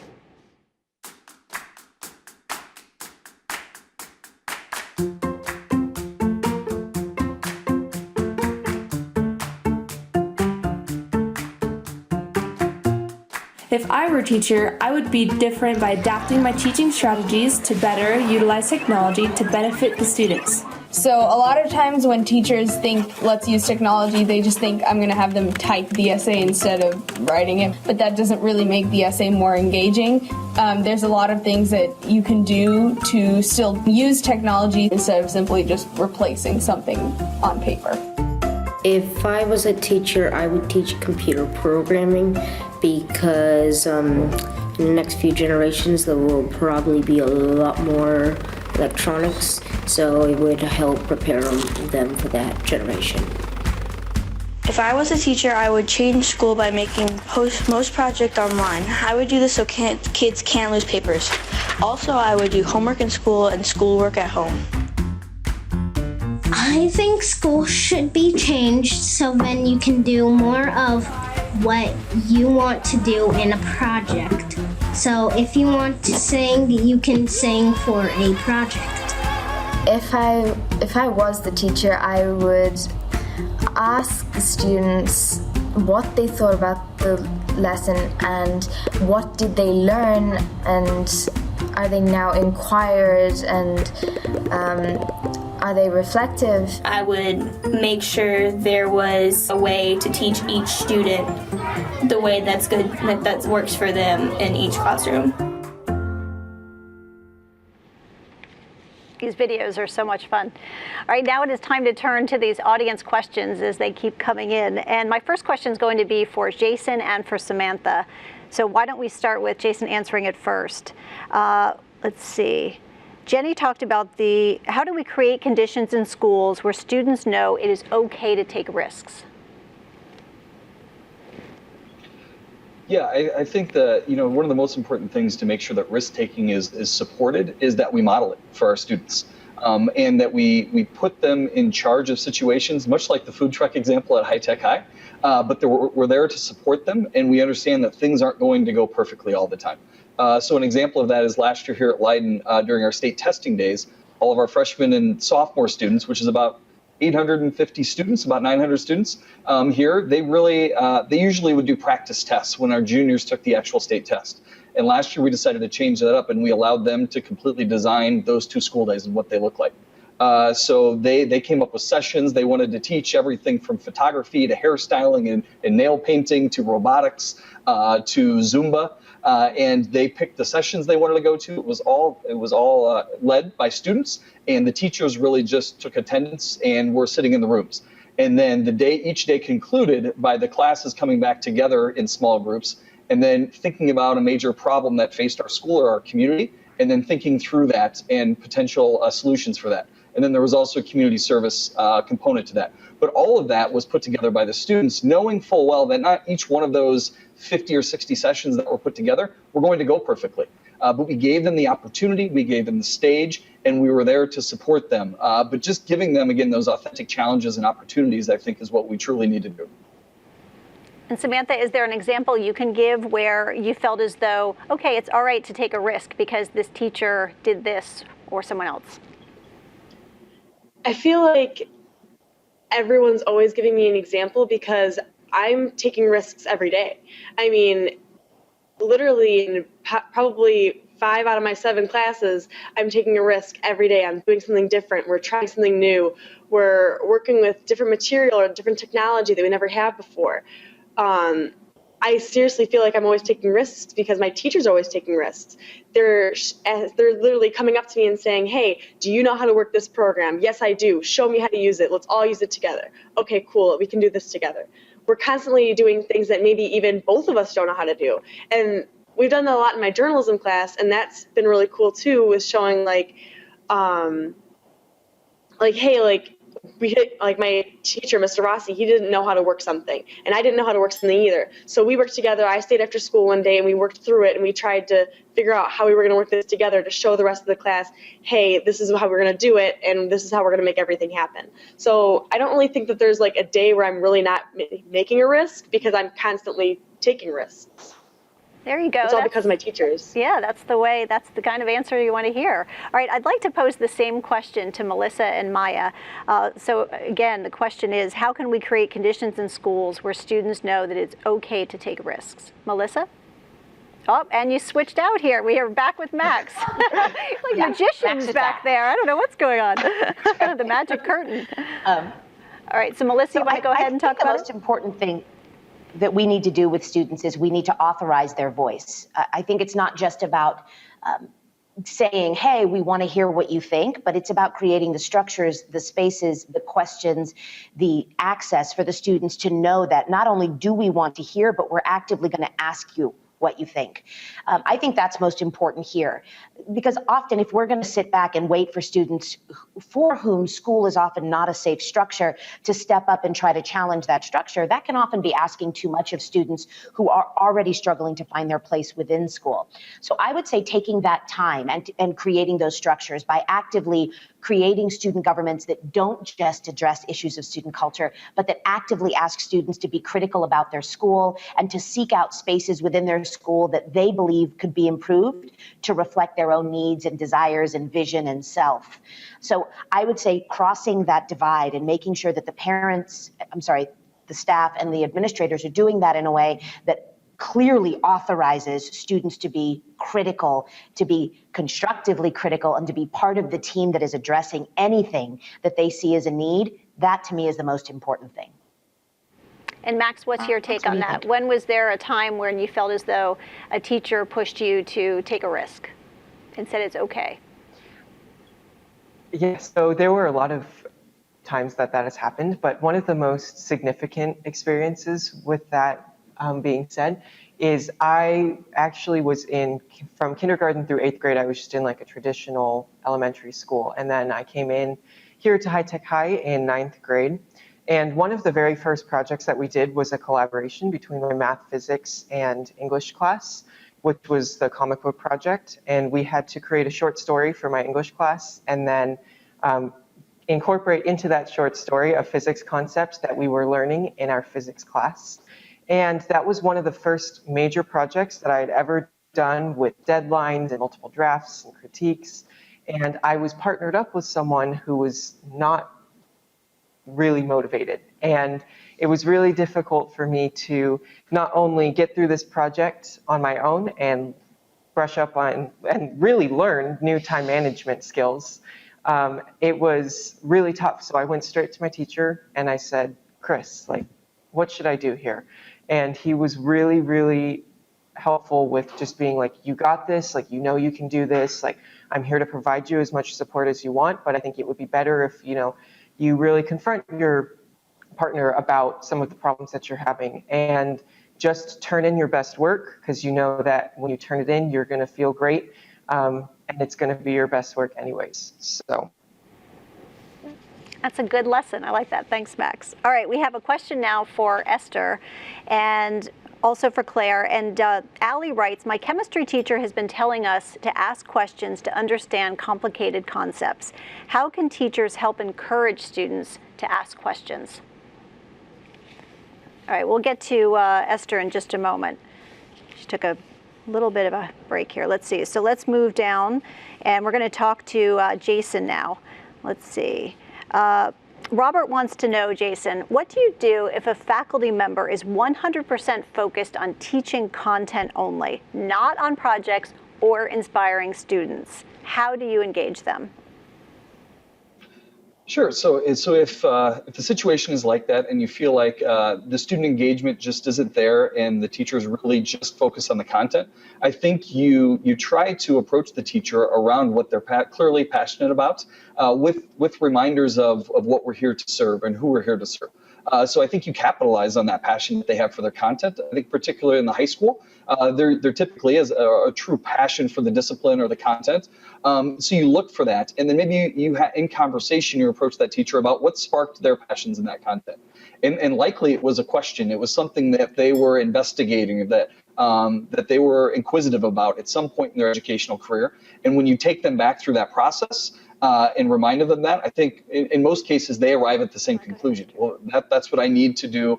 I need to present those sorts of inquiry-based opportunities to my students so they can arrive at that same passion that I have for my content.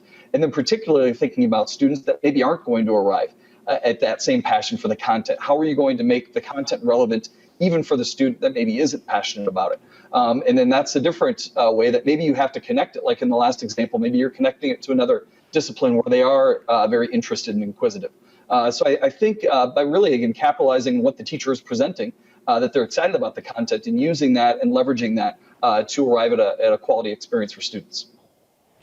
And Samantha, what's your take on that? I'm guessing that you do prefer to have somebody who's more engaged and not just teaching by the textbook.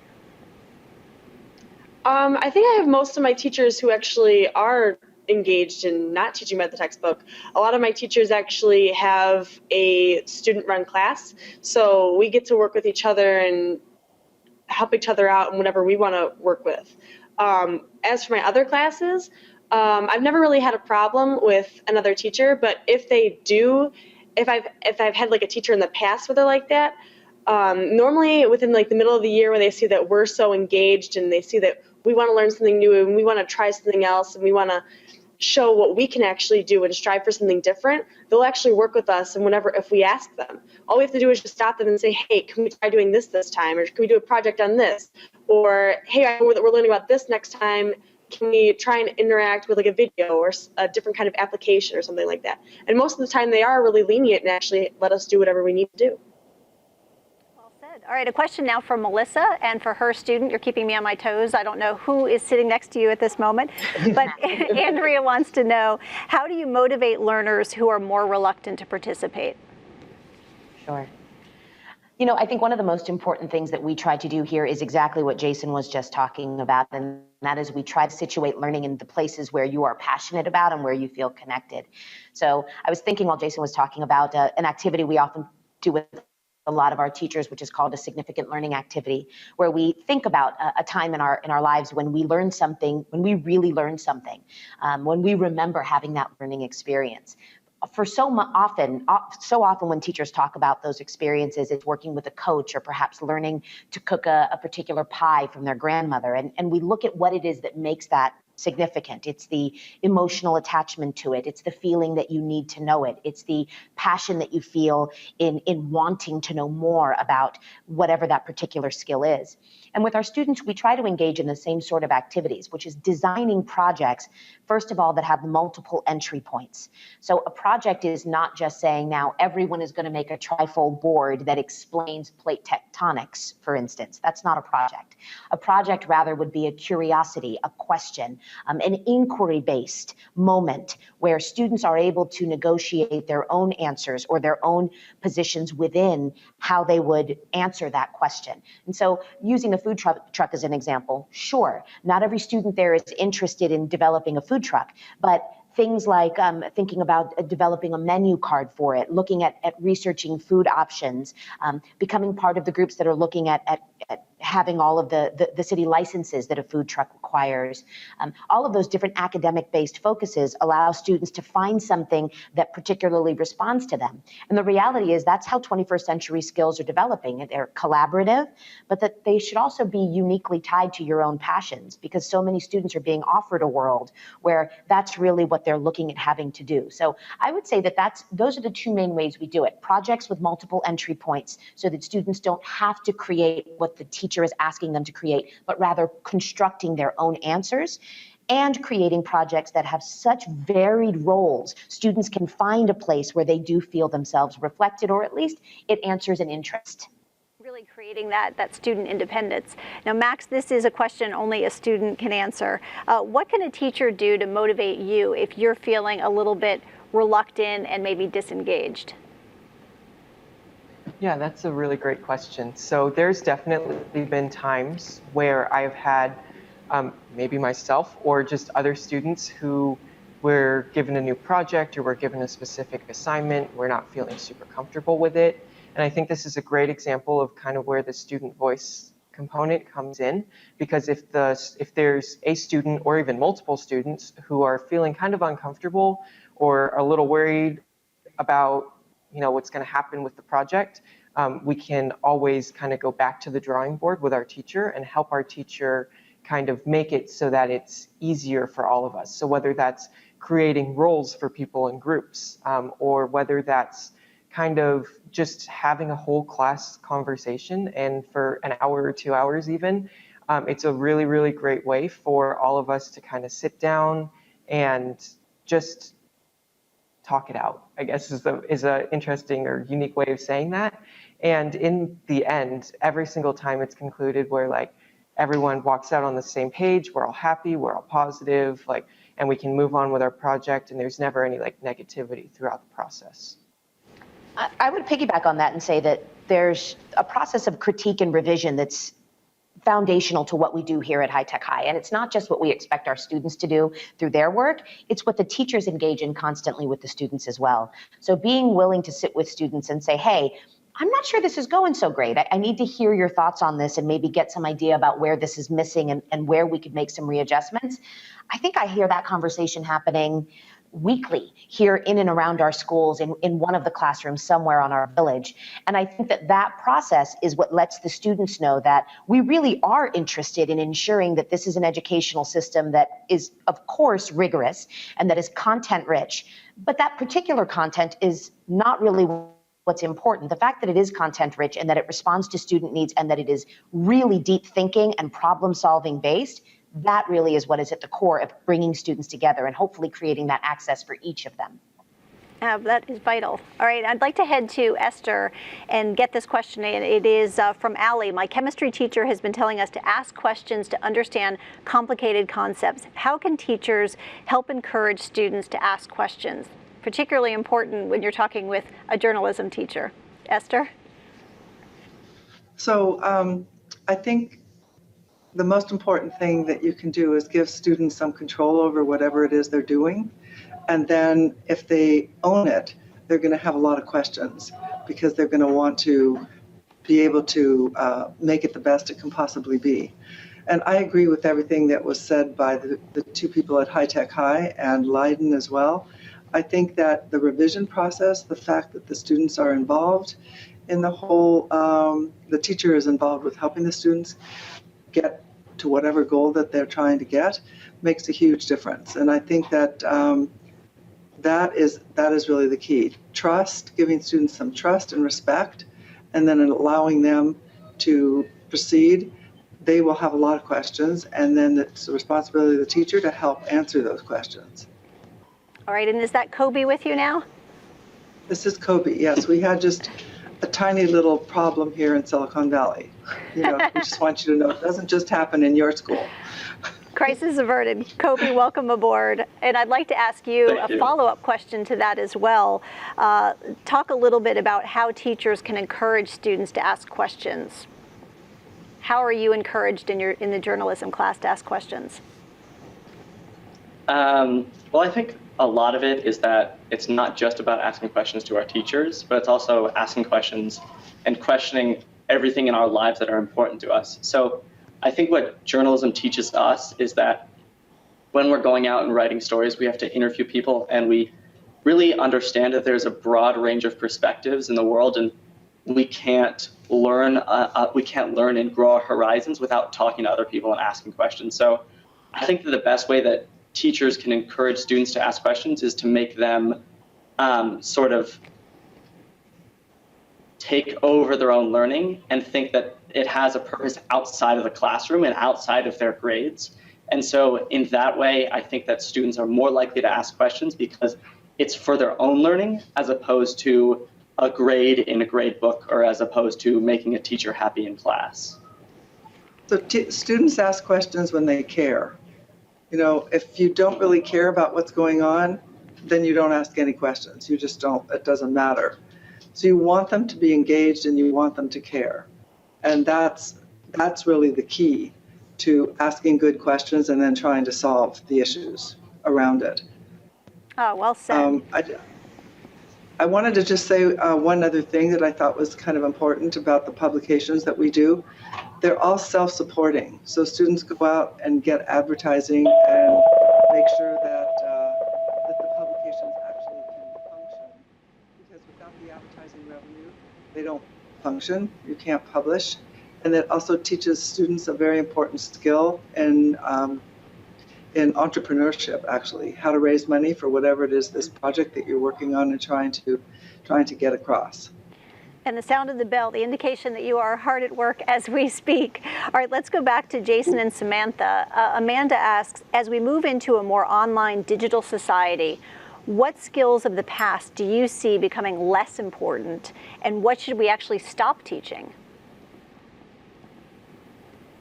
That's really interesting. I think the first part of the question focuses on what skills in the past do I think aren't important anymore. And I would argue that the skills that we've always cared about are of the same importance, if not more. I think typically what has happened, and you look at what a lot of people will call the 4 C's or the 21st century skills, those are the same things that have always been important, but the need and the importance of them often are amplified when we talk about living in a digital age. So when you think about things like media literacy, like I'm sure Esther is dealing with, working with her students on all the time, that's always been an important skill. But instead of comparing between 1 or 2 newspapers like we used to do, or 1 or 2 network news channels, now you do a Google search for a news event and you have hundreds of thousands of hits. So that it's the same skill, but the amplification for it is very important. Now, I think there are some things that we can start to peel away as we become more skill focused, perhaps, in some of our courses, and there might be layers of content that we don't necessarily need to focus on. Because although that content is important to continue to build upon our learning and understand, there are certain things that we don't have to commit to memory in quite the same way that we used to. So I think just to tease the question out a little bit, I would argue that there aren't many skills that have always been our main focus that we would pull away from, but we would become maybe more skill focused than content focused. And Samantha, what's your take on that? What do you think they should stop teaching? Stop teaching wise? I don't think they should stop teaching anything. I feel like everything that I've learned thus far has been very influential to myself and honestly to others as well, because everything that I've learned, I've used somehow in my life. It's never been, oh, when am I going to use this? Oh, no, I've actually used this. I feel like every time some students, if they don't really care in class, they'll say, oh, like, are you sure we're going to use this in life? Like, yeah, you actually are. Like, just wait a month and you'll actually see that everything you're learning in consumer ed actually is going to be when you're trying to go open a bank account. Things like that. Even like with your U.S. history class, maybe you're learning something that's going to help you with a random quiz someday that's going to win you $100, different things like that. It's like, it's just so random. I don't think you should stop learning anything, because anything can be useful at any time, and you're never going to know when you're never going to know when you're going to need to know it. So I feel like everyone should keep learning what we're learning, and possibly even more. I feel like education is very important, and we should do more of it. I'd like to jump in on that one too. Right there. Okay. Yeah, and Alyssa, I was going to move it down to you and ask you and Kobe about that. Great. Or you and Max, sorry. I think that there's a couple things. First of all, I definitely agree with Jason that there's 2 questions here, right? One is about maybe what is it that schools have traditionally done that should change versus the idea of what skills the students are developing. I think it's so important that we begin to shift away from the idea that any particular content is what's important, and move towards the idea that while content is important, particularly what students are memorizing or what we used to have to memorize in school, it's really just not. It's a dead skill. Everybody walks around with a computer in their pocket, so you don't need to know who the 16th president is anymore. You can Google it. The other thing is, I think we need to strongly make a shift towards what we are asking our students to, how we are asking them to react to information, apply information, transform information, and react to it and collaboratively. hearing other people's opinions, teachers and students alike, and using that information to form a well-versed, thoughtful response to their world and to what's happening. So rather than, for instance, a chemistry class that's focused on memorizing chemical formulas in a periodic table, which is now available at the touch of a button from anyone's pocket, now students should be endeavoring to create chemistry, to work in a lab setting, to ask questions about how those things work, and then to explore it with other people who might be asking different questions or thinking about those questions in their own unique way. And that, I think, is the major shift that needs to happen. We need to move students towards inquiry-based thinking and away from memorizing some prescribed set of standards or skills that someone in an office somewhere in the state capitol has decided is what that needs to be. So that, to me, is the biggest shift, and I appreciate everything Jason said on the topic. All right, and Esther, I know you had a follow-up to this point. Oh yeah, I did have a follow-up, and that was what I think students should not learn in this particular century is they shouldn't be totally focused on testing. And I think a lot of the students in the world today are still focused on testing and taking multiple choice exams because, as Melissa said, we have like a computer. It's in our pocket. We have an encyclopedia actually in there, and we've got access to all the information. So the question is, why should kids be memorizing things? And why should we be focusing on memorization and test taking? So that was the main thing that I wanted to add to it. I think we need to focus on thinking skills, collaboration skills, and empowering students.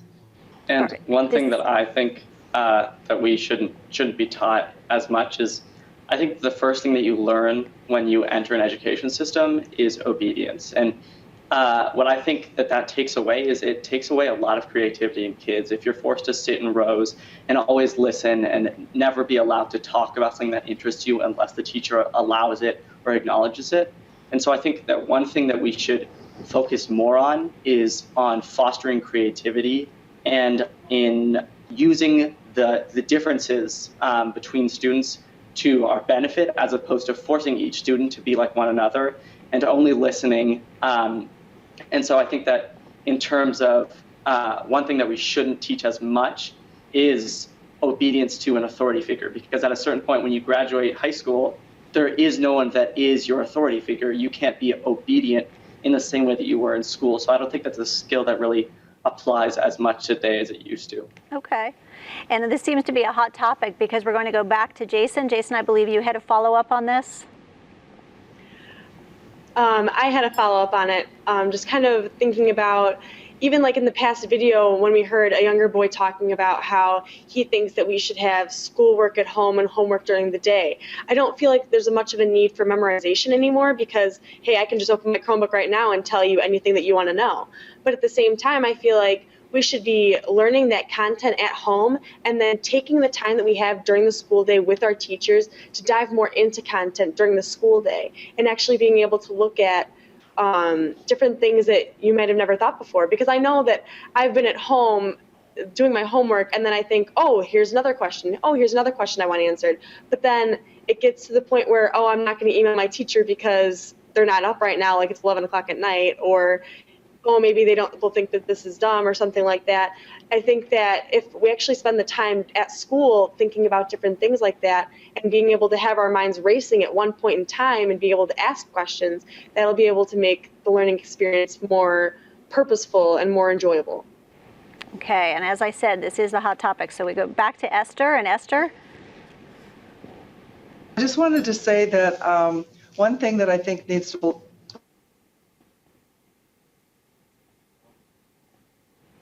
Okay, we just hit a glitch. So now I'm going to go to a new topic for a moment, and this is about access. I'm going to send it back to Jason and Samantha. Jason, I know you've done a lot to create access for your students. Abiola wants to know what we can do to help students get access to the web and to the tools they need. So I think that's becoming more and more of a responsibility of our public schools. I mean, when we look at what education really means, access to information, as we've all been saying, if we're truly making these shifts away from feeling like students need to have some of this content memorized and really understand it because we're relying on digital tools, then we need to make sure those digital tools are available to all of our students. and it needs to be equitable across all groups, across all kids. So when we went one-to-one, we made certain that every student was guaranteed the same device. And we wanted to make sure that that access was the same for all of our students. And we wanted to make sure also to go a step further and to address and help to rectify any issues with bandwidth and internet usage at home. So I think it's interesting because it's a multi-layered issue when you start to really dive into it. You know, it's easy to hand a student a device and then just assume that when they leave the school, they can still connect to the internet. But we have to still face those challenges of a certain percentage of your students, depending on where you are likely going home to an environment where they can't connect that device to a Wi-Fi network at home. So we have looked at a number of different ways to help address that issue and help work with families, and we continue to look to solve that issue of access. But I think it's becoming more and more of a responsibility, and we certainly felt that 3 years ago when we went one-to-one.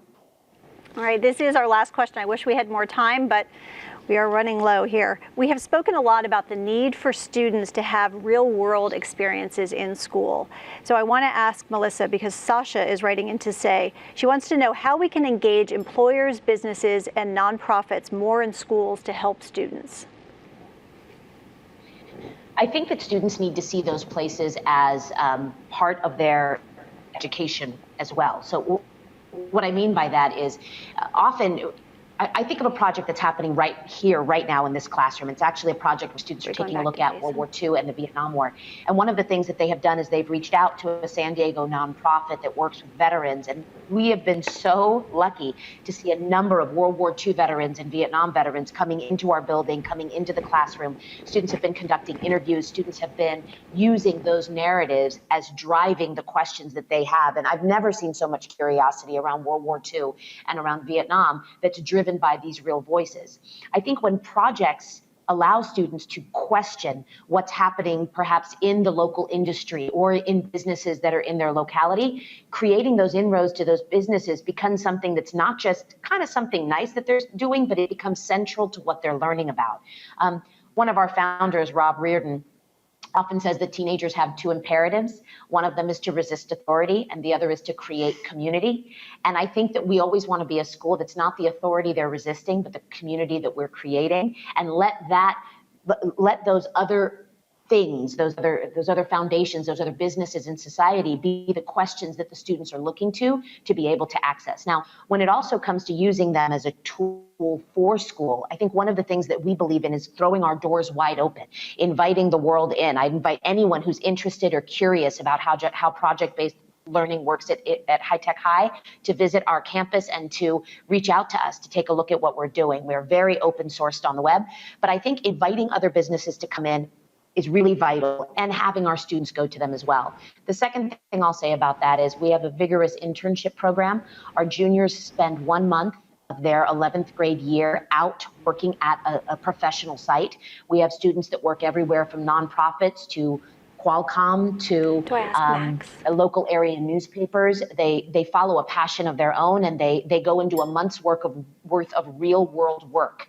And that creates a number of inroads into how our students are creating relationships with those outside entities as well. So we strive to not have the regular school walls. In fact, one of our guiding principles at High Tech High is the adult world connection, asking our students to create those relationships because they need them, not because it's just a new idea, but because it's integral in what they're learning and how they're thinking.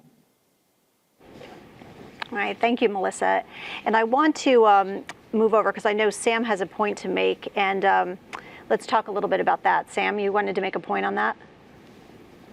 Something really cool that we do at Leiden is, I know my sophomore year, I started showing us some interest in technology, obviously being within TSI and different things like that. And we had this awesome thing that happens every year now where we have women, it's actually called Women in Technology. We have women professionals who work in the technology business come in and they speak with us about their jobs, their education, how they got to where they are in life, how their interaction with others in technology has gone through, and different things like that. And I would never have met people from Google before. I've never met people that work in so many different areas of technology, even areas I've never heard of before, unless this has been put together. And it's been one of the coolest things I've ever been able to do. And now I have all these people on my LinkedIn that I'm able to contact. Hey, can I talk to you about this? I've got a question about coding. I've got a question about something for my TSI class, different things like that I would have had the ability to do without having these women come in. And it's amazing. Just a quick follow-up on what Sammy just mentioned with the Women in Technology event that we've hosted the last few years. Two kind of tangible outcomes to that. We offered AP Computer Science for the first time since I've been back at Leiden this year, and over half the enrolled students are girls. And that was because there was such an interest, and I think it was truly driven by this event that Sammy talked about that started a few years ago by some of our teachers here at Leiden. And then secondly, we've had more and more of our students go outside of our walls, which is the most important thing, like was mentioned at High Tech High, and they're going on field trips. They're going on site visits. We just had one of our students that was a sophomore here accepted to the Girls Who Code program and will be coding for Groupon this summer. So those opportunities, I don't think would have ever happened until Sammy and some of our other girls got the ability to interact with these professionals. Oh, that's terrific. Great story. And just to wrap up, because we did run out of time for our audience questions and for our panel, but to wrap up, we heard a lot of terrific themes today, including giving students more choice and how important that is, a lot more flexibility, helping them own their decisions is critical, as well as some things you can do starting on Monday to empower your students. They gave a number of examples for that. So I want to thank our panelists because they really added a lot of time in so many things, great takeaway points here. So thank you to Jason and also to Samantha, much appreciated. Now we're going to move over and say goodbye to Esther, Claire, and Kobe, and also to Melissa. Max and Maya's not there, but please pass along our thanks as well. So thank you to all of you. Terrific panelists. I appreciate it. All right, well, thank you to the audience and viewers for listening, for scribbling your notes, and making a commitment to do more. We would love to hear from you. You can use hashtag Google EDU on air. Let's keep the conversation going. And on that end, you can jump online right now and connect with Google Educator groups. This is really for anyone who wants to share ideas to improve education. For all of you who are registered, you'll be getting a follow-up email in the next couple of days that will give you more information on that. For those of you who have not registered, it takes just a quick moment to jump on that website and fill out a very short form to do so. The good news is, tomorrow we have over 20 sessions on empowering students, ranging from how to set up a tech support internship program, like the one Jason told you about, also project-based learning, and bringing the maker movement to your class. On that note, let's take some time to wrap up today and to hear a little bit more about what's going on tomorrow. I'm going to hand it over to Tia at this point. Tia? Thank you for being part of the first day of Education on Air. We look forward to more discussion over social media. Remember to use the hashtag #GoogleEDUOnAir. Now, we have a lot more in store for you tomorrow. So now I want to take a few moments to give you an overview of the day and also to show you how to find the sessions that might most interest you. Around the clock, we have over 100 sessions for you to choose from. Now, don't worry if you can't catch everything that you want to see tomorrow live. All of the sessions will be recorded so that you can watch them on demand after the event. Now I'm going to let you know how you can find the sessions for day 2. Visit the same website that you're using to watch the conference right now. Scroll down and click on the right side to explore Conference Day 2. You'll notice that sessions have been organized by the audience that may be most interested. We have tracks for anyone, for IT, for administrators, or for educators. I'd encourage you to look across all of the tabs. You can also filter by a number of different criteria. Like here, we're filtering by theme, looking for sessions that are Google Tool tutorials. You'll be able to see which sessions are live. They'll be indicated in red. To watch the session, just click over to the right and click on Watch Live Now. And that's it. You're in the session. Remember as you're watching to scroll down below the video so you can type in any comments or questions that you have. All of our speakers are going to do the best they can to get to as many questions live as possible and to answer the other ones in writing after their session. Thanks again for being a part of Education on Air Day 1. We'll see you tomorrow for day 2.